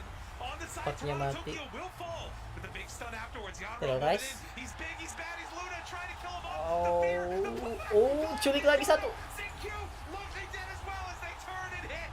Another one bites the dust, but they buy back now. On ZQ, Faith Beyond getting absolutely shredded. Yadro Udah is nggak ada too yang bisa big. stop Luna ini. They catch him in again, then Tuh. push back. They got him caught and gonna maybe find the kill. Nothing to Ada say. Satanic. Down low, dead. Another huge win, Team Spirit. They won't be Dinaikin dong, dibawa naik. GG. The way they play these fights, they're so in sync with one another. GG. GG is called. They call it a Cinderella story. Well, if the shoe fits, wear it. Unreal. Oh my god. There. Talent, very excited for this young team's present. They have been absolutely Long anjir. dominant in this Spirit. one. Ayo. 2-0. Oh, let's go. It's not just the fact that they won 2 games, it's the way they won these games. The patience exhibited here is not something of a young team of like, oh, we crushed the lanes and we're totally owning this game. They were patient. Yes. They knew their timing. They watched for the only way for PSG LGD to get back in this game, and they just blocked it out. Unbelievable showing here from this team. The patience, the calm, cool collectedness, and now one Gokil tuh bak. away. Ini stadion, satu stadion nggak ada penonton. Ini staff semua. Unreal, very socially Staff, distanced announcer, crowd. We love to see it from komentator. them as well. As we get Tuh ready to go satu into this stadion game number kosong. 3, Padahal ada the 3 man tingkat loh. behind it all, Tuh 3. Maposhka right there, captain, Nggak ada yang nonton. and keeping everybody with a cool head. Yeah, well, the man behind PSG LGD. What are the options now? I don't know. You know, you came in, you were the favorites. Everyone expected you to be the ones up 2-0 at this point. Gokil kayak Team's been Aidan. digging deep. He's got to come up with these plans. He's been Oh, challenged now 20 twice. ay Ben Magnus. Katanya ready lawan Magnus. Gimana nih? We'll have to see as we head back to the panel. Thank you very much, Trent and Lyrical. Yeah, this game started with us Gila, talking gila. to Xiao, who said regarding the Magnus pick on the side of Team Spirit, it is all in our plans. And gentlemen, the plan didn't work, Tico. I mean, so first of all, PSG, they're very aggressive early on. They're taking top tower, taking mid tower, trying to go for bot. And then you see how Spirit, they kind of shift away from that aggression. They get up some aggressive walls. Again, Maposhka, MVP in all of these games just because of his vision. My glasses are foggy. They're now gone. But then you have the ability for Spirit to bide their time. And at 20 minutes, they then just turn it up, right? They get this shard of Magnus, and they're just going fishing. As soon as they see someone, whoop, come on over. We got a pot coil, we got a bramble maze on the willow to go for, we got an eclipse, we got an overfarm Luna. Yeah, again, I'm looking forward to seeing how they're gonna betul-betul si ini Team Spirit betul-betul ready Well, how are buat you gonna ini. nerf collapse? I think that is a little bit more short term because that is something Cinderin that I think PSG LCD is gonna look to. Yeah, I think so. Honestly, the most important way that that Spirit are winning the games right now is on vision. So a really big part. It looks Ada amazing lagi, when you hit masih all ada these lagi horn Pak. tosses, but Harus the menang reason 3 kali Collapse kan find best them of is 5. that they find themselves in good position where they have better Kalau vision. And I 3 think a really kondisi big sekarang part of the 2-0. strategy is the Luna Kalau pick misalnya and ini light dapat vision. 3-0, You know, udah menang I think what si ini PSG were thinking when ya they Team said Spirit. they had a plan for this. You look at their draft. Yang right? lagi They OP have hero a apa relocate yang away from horn ingat toss. sekarang? They have a hero Scarlet like Morphling who's really ini hard sih to kill, and si they have Magnus really lagi long OP, range stun lagi from the banyak shades. They have lagi potential banyak yang ideas pakai that could terus work against this. win The rate-nya problem is gede. you can't be ready all the time. Magnus. Like you have an idea of where the enemy might be seeing you, but every time you're caught off guard, you get that snap pick. And they just keep building. Morphling juga bagus, cuman karena dia kalah farming, Luna ya Luna itu farmingnya pasti kencang biarpun bagaimana kondisinya. You know, options are open, or you need to set up the draft like you did in game 1, where Magnus was actually ignored in the first phase because of the way the picks went down. I'm ready for Magnus game. Itu Magnus susah anjir, gua nggak bisa Start pakai. of this game, Tsunami, because it felt a little bit like a Topet repeat mungkin ya, of the start nanti of game main 1. Topet deh, support Topet atau support Granted, it was monyet. a much more different approach to IO, but the dynamic was still quite similar. And I think the cheap initiation, both literally and figuratively, has been very, very popular over the past 6 months. We saw like Beastmaster's Aghanim Scepter being like, I don't need to commit to a fight. I can just toss axes from miles away. Ember Spirit has emerged to be the most popular of the spirits as of the past few months, just because if I get a slight chains, great. Otherwise, I don't really need to go in. And now we're seeing the prevalence of Horn Toss, where it's like, I'll fish for a skewer. If I don't get it, I'm already going back to my base LGD anyway. kena So mental dong. I think, they're, like Sin said, if you don't think that you can get vision superiority, you're not going to beat Spirit. No, and they didn't beat Spirit in this game too, T-Gov. I want to talk about the Shaker Morph combo because that was something that we saw PSG LCD go for, and we thought, okay, you know what, they got a set draft, this is what it's supposed to do, but it didn't do what it was supposed to do. Yeah, again, it's something that you need time with, right? Like, Morphling needs to get to a couple items plus the Ags to then really join into the game. The Shaker needs to get to his levels to enable the Morphling. Like, you need to have your own map to play. And I think PSG early on, they were really Void Spirit dipakai terus juga kan. Void Spirit banyak yang pakai, tapi karena tadi di ban like it looked pretty good, but it's the fact that ya, jadi nggak ada yang pakai. Betul-betul. Void Spirit juga itu rese sih, si Sasuke.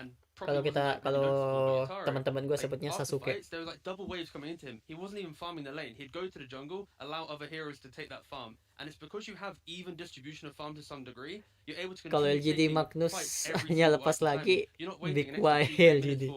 Nggak, kayaknya dia bakal ban ini deh. Bakal ban Magnus next game.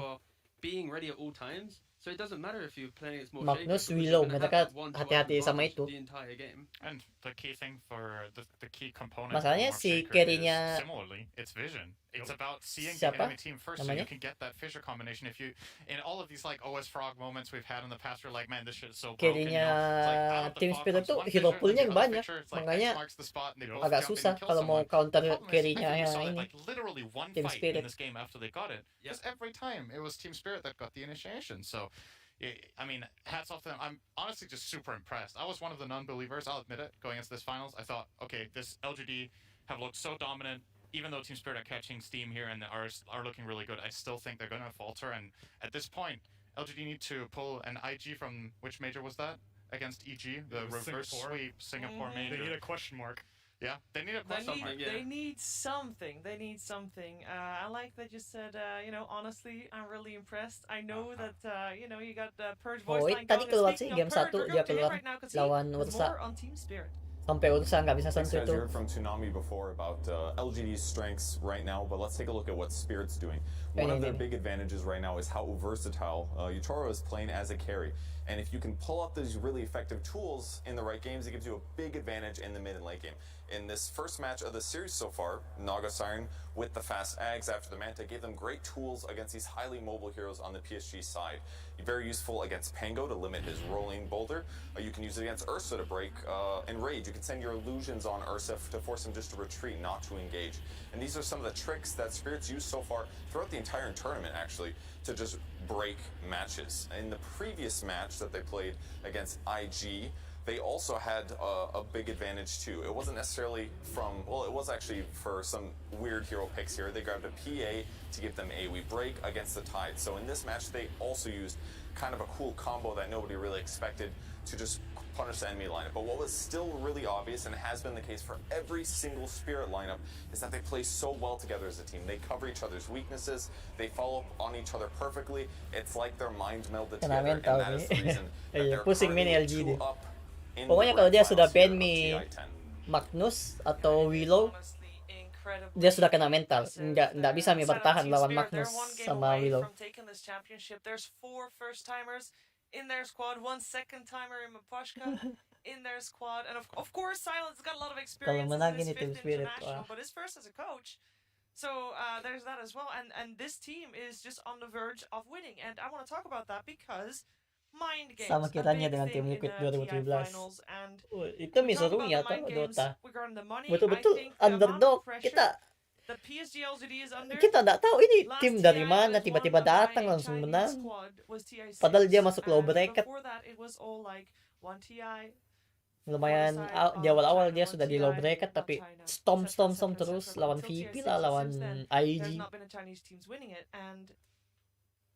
There's so much pressure coming on these players, on their backs, because they were supposed to be the champions, Tsunami. A consistent theme of all of the exit interviews that we've seen from the Chinese teams is a great deal of national pride. Yes. They don't feel like they themselves are like, oh, we lost, we'll come back stronger next time. They're like, I have failed to represent our region in terms of Dota superiority, because even if they don't make it to grand finals, they have let another region beat them, and they have somehow created more competition now for LGD.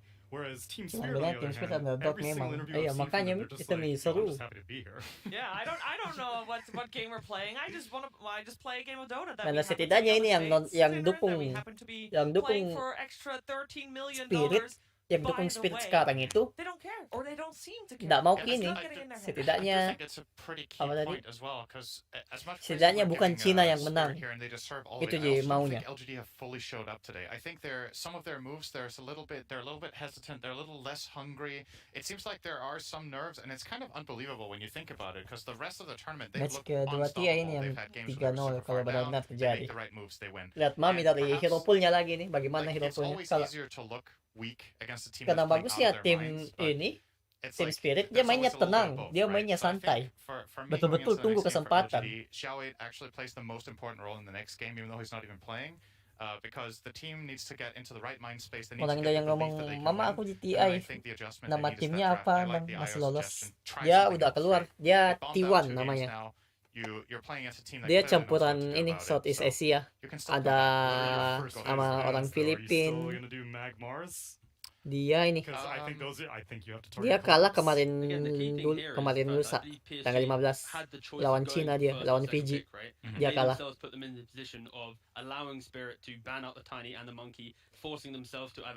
Awalnya dia itu dia di atas, dia lawan yang masuk final kan, terus kalah 2-1. Terus di bawah dia lawan Alliance, T1 lawan Alliance, lolos 2-0. Terus lawan Fiji Gaming, dia kalah 2-1.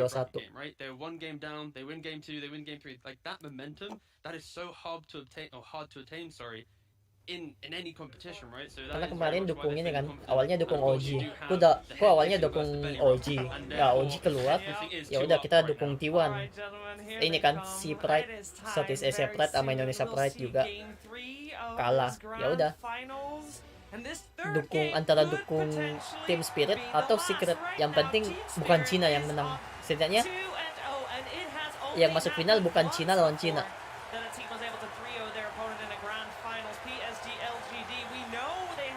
Bisa 3-0.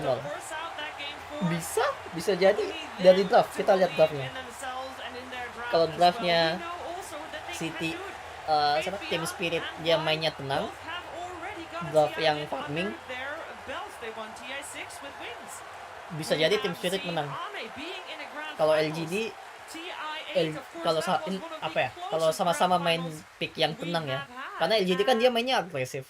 unfortunately, wasn't able to take it, but it came very close, and we knew that the pressure Cuman nggak there tahu kenapa dua might have game been ini a little bit too much, but we picknya know that LGD better than what main he is pasif, showing main right yang now, tenang, harus fun. Yeah, it's Padahal biasanya mereka langsung it's just ya so udah difficult, right? Like maju-maju. when you're 2-0 down, this is really where you need to kind of just come together. And even if, like you say, one person hasn't been standing up or the team hasn't been performing to their best potential, they just need to rally around what they've been doing well to get to this point, right? Like they're in the grand finals, they've clearly been doing something right. So this is where you just need to kind of More break that game, off, please. reset, go again, treat it like it's the first game Senin of the besok, series.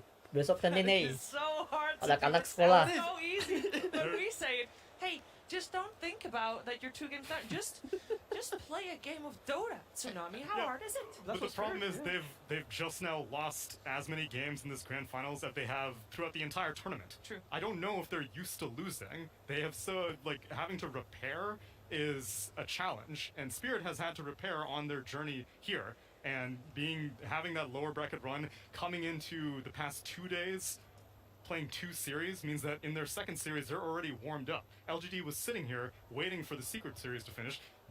They have not had Menang to udah TS, be on the back belum foot and be belum like, tahu oh my juga. gosh, okay, we gotta Lihat change our dari dynamic. ininya dulu, I have no doubts picknya sama that draftnya Xiaoda bagaimana. would be able to deal with that, but Gue bisa jamin kayaknya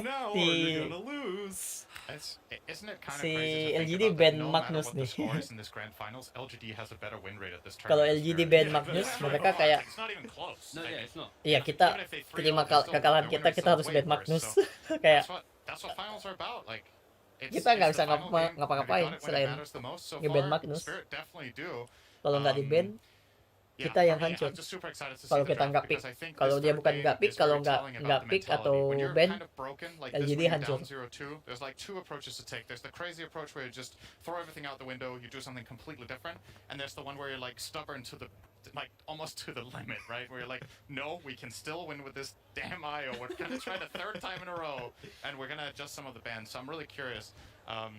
And I honestly, depending on your perspective on it, I think I can see both approaches as a sign of strength and a sign of weakness. True. So it's kind of hard to just say out of the first 2, but I really want to see what they're thinking right now. Masa uang ko yang masuk GTA nggak game 5. Grand finals to the underdog, just going IO every single time, not really changing it Kadang up. di mental harusnya. I think that's something Ya you secara have to nod mental your iya, head, right? harusnya You're gonna si Team Spirit udah ada kayak tenang, setidaknya masih menyimpin kan mereka 2 You game. gotta treat this game as a fresh game, a standalone game, not having the pressure of $13 extra million on your head, not having the pressure of an entire region on your head, and not having the pressure of Coach Xiaowei on your head, and everything that comes with winning the international. And you just gotta play a game of Dota, play a pub. And you know what? Nothing to say. He's been playing so many pubs. He is the world ranked 1 player.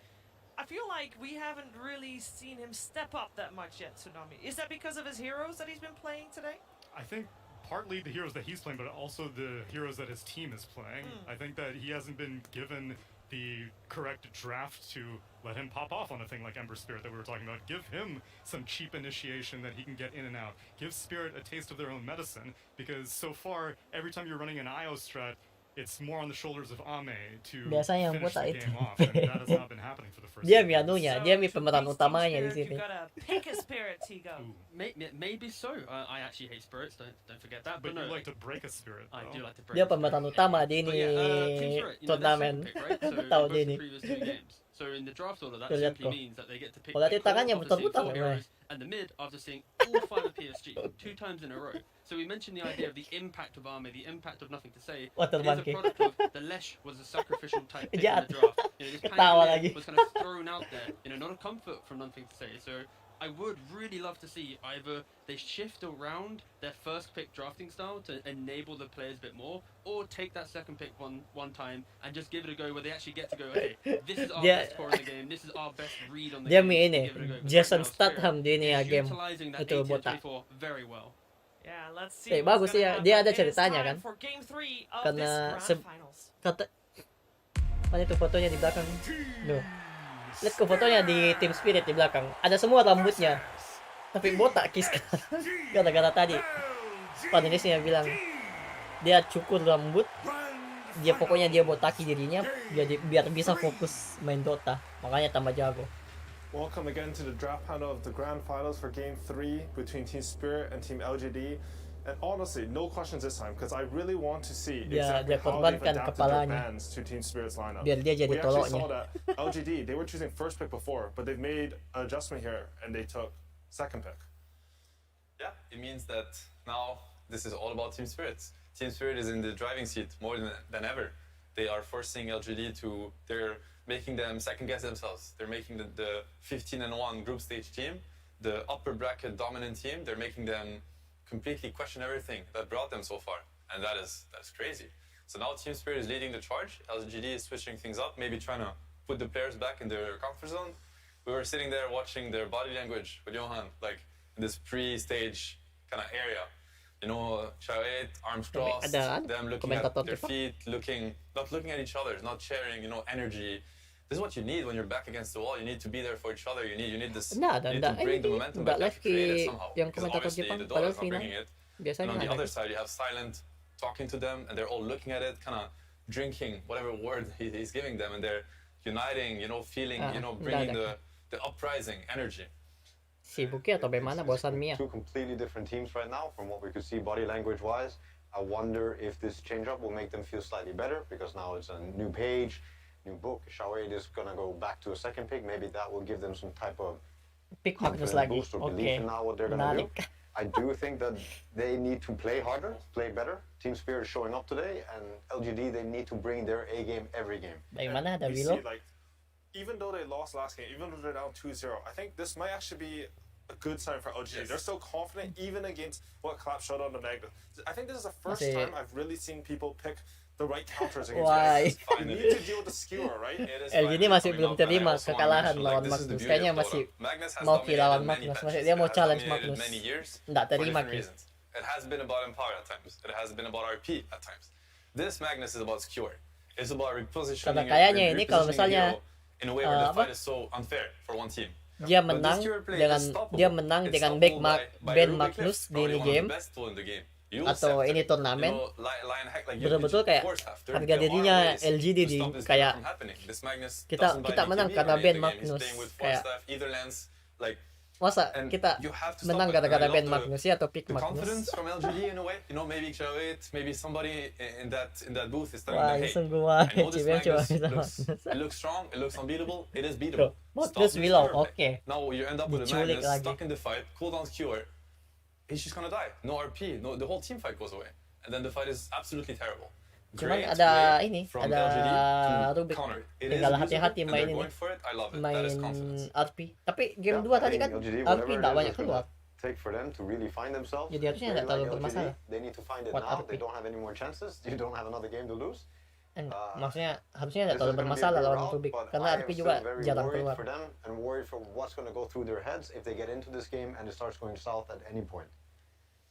You want to win TI, you have to be the best. You have to be the greatest team of the season, or you know, at that point, setidaknya Rubik harus bikin has to be able to play Dota to their fullest, even down 0-2. Etherland, and if they can't do that, then you know, then it was Spirits win. So Sharp ini game now is the cornerstone. Untuk bisa selamatkan temannya. Kalau bukan dia yang diculik. Going to be decided one way or another, or either it's going to be decided now, or we're going to get another round of great Dota, which I'm hoping for. Like I want to see 5 games, you know, but definitely. Yo, coachnya LGD sudah pede, babunya juga harus ikut. Karena kapannya LGD ban Magnus terus menang, pasti kayak kecewa sekali. Pasti perasaannya kayak, masa kita nggak bisa lawan Magnus gini kita lawan nggak bisa. Kita menang gara-gara ban Magnus itu.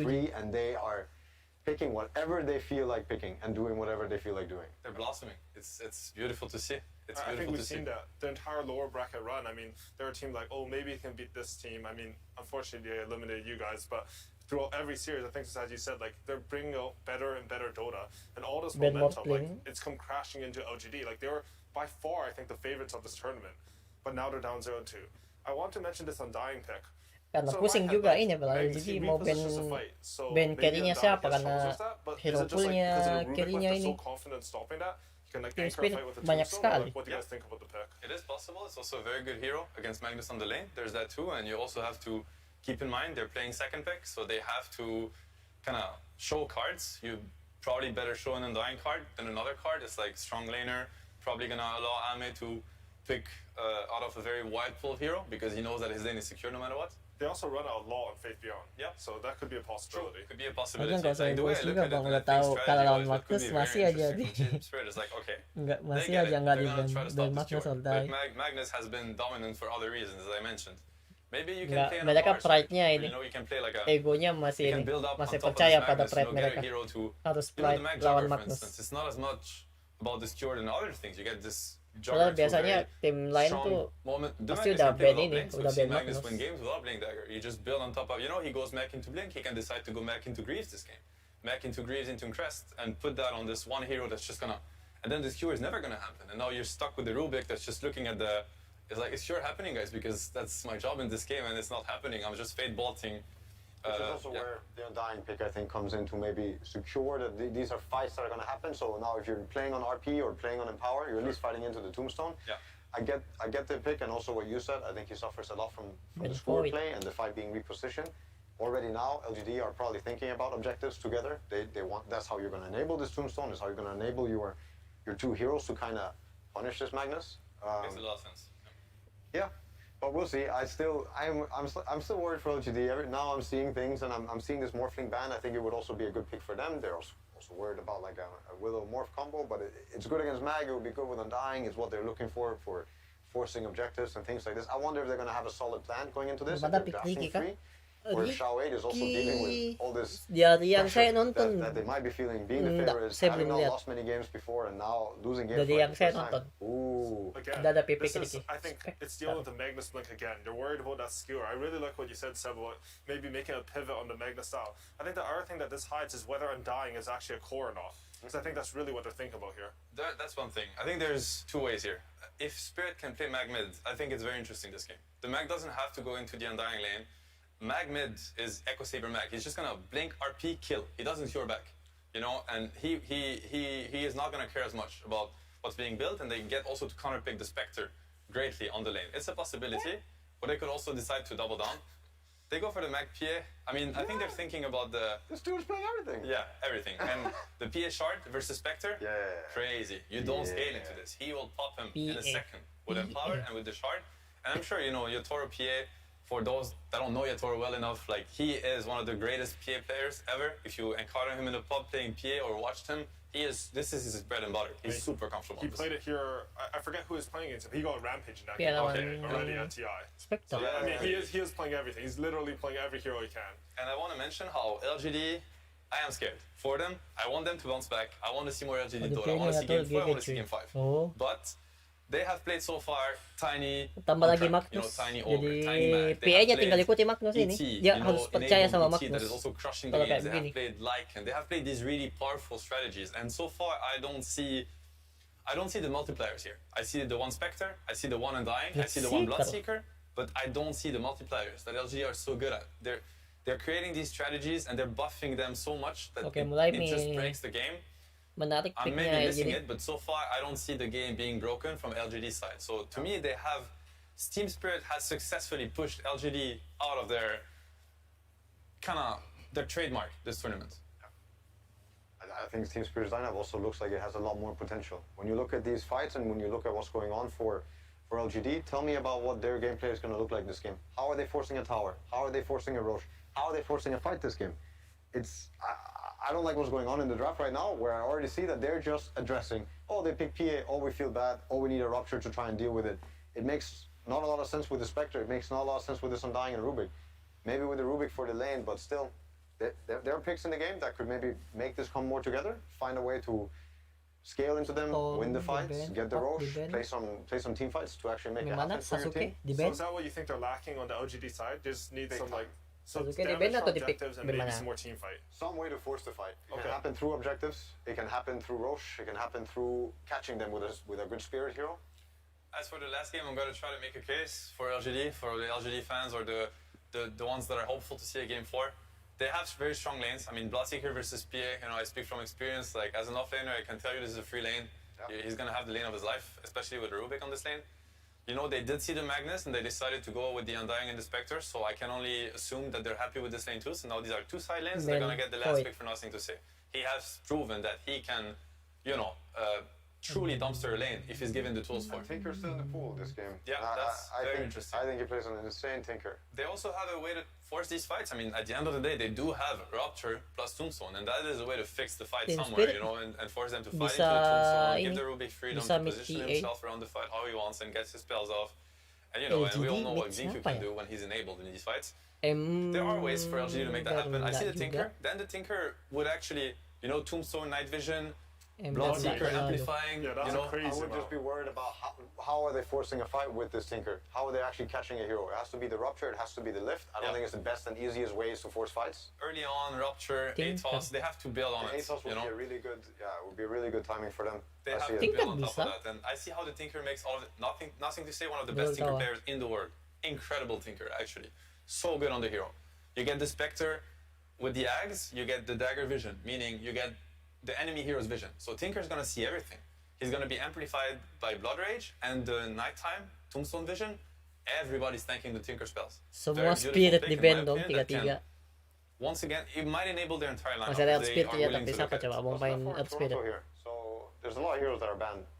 Do you feel like he needs like a preemptive Tinker counter though? Because when you guys are talking about Tinker, I feel like he might seem so free. I mean, it's very free right now. He It's has a very to free cover the Tinker. Tinker angle. He has to. But no Puck, no Storm, no Void Spirit, no Ember Spirit. I don't know, man. Like most of the heroes that he would want to pick are kind of gone. Okay, that's a Toronto hero, but it's not an inherent Tinker counter. You can catch him, but you don't stay on top of him. And nothing to say, he was a Tinker spammer. When he was like a C pub star, he was one of those guys. Yes, give us the NTS C Tinker. We want to see it. Don't go out without it. He is, you know, he is the king on this hero. Come on, make it happen. Here it is. Okay, perfect. Does this make you just favor LGDs? Because I think this is the first game I've seen like their draft. It looks cohesive with this last. I'm a huge Tinker believer. I believe that if you play this hero to the limit and you find ways to push his timings this game, I think he's going to shine. I think you're going to see this hero popping off. Bahaya kayaknya di game 3. Kayaknya bisa menang Team Spirit run away. They're going to be dying from rockets. It could be a massacre. It always has the potential. This hero is so strong this patch. Tinggal dari PA sama Magnus One of ini. the best Tinker players. I hope to see fireworks. PA harus percaya sama Magnus, pokoknya PA harus ikut sama Magnus. Magnus buka war, KRP, apalagi kalau dapat si Ruby. Pokoknya harus ikut. But I would be very happy to see Team Spirit win. I think these guys have shown the world some incredible games and the beauty of the game and the beauty of these heroes and what you can actually make happen. So either way, I'll be happy for Team Spirit, but boy, I want to see more games too. You see it. And the draft is finished, and we're going to head straight over to Casters with Insania and OD Pixel. Thank you very much, Yowie. Welcome back, ladies and gentlemen, to Game 3 now of the Grand Finals. PSG LGD against Team Spirit. Team Spirit up at the moment, 2-0. One game away from potentially taking that championship spot. Insania, we heard from the panel there during the draft. They were they predicted it perfectly, this Tinker pick, and they were excited to see it. Could this be what allows PSG LGD to maybe turn the tides and get the momentum back under their grasps in this series? I mean, I absolutely think so. Out of all the drafts that we've seen from them, this feels the most LGD. I felt like in the last game, they didn't really have a way to fight. I feel like LGD's like proven we're one of the best teams at fighting you. And I feel like in the last few games, they just didn't have a chance to do it. So I really like this draft from them, and I think they have a way to, you know, battle out against Spirit. But at the same time, I see a way for Spirit to deal with a Tinker. I don't think it's an uncountered Tinker. I just think of the way Toro plays. I can easily see him, you know, get on top of the Tinker and pick him off in a fight. Come in from the side of the field and, you know, read the movement correctly. Jadi agak bahaya ini LGD. Victories has been Vision. And Vision is the best way to deal with harapannya nih kan dari PA uses PA sama better than Magnus. most heroes. So I think the Vision war that's going to happen between Spirit and LGD is going to be really interesting. Already going to see both teams head to head it. Main sort of catch from even than White. And try and hide in the pit. Already the Rockets starting to come out from nothing to say. As Team Spirit, they will back up in either side, able to get the grab that they wanted to potentially get that first blood. But let's see, as you say, definite potential here for PSG LGD and their lineup. But as we've seen so far, 2 games in which Team Spirit have looked to be completely in their comfort zone. And it does seem the pressure, it's certainly more so there for PSG LGD in this series. Yeah, I absolutely think so. Bahaya I agree LGD with karena something bisa Milton kasi said, where, like, if space this buat game starts Spectre looking pan bad, if the early game doesn't really go your way, selama I could easily see some potential crumbling Seeker level na coming out from LGD. baru But ada Raptor I feel pokoknya like they have cari the hero makings of a buat good kill. draft. You know, when I look at it objectively, if this was like a first game of the series, I haven't seen either of these two teams play, I would have favored LGD's draft. I like what they're coming into this game with. They're setting up strong lanes, and they have Tinker to like kind of provide the damage for later team fights. One thing though to me that sort of stands out looking at the lineup of PSG LGD, whilst they've definitely got a lot of heroes to create that vision, set up for the Tinker to go crazy in the team fight, sort of similar to I believe the game one draft, there's not a lot of stuns. Yeah, you're right about that, and I think the idea here for them is that you're not really going to be committing into fights. You're not jumping a hero and then just trying to stun him and lock him down and chase him down. You're rather trying to burst somebody really quick and then resetting out. So the idea of using Rupture and then dropping Tombstone is going to be their key way of team fighting, and then you're going to use Rubik primarily for counter initiation. So when somebody comes into your backline, or when somebody chases down the Bloodseeker, that's when you'll see the Rubik coming with lift. That's when he's going to come in with a Clutch Tornado, or something along those lines. Predict Chok. Let's see how Nggak predict kak. Masalahnya saya predict juga nggak dapat dia apa-apa berarti jadi jangan beda. Nggak ada jadi gunanya. Malas mak. I love this from Yatora. If you take a look at the bottom lane, he's so good at doing this.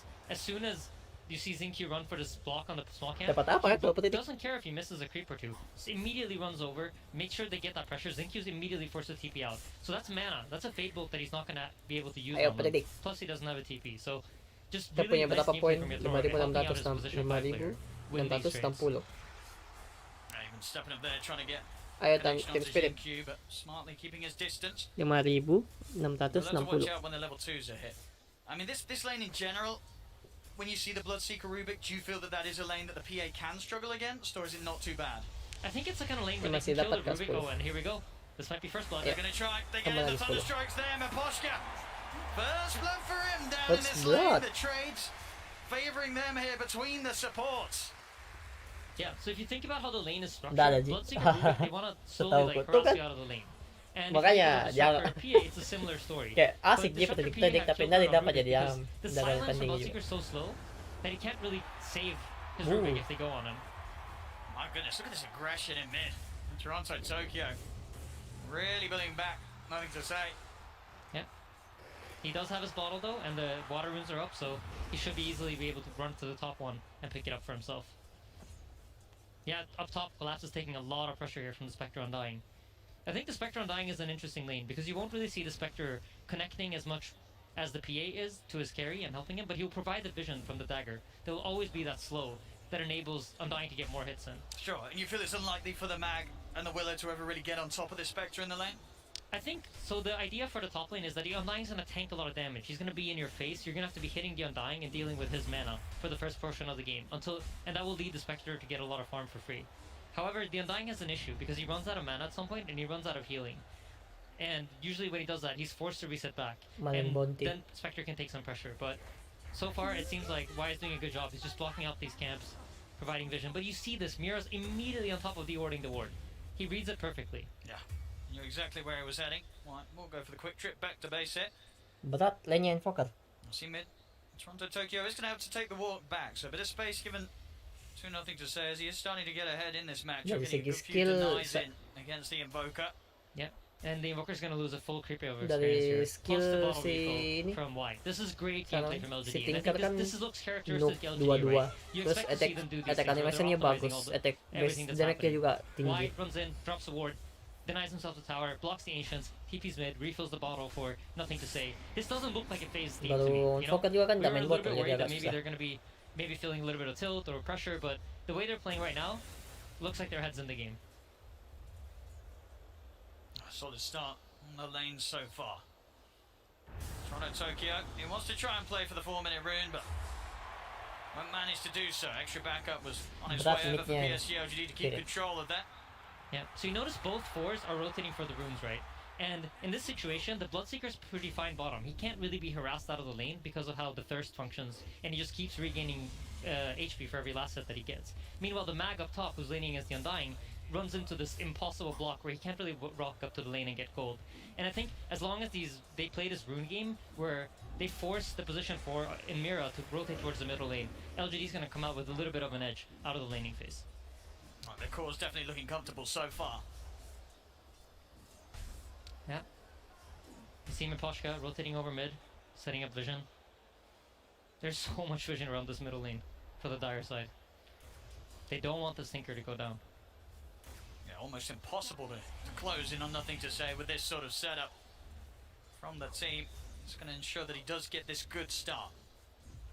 Yeah, absolutely. And if you take a look at the CS, you notice the Invoker's really falling behind. The Tinker almost has as many denies as the Invoker has last set. So, like No-Tail and Seb mentioned, right, this is one of the best Tinker players in the entire world. And he's living up to that praise that he received on the panel. But would you imagine that, even though it did get through as the last pick, do you think it was something that Team Spirit would have had in mind? They knew that this was going to be, there was potential of this coming up as the last pick for PSG LGD.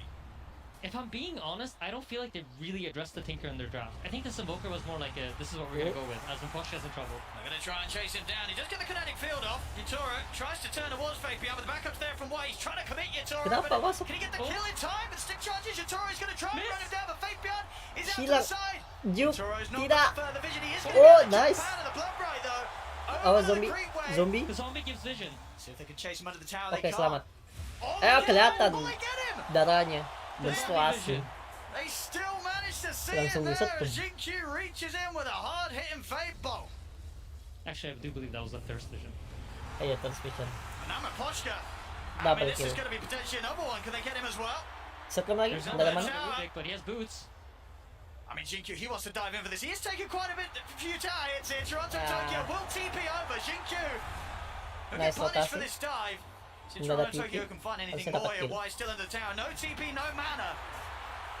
So they do dive in to get an extra kill on the Disruptor Miposhka, but they lose 2 heroes for it. Toronto Tokyo, pretty nice kills for him as well, considering the slower start he was having in comparison to nothing to say in the mid. So being able to make that move and pick up 2 kills on the Invoker, that's going to get his early game back on track. Yeah, absolutely. But we touched on this in the VP versus Team Spirit draft, how it's very important that you get earn charges on the Invoker, right? This is what enables the Invoker to play his game and be faster on the map. Unfortunately, he has not yet bought his earn, so despite getting these 2 kills, he doesn't fulfill the objective of getting to earn charges in the early game.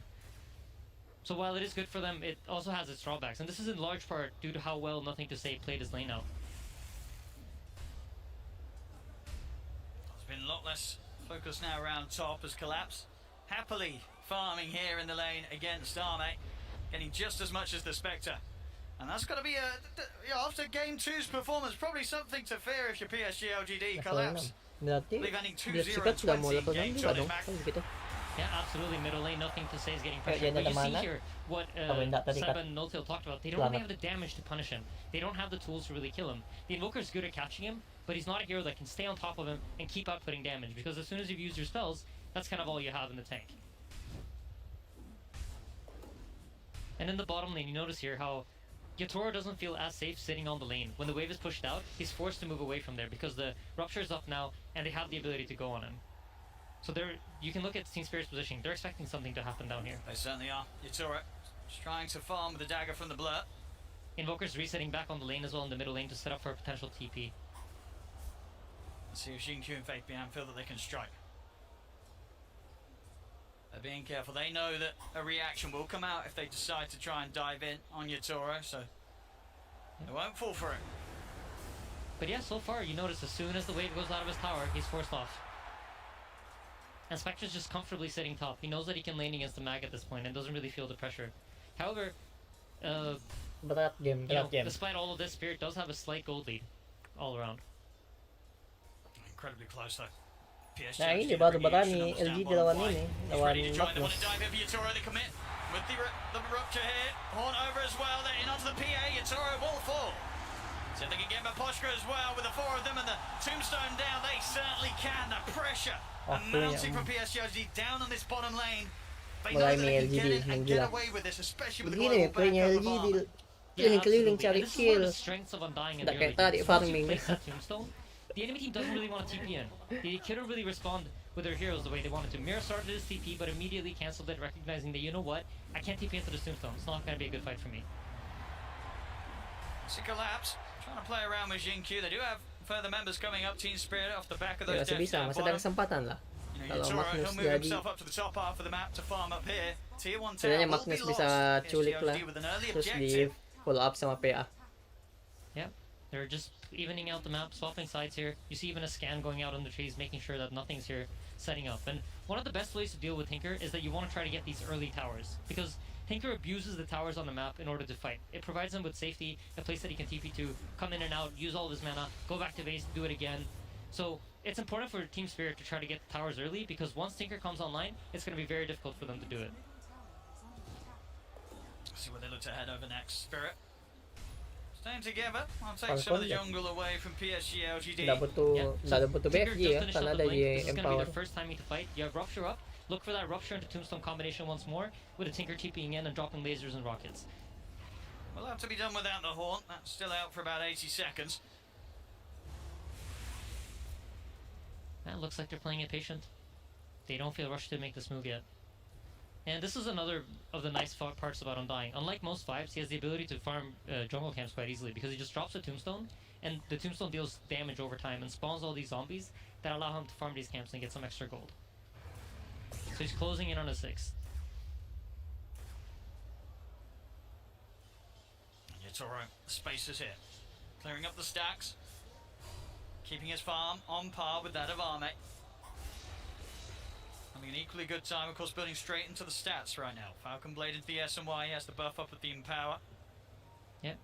As soon as that Empower runs out, look at Collapse. He immediately runs over. And this goes back to what Seb talked about, right? This game is more about the Empower. They're not playing around the skewer in the same way that they were in the previous games. That's the smoke coming down bottom. So the 3 members of Spirit can find some action. They do have 6 on the supports. Static Storm and the Fear ready to play with. PSG LGD, they're doing a great job of avoiding this. Arme is down here on his own. Yeah, it looks like they're waiting for the Haunt, but Arme is about to get caught.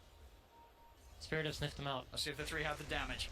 Try and set up with a root, but not going to get the connection. The glimpse back is there into the Static Storm. TPs are coming over.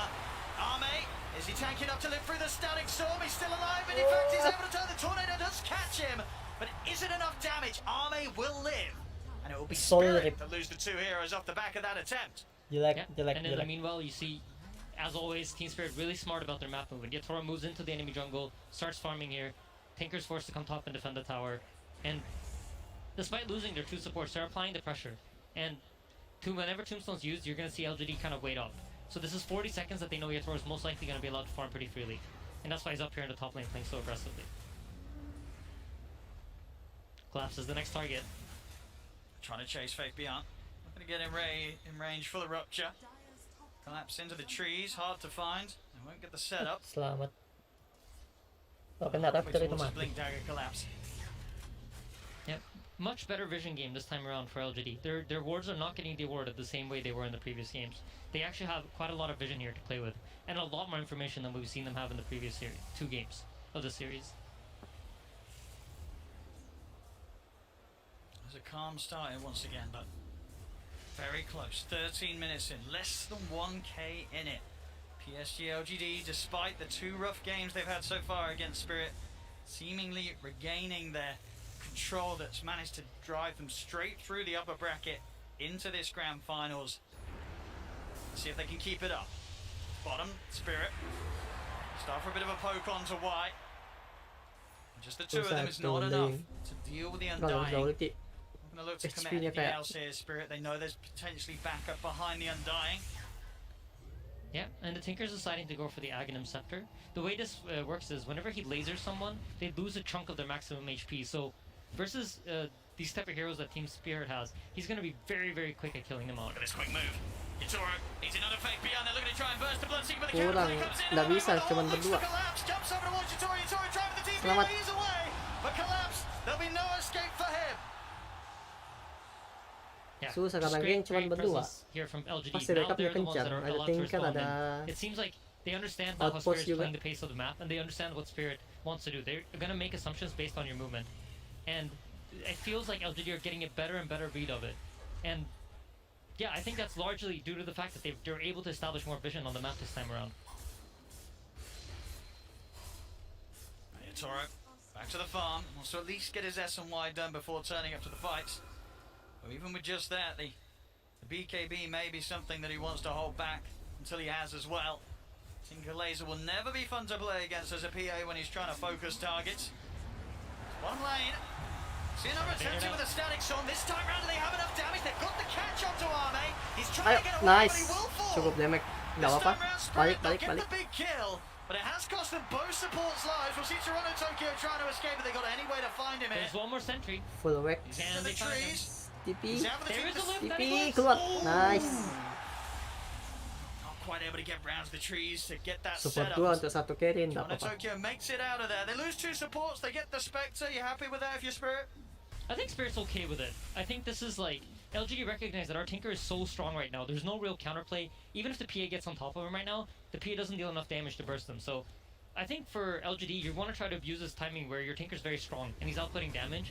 And Ahmed dying once or twice here or there while he doesn't have Haunt isn't the worst for them as long as they get some sort of response in return. Back to the farming and 800 or so, the axe to be done on Arme. They are on track to hit a very good timing. And we've seen already the responses from PSG LGD each and every time Spirit try and make a move have been top tier.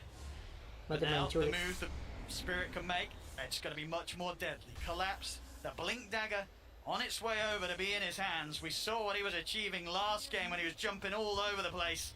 Let's see if he can pull it off again and start to literally tear PSG LGD apart with his abilities to just grab them and throw them around the battlefield. Yeah, absolutely. But this game is much more challenging than the previous ones. There's going to be rockets flying at you. There's going to be tombstone zombies. You have many things that are going to get in your face, as well as the Bloodseeker Bloodright. So he's going to have to both navigate these spells and make sure that he doesn't get caught before that. Plus, on top of that, there's a Haunt, right, to provide all this vision for LGD. So I feel like the way the game is shaping up, it's falling a lot into Yatoro's hands. And he's proven that he can do it. Yes. But his farm and the way he plays his teamfight out is going to be very key in order for them to be able to stand a chance against LGD. No, absolutely. As I say, this BKB, if he can get this quickly, that's going to be a huge nuisance. Not too much they can do through it. The Rupture being the main one. But if the setup's there and Collapse, Maposhka, Mira, they're able to hold the heroes in position. This PA is not going to have to step around the fight too much. As long as they're able to stand in position and get the hits in, they can have the heroes brought to them. Absolutely. Alma finished up his Aghanims, and once they get this timing coming, you see LGD immediately smoke up. They're checking for wards. They drop a sentry to block the Ancients. They know the PA is playing in this area. Unfortunately, they just made the wrong guess. So you either here are going to assume that he's at the 2 camps up in where they are right now, or that he's playing at the Ancients. But look at Toro. He sniffed it out. It's so hard to catch this man. He's just always a step ahead. I mean, the way they're reading the map is just very intelligent. I think they realize when the Spectre runs back to base that, hey, something's probably happening, right? He's not just running back to base because he wants to. They know that the item is very likely coming. And then when all the heroes then disappear, that is like another sign for Yatoro to be like, okay, I can't show. See the attempt onto Toronto Tokyo down bottom. Nggak kena. Oh ada, oh iya dipasang sentry di situ. Wah hilang. Di mid juga ada ward. The counterplay was made by Spirit. So the TP out as well. Mira gets back to safety. So 1-for-1 across the map here. 2 seconds for the skewer. Glimpse. Skewer back. They've got the dagger slow to set it up. He's able to dodge the decay Culik, nicely. nice. Didn't get hit, could still get the blink off. Miss gara-gara laser. Silau, blind. Nope. Wah hilang PA. Oh my god.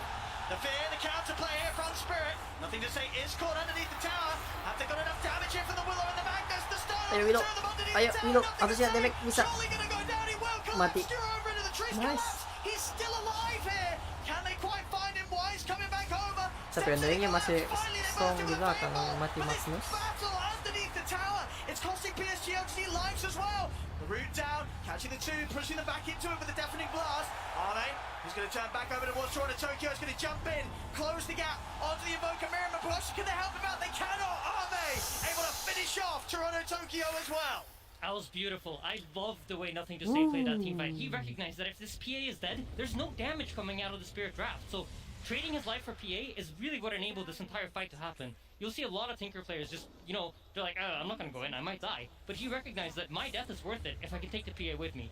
Just beautifully executed there from LGD. Ame also, small thing in the fight, TP's back to base, heals up, uses Aghanim Scepter to jump back into the team fight and get those last couple of kills. And I mean, it's crazy. We're seeing the power of that Shadow Step. He's in and out consistently. Berat That 30 LGD ini second game. cooldown easily able to do it a couple of times in a team fight. Marami dapat ritme niya ini. Mira, nice play. LGD. Dati There's draft no niya. stuns that can catch him here, so there's no skewer on the Rubik. He's not going to get caught during that. We have another big interesting item coming up. There's going to be the Holy Locket for the Undying, and once he has Soul Rip maxed out, okay, he already has Soul Rip maxed out, together with the Holy Locket, this healing is ridiculous. So basically the way it works is the more units there are, the more you're going to heal. And with Tombstone and the way it functions, you just spawn a bunch of extra units. So you're almost always going to get that maxed out heal. So any sort of healing tool, together with Spectre's Dispersion, just deals incredible amounts of damage in the team fights. I feel like LGD's draft is really coming together now. Yeah, absolutely. So in a way that we So just then, haven't that's seen me from them out so that far in this live series. happy. Mid lane, they're looking to jumping onto Toronto, Tokyo. Will be able to turn with a quick tornado. The attention from PSG will turn over towards Mira. Into the shadow realm though. They still want to dive this, dropping down the tombstone. Just full of pressure for PSG. Diving past the tier 1 tower. The Rockets, they're coming in on Toronto, Tokyo. He's got to get up, but he can't. How? He's in straight on top of him. That's just beautiful. They're abusing these vision tools so nicely. You have the Tombstone, you have the Bloodseeker. There's so many ways to get vision in these team fights. Dami ka susah. PA niya na dapat farm. Looking Tapi pretty masih spooky. He's picking up the kills, the involvement here.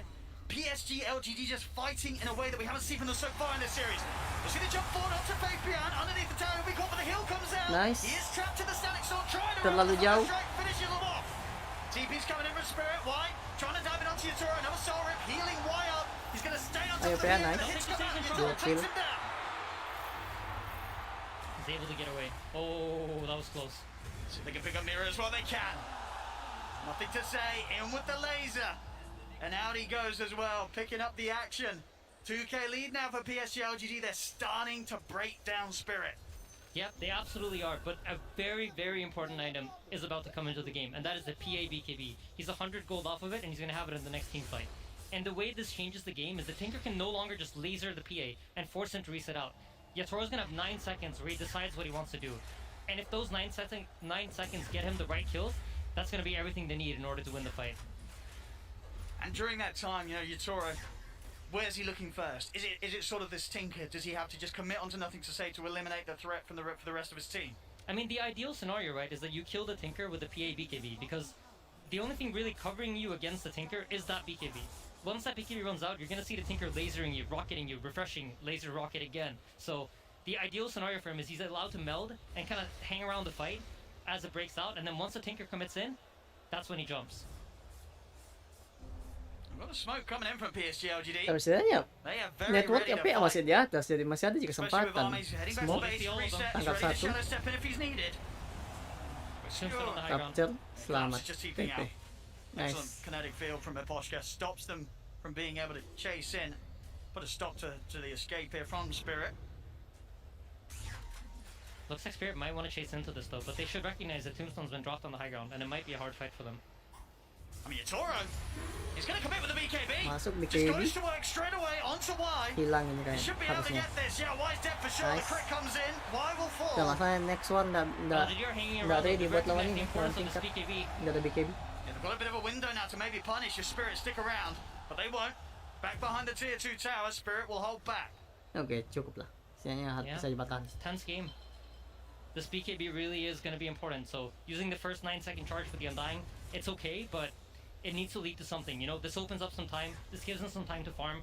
Hopefully they can deward some of the vision that LGD are playing with, and if they manage to do these things, and they can reset the map to a position where they can farm up and they can get to the PA shard, they can get these items that the PA needs in order to punish the LGD draft, then it's all good. But if those BKB charges get wasted for support kills that don't lead to more, then it's problematic for them. PSG LGD Roshan, trying to in the sneak the meantime. Roshan. Won't be the quickest though, and already actually deciding that they don't want to spend any further moments committing. Spirit potentially around the area, and they are. Spirit more than happy to fight. Blink RP at the ready. The big old Sarah for PSG LGD though as well. Haunt good to go again for Arme. Few hundred gold away from the Manta style as well. Yeah, Y leading the charge. All he needs to do is get that tombstone down before the fight starts, and he's going to do it as soon as the smoke pops. He's going to pop it down immediately to see what he can find. Will just be Mira. The Shadow Realm and the TP out will get him away from this, so now no tombstone for the fight. Yeah, but he does have that level 10 talent. This was recently added. The minus 15 seconds tombstone cooldown makes it less of a committal when you use it. Well, Toronto Tokyo, he's going to end up walking into the Bloodseeker mid. Fate Beyond just turns straight away upon him. Toronto Tokyo was not prepared for that at all. Just standing there in the mid, and Fate Beyond finds a very tasty surprise. And now, if the Undying would have had that tombstone ready, he would have had that ulti ready, you could have seen LGD potentially poking at the Roche. But what they ideally want is for... okay, they actually already do have the Mantle Inspector, so never mind. But that is a big Roche tool. Once you get Mantle Inspector, you have the Desolate to deal true damage to the Roche, and then it goes on very quickly. But they're happy with the pace of the game right now. They're happy with how it's playing out. Shard finished on PA. He's coming across this tree line. He knows that Nothing to Say is playing here behind the tower. He's going to try for the catch, won't get it. Goes for the attempt, but Nothing to Say out of range. And power stolen by Rubik as well, by the way, so the Spectre is now matching the PA's farm speed. About 2k in it at the moment between Army and Yatora. Definitely having that ability on their side as well will help him close the gap. Masih bisa iya, karena masih ada di Magnus, masih bisa Jin. Belum 5 main Dota. Yeah, intense game, both teams. Kuncinya nih Magnus dia sama PA ini game. Where they're strong, neither of them willing to fight into their team's vision. If you look at how Y is positioned, he's standing right outside of that ward until he's ready to run in. Do they want to fight this Spirit? On the low ground, Tombstone dropped.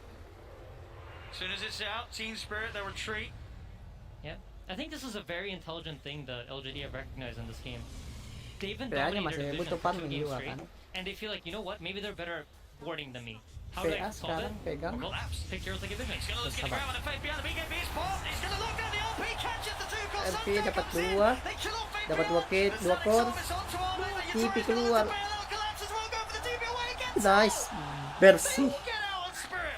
Oh, thank you, just barely missing the RP on the PA there. That would have been a massive kill. But you see this from Spirit, right? As soon as that BKB is taking low, he has to TP out of the fight. Yeah, they know exactly when to sort of just get out of that. They get their kill, they get their trade. They know not to push it for anything more. Team Spirit knowing the exact moment to call it quits and reset. Yeah, absolutely. Yatoro's playing this game excellently. But I do worry ini playnya Spirit begitu. Sedangkan LGD itu dia mainnya agresif. Yang penting kita harus masuk dapat kill. Yatoro's also buying that Desolator. It's not a basher. It's not a tool item that will allow him to necessarily kill the Tinker if he has that Hex. They're going to go for the Roche now. They know there's no RP. Yeah. So if they have the damage to take this out and see if Spirit still want to try and make a jump into them. Yeah, so between the Laser, the Mantle Spectre, the Undying damage Gonna amplification. get the fear, quite nicely timed. Roshan is very low. Is there any potential for a steal? Yeah, Yatoro might go. He's not able to get it. He's not able to get it. Arme gets the kill. The Aegis on the Spectre now. Spirit, they've got to be cautious. Yatoro pops the BKB, but he's already been burst so low. Jelek. Karena PA-nya yang masuk duluan, baru dikasih Raptor. Pecah lah, kalah pasti. Kalau begitu. Yatoro just getting burst so heavily before he could actually get the BKB off there. Yep, excellent gameplay from LGD right now. They're banging on all cylinders. They are. We did not see anything close to this in the first 2 games. PSG LGD finding their confidence, their fire, as they're hitting back hard here in this 3rd game. Yeah, absolutely. I just feel like the way that they've approached Vision this game is just so smart. I think this is what they were missing in the first 2 games. These tools that provide them with Vision, and the adaptation to recognize that is amazing. And just Arme jumping around the map collapse this time around. The damage too overbearing from Arme and his illusions. Alright, so for the side of Spirit here, I think it's getting increasingly difficult. You're starting to feel the pressure of the Tinker. You recognize that, you know what, there's that Hex, there's that Aghanims, and once my BKB's out, I'm not really sure how to fight into these heroes. And we haven't really seen Toronto Tokyo in this game. He hasn't really had a game, so this Tinker pick from PSG LGD is played out beautifully. Gimana kondisi? It's definitely turning into a game where when you look at the farm on the course, a lot is on Yatoro's Tapi masih shoulders, terus di whereas on atas the side walaupun of banyak PSG mati. LGD, the wealth very evenly split between Nothing to Say and Arme, both of these cores, and just in combination with one another. Spectre, lumayan Tinker, Spectre, nobody ada wants to play against a good Buster, incredibly ada fun one of those. He's in, using the hilang lagi RP to ya. catch Yatoro, completely off guard. Nggak bergerak ya tuh, nggak bisa ngapa-ngapain. Susah. See them try and turn towards Faith Beyond, and Sorrow Hill comes out. The Meteor Dapat crashing down on the Bloodseeker. They find Bloodseeker. him in return. Mirror. Rusted in position here. Wyatt trying to look towards him, but the field holds back the Undying. Mirror gets away. But a quick move there from Xinkyu. Yeah, there's still the haunt ready though if they want to look for more. See, jump over towards Toronto Tokyo. He's out of mana, he's out of luck. Arme continuing to be an absolute beast this game. The team fights are just so hard for Spirit, and especially if Yatoro isn't there to play the fights for them. They really need him. What a beautiful initiation from the Rubik there with the RP. You know, whiffed the one earlier up top, but gets the more important one here mid. I mean, they're down 8k at the moment. How on earth do they just approach any sort of team fights now at this stage with the Spectre just jumping into their faces?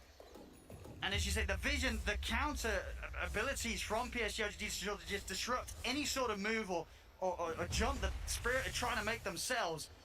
It seems that this time round, Spirit, they're the ones in the impossible position.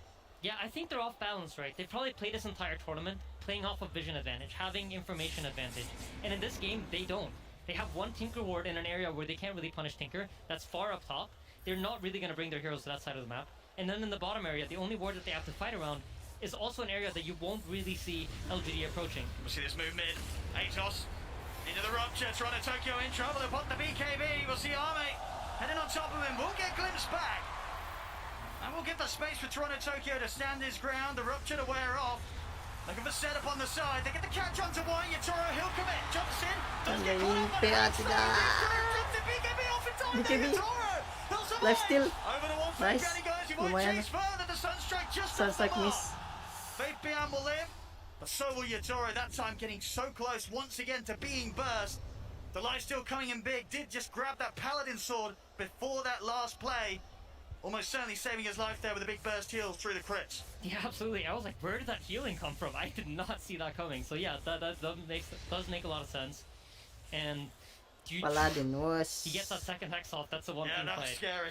It's really coming down to, you know, those Bagus, micro bagus, decisions bagus. that you make in these Paladin team fights. He thought he could get the burst damage out in time. Seemed like the wrong choice this time around. I mean, 32 minutes in, PSG LGD still an incredibly comfortable position. Look at the map control as well. They've only lost one tower so far in this 32 minutes. Very impressive control and just sort of forcing Spirit to almost play a different game than they would have wanted to. It was clear that Spirit came into this wanting to deal with PSG LGD the same way they have done in the first two of this series.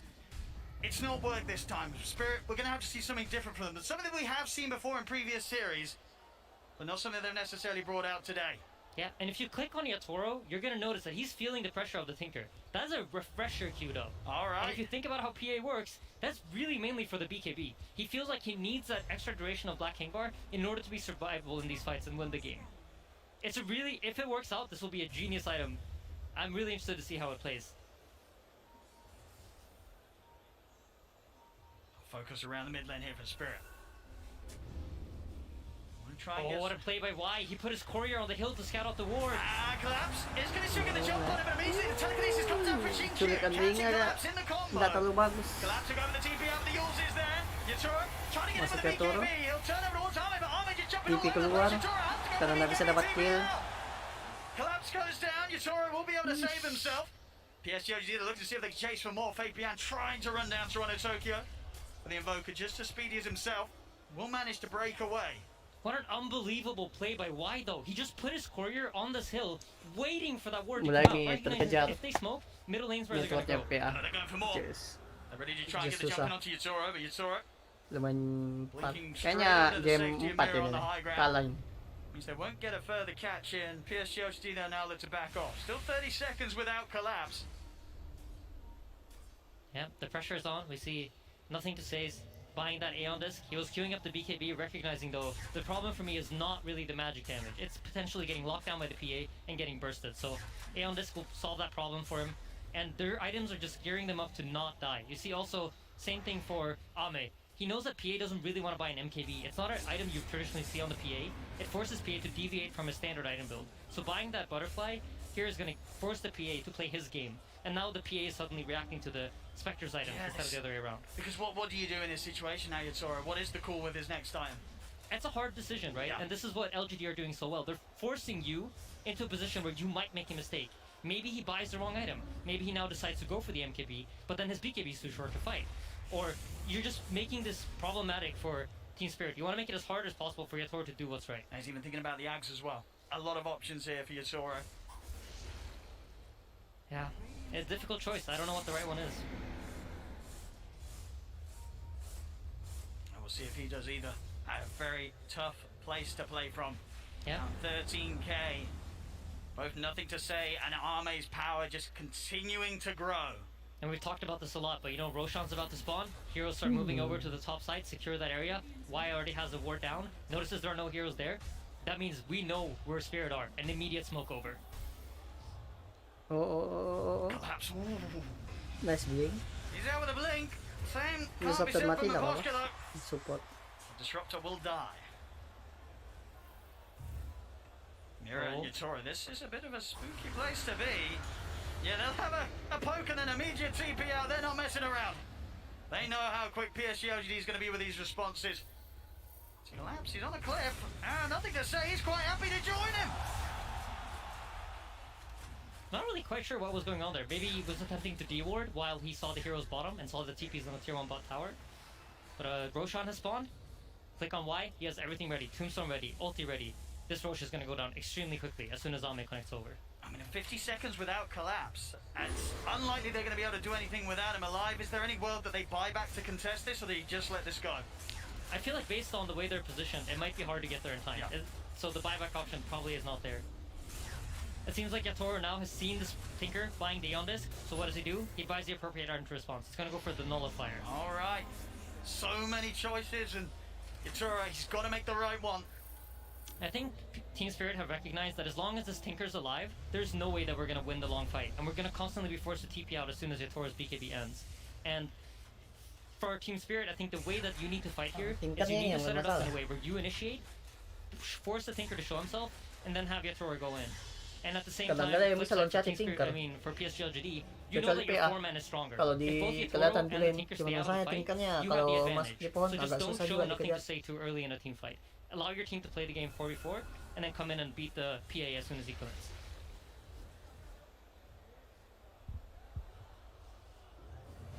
Again, falling back into a bit of a peaceful era here for Team Spirit, at least, where they don't have any interest in meeting PSG LGD head-to-head whilst there is the Aegis on Arme. And for the first time in this game, Spirit has finally been able to establish some sort of vision in the bottom area of the map. We noticed them doing this time after time. When they fall behind, they like to take over the enemy triangle. They feel like it's a comfortable place for them to fight in. And even in this game, you notice it. Here we go again. Up into this radiant triangle, or dire triangle.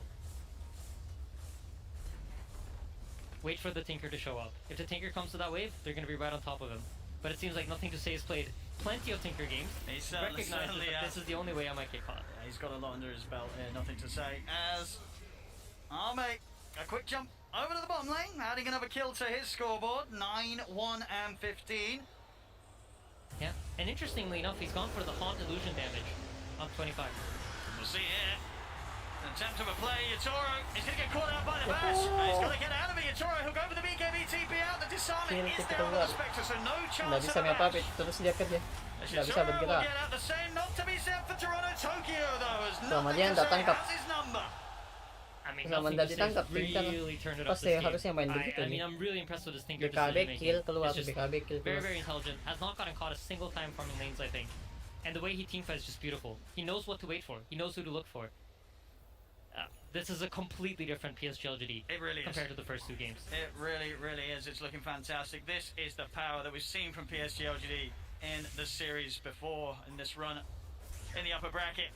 And it's coming out just where it's needed the most. They were knocked down hard in the first two games, and I think a lot of people were definitely going to be interested to see if they could somehow regain that control.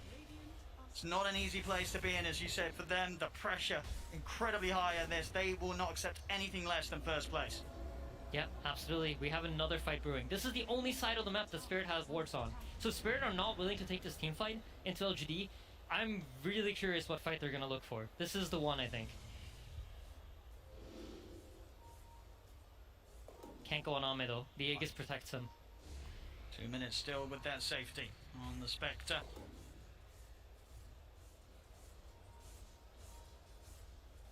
But yeah, if we think about the mentality of LGD coming into this game, right, the pressure was definitely on them. I mean, Johan and Seb talked about what they saw backstage, what they saw in their expressions. I'm sure this kind of momentum for them is huge. And it's something that you need in order to win TI, right? You need to have that attitude of champions. Look at this jump. They've got the dust out. BKB, who still see the jump from Arme. He's in with the bash onto BKB, Toronto Basher. Tokyo. Let's push back with the deafening blast, but they're in with Wah, the nothing Tinker. to say. He's in with the nukes. He's playing with so much confidence on this Tinker. I was talking about how he needs to wait out for the PA, but he recognizes, you know what, there's no way the PA is bottom here, and just full commits into their base. Wah, tingkan na yun sa pegang this. Jadi kalau dilompat sama PA, dia masih bisa ada kesempatan kabur. An Octarine Core, sorry.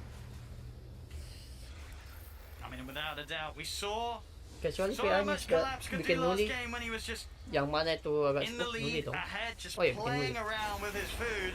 He's got to make some big moves here from the defensive position as he is losing Langsung hilang teammates support. around him to the consistent dives from PSG. Wah, Try and get the miss. grab hit onto Arme. It's not going to happen. Forced back to the fountain. As PSG LGD, they've got all the space in the world to push in onto the tier 3. Can Team Spirit get them out of it? There's no buyback on Toronto Tokyo, still down for 30 seconds. And without mirror as well, they'll have to, by the looks of it, at least let one set of wrecks go down here. There's no defense to be had quite yet for Spirit. That's so hard to fight into this tombstone. You saw Yatoro kind of thinking about it. He was looking for that potential wraparound, but recognizing that, you know what, my team won't be able to support me. Even if I can catch the Tinker in the backlines, I don't have the power to kill him on my own. Look how much money he's got. 6k gold in the bank here. Nothing to say. He can really start picking up whatever he wants now. Just filling up those inventory slots. Yeah, absolutely. Finishes up that Octarine Core. Just wants that mana pool. Ooh. Oh. A momentary pause here. 15 to 30. 24,000 net worth lead for PSG LGD. The numbers looking very good for them right now. Grafik I have a perlahan hard time. turun, I'm nggak trying to think langsung of scenarios for Spirit. drop It feels begitu. difficult to find a way to do it. But I Nggak really like langsung this dip. choice from Yatoro. I Jadi- think this refresher could be genius. It could just be the thing that they need.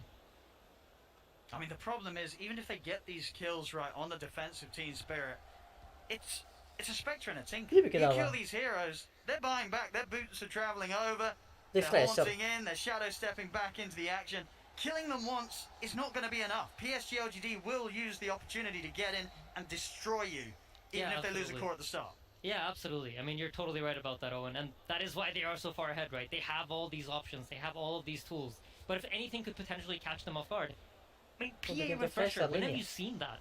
I think once that BKB runs out, expect nothing Yeah, to I say to know. blink in to be ready to hex. And if he gets that refresher off, if nothing to say didn't click on a PA, that could mean his death. I mean, it would be quite something if this build does have the impact possible.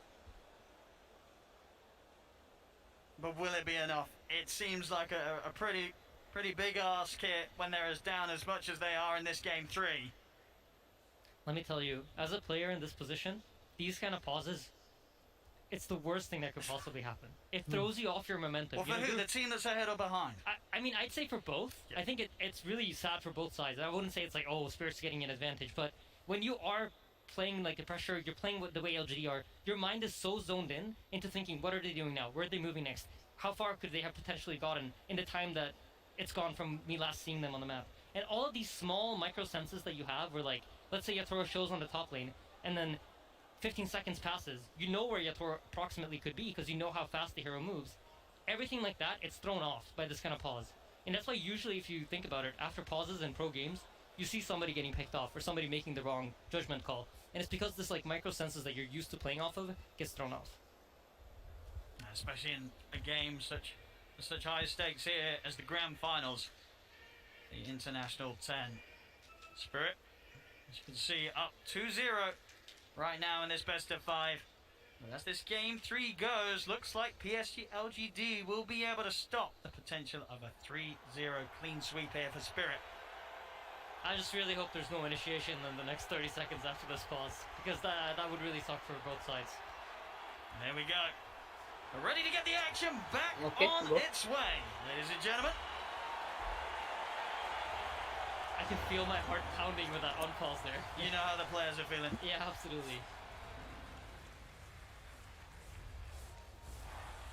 Yeah, looks like hopefully there's no initiation here, so everyone's we survived the pause. Pretty far away from one another. Yatoro, just a recipe away from the refresher, so certainly want to get that done. Ideally, maybe hit the 25 if he can before the next fight is forced.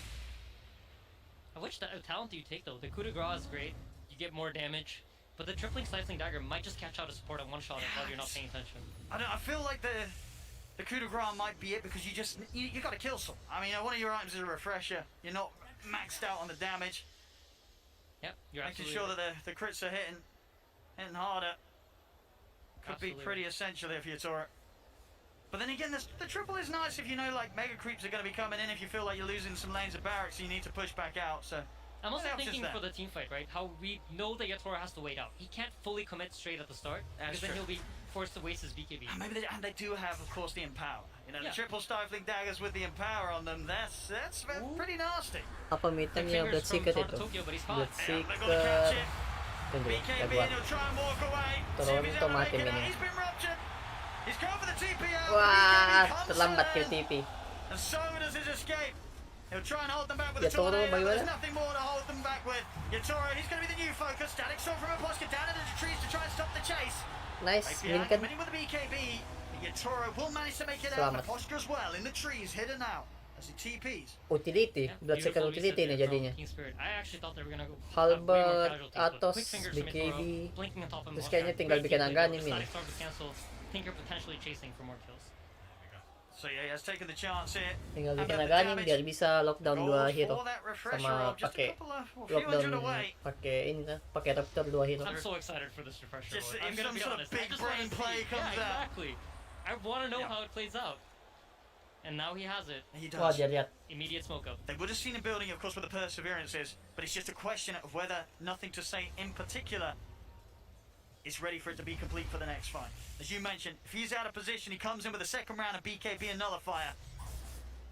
It could be deadly. Ini sudah for Nothing to jadi Say. refresher. Man on his Harusnya Tinker is bisa had a di pretty kejar free lah. game so far, jumping all over the Tinker. place and bursting Kalau down the Tinkernya lineup out of of position, Team masalah Spirit. susah sekali Tinker out of position di kalau sudah BKB begini nih finished on posisinya. This undying is not easy to bring down. And look at his positioning as well, just stopping any chance of Di bawah. Spirit being able to make a move from their triangle. Harusnya ada Jin Poker buat defense bawah. I mean, the problem really for Spirit, like, how do you kill the other heroes? If not PA. If PA can't commit on them, how does anything die?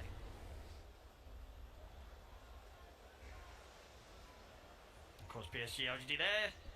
You're going to be feeling very comfortable. Nothing to say in Arme, more than happy to farm up sort of their 6th item. Looking for the Orchid into the Bloodthorn here for Arme. Nothing to say. Getting close to having the comfort of the overwhelming blink, maybe even holding on for his buyback as well. Yatoro? Oh, He's caught. He has been caught here. He needs help, but he needs it now. The BKB comes out. Mantap BKB. He has been ruptured though. Not much that he can do. Masih grupo, pakai lagi refresher BKB mati. For Yatoro to get out. And of course he did spend up on that refresher, so 100 seconds, no buyback on the PA. Ada buyback juga GG nih. Yeah, LGD Masuk firing jam 4. back strong. What a Nggak catch bisa. from Faith Beyond.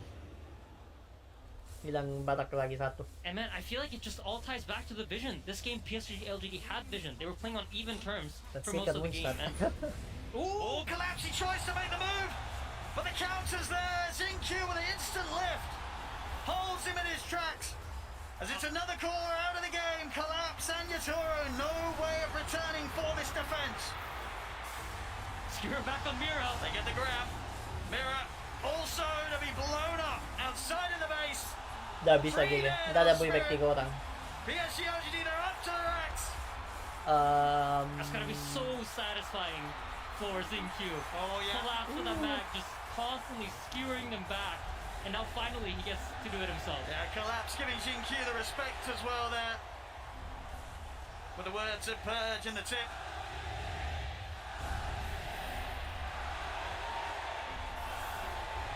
I mean, this is what the PSG LGD fans expected to see from them in this grand finals. They just took a bit of time to turn up today. Needed a bit of warm-up. The first 2 games, that was that.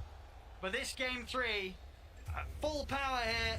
Even just into the base, Arme just killing off poor old Maposhka. LGD are playing with such confidence. But at the same time, patience. Whenever they need to slow down, you know, they're doing it. Oh, the immediate roche spawn. Nice. They're very happy about this, I'm sure. And nothing to be done about this from Spirit whatsoever. So fall straight into the hands of PSG LGD. As we'll see, poor old Maposhka has tried his best to defend against the creeps, and then suddenly an army appears on top of him, disappears as quickly as he appears. But the job is done. Maposhka taken out. No place is safe right now from this Spectre.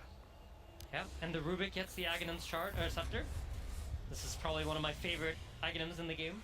It's always a great feeling when you have it as Rubik. So, one of the cool things about this that I don't think we've ever talked about is when you spell steal, and most teams aren't aware that you have an Ags, they kind of think, alright, Rubik used it. You hear the sound, and then you're, okay, I can use my spells however I want. Nabisa, susah sekali men. Nabisa men bakal bisa men kembaliin berbalik ini situasi karena goldnya sudah 39k. Team Spirit be ready for this, but to be fair, they've had a lot of time to sit sudah in the ketinggalan base. 39k. Network sudah ketinggalan jauh.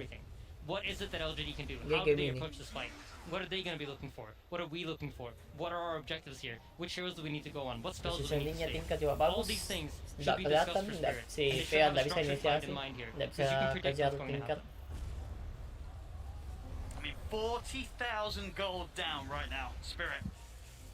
PSG LGD. It looks like a pretty smooth sailing here to the victory. Is there really anything the Spirit can pull off whilst this far behind? I mean, it's a matter of finding the tinker. I really think so. Of course, you can always win. In Dota, I feel like you always have the option of winning. And especially in late game, yeah, there's 40,000 net worth differentiating you, but there's no amount of net worth that will make up for a bad positioning or, you know, the clutch play. So, formations is really important here for LGD. And if Yatora can find some sort of backline kill, that could open the fight up entirely. Tuh, susahnya tingkat di belakang. Rubik juga di belakang, jadi tidak. He's gone. Collapse will try and jump in with the skewer back onto Arme. Yatori's committed onto the front lines with the BKB, but he's been disarmed, gets the Phantom Knives off. Now turns everyone's wide, but look how much HP Wide's got. Yatori. Refresher. Doesn't want to commit for another round. Nothing to say. He's in with a haste. Yatora mati GG. Ada buyback. Masih bisa. Buyback at the ready. Instant smoke up from Spirit. Mirror. Set things up with the curse, trying to get the glimpse back. He's looking for the steal, but he's actually able to get out here with a Manta. Manta. Arme won't be grabbed back yet. Steps back to the safety of his team. PSG LGD still respecting the buybacks here from Spirit. They won't instantly push in onto the melee racks, but the rocket spam begins from nothing to say. Yatoro, he's got to try and jump Magnus nggak bisa inisiasi karena Rubiknya di nice. Berarti bisa minim inisiasi Magnus. Nice.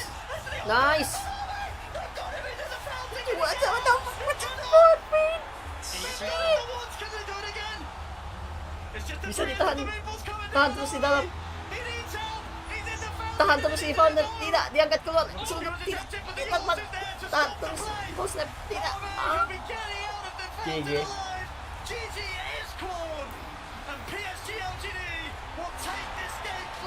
Game 4. I love Dota so much, Owen. That was so beautiful. Everything happened. You got the skewer into the fountain. Shit, oh my god, kurang. the fountain. Rubiknya ini ya, play. But no, the Yules. And then the stolen skewer. Rubik pick bagus sama Tinker. Wow. I mean, they fought right up until the end here in this game 3, Spirit, but they were too far behind. PSG LGD. I mean, this is them looking phenomenal and completely in the comfort zone. Something that, after seeing the first 2 games, it was understandable to sort of doubt if we were actually going to see them get to this place, but they have. They've hit back so hard here in game 3, PSG LGD. They'll get a game now. Spirit, they're still up 2-1, but Insania, could this be the beginning of a PSG LGD reverse sweep? I mean, I absolutely think ini so. baru playnya LGD kayak begini, agresif.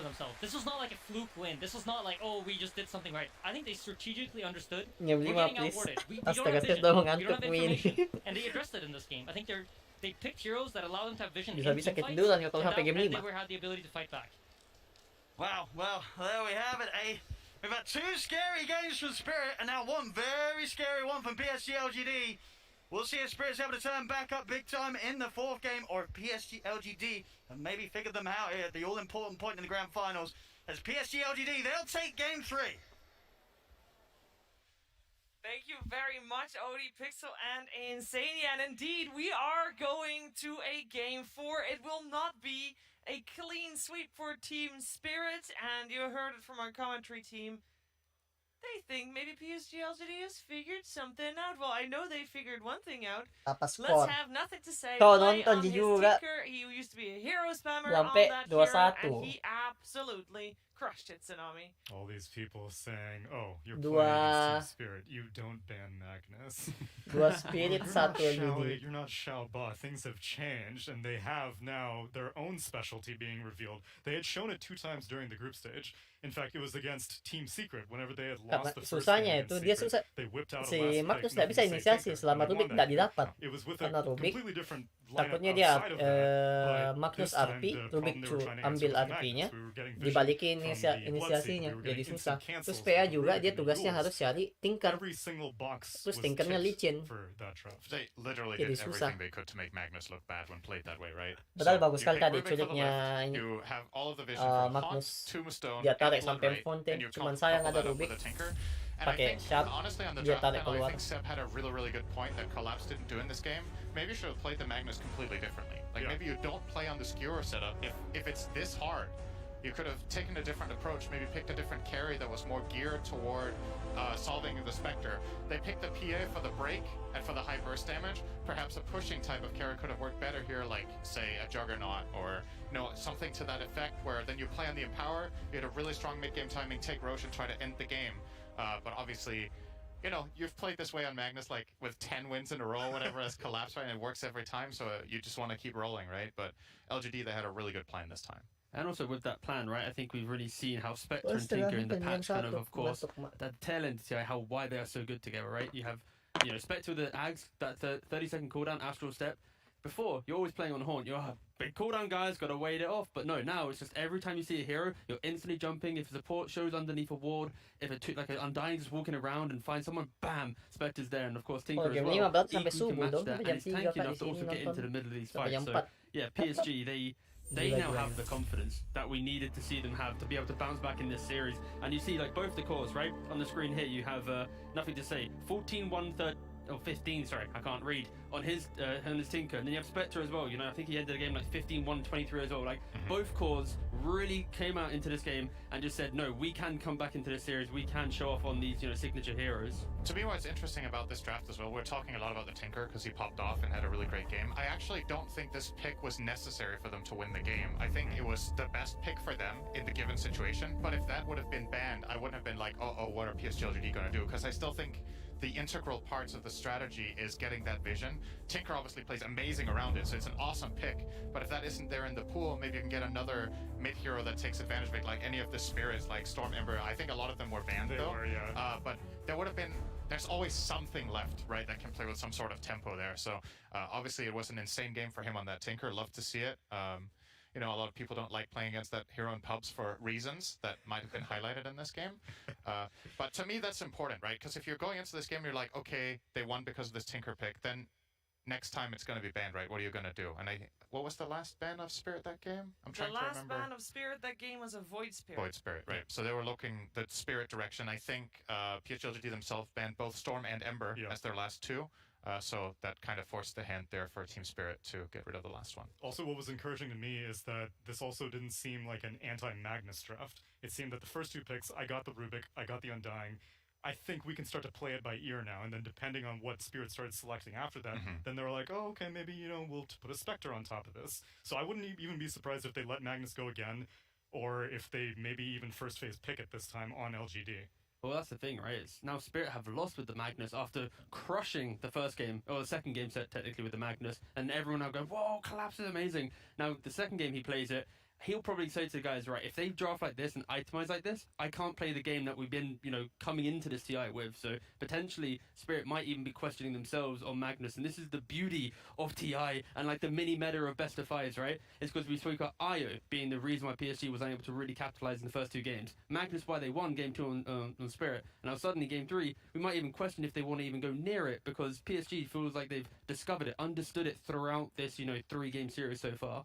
And I feel like it's also You know, something you could be concerned about with PSG LGD after those first two games is like the whole, like, you know, the confidence, the mentality. They third pick their carry, right? Yeah. It's not like, okay, we need, oh, these guys are good, we need to go late game, play slow, get Ame the perfect game. You know, they're willing to open up and do some different things. They identify, this is the hero we want for this game, we have a strategy, and it worked great. So, has been pretty hopeful for them going into the next game. game 4. And for Spirit, Kalau menang cuma bisa jadi saya stop atau pas game 4 saya selesai game 4 saya the selesai. Mars was even uncontested previous game, so we know the Collapse has got some backups there as Lumayan well. I want to ngantuk, highlight the mental game you just mentioned because I know that there's a lot of people online. Kata saya streaming ini di kasut sebenarnya. Bukan di depan meja, di kasut Kak, streaming baring-baring. Proves everybody that said that 100% wrong because layarku, monitorku semua menghadap kasur. In this mental game we highlighted so much Tsunami because it is so important in a best of 5 grand finals with $13 million on the line. Yeah, on both sides we can see maybe the nerves of, oh my gosh, it's all these Royal Roaders on this side of Spirit. It's all mostly a bunch of first-timers, but then they are joined in union Kalau itu saja tadi kan sambil baring Kak tadi game 3 tuh nonton. nonton. How they've been reacting to Oh, it. tidur Kak sedikit. You have nothing to say Shinkyu who may feel jadi terpaksa harus duduk di kasur. Kalau tadi baring-baring bisa jadi ketiduran Kak. Kalau jadi saya duduk biar nggak ketiduran. Different approaches to the mental game, and so far Spirit's lower bracket run inspires confidence that I don't think they're going to be shaken by a one loss here and there. Same, and you mentioned Zinq there, of course. This is his second international, but definitely his most successful one to date. We've highlighted Zinq a lot throughout this entire tournament because he was mentioned as the best position for right now in Dota 2. Tigov, how do you feel he's doing this series so far? Of course, he played a fantastic Rubik just now. Yeah, I mean, that was the main thing, right? That's Rubik just there. We saw a beautiful little skewer as well on the Rubik, and I think he was just always in position, right? I think Collapse, again, the Magnus, we've said it so many times now, I think when you have this Rubik in your arsenal within the game, it's always so nice. You have the instant lift, you have the still, like, it puts this pressure. And I think Zinq, if he can find that confidence and he plays that level of Rubik game, suddenly he's going to be going into that next game with that next kind of Pullman. Maybe we see another Rubik game. I honestly wouldn't be surprised if we see the same type of draft pattern happen. Maybe Spirit still have the confidence in that Magnus, and then we get to see another Rubik game because, you know, we love to see Rubik at TI. It's a really, you know, a showy-offy hero. I think they'll only pick Rubik if there's a Mag in the enemy team. Yes. I actually think that's the only thing that's going to prompt them to do it. A specific targeted counter pick. I don't think they see enough value in it in the first phase because they've barely played it all tournament. It's just a solution they went to in a time of need here. Which is interesting because it might mean that the bans could also be turned around here a little bit, so Team Spirit can try to take advantage of it with perhaps a Rubik ban could force out a Magnus ban, then you could get the Mars opener if you want to go that route. That also depends on if LGD want to opt for second pick again also. Yes, depends on pick order, absolutely. So that response was specifically crafted to, if they pick Mag, then we're going to get our Rubik Undying. Yeah. And all this kind of theory crafting we're doing, this is basically where Spirit, they need to kind of overcome the issues that they've had throughout the season against PSG. Because throughout, I think it was like ESL 4, they lost to PSG. I think it was then OGA, they lost to PSG. And this was also with Xiaowei as a stand-in. At any major, I believe they drew 1-1. Like, they've never been able to actually beat and overcome PSG. In these series, they've been able to take that first game, that first kind of momentum swing, but it's been the experience of PSG that has come through and shine through that series, where they've been able to kind of best Spirit throughout the year. So even though Spirit is up 2-0, or sorry, 2-1 now, it's kind of like the same as the past, right? So this is where Spirit, in this specific game, I feel like if they want to kind of get rid of that, they need to come in with that confidence. They can't let this one game hit them because history, throughout the 2021 season, PSG has always bested them, even if PSG was down. That is true. PSG LGD has bested most teams throughout 2021. They've done incredibly well, of course.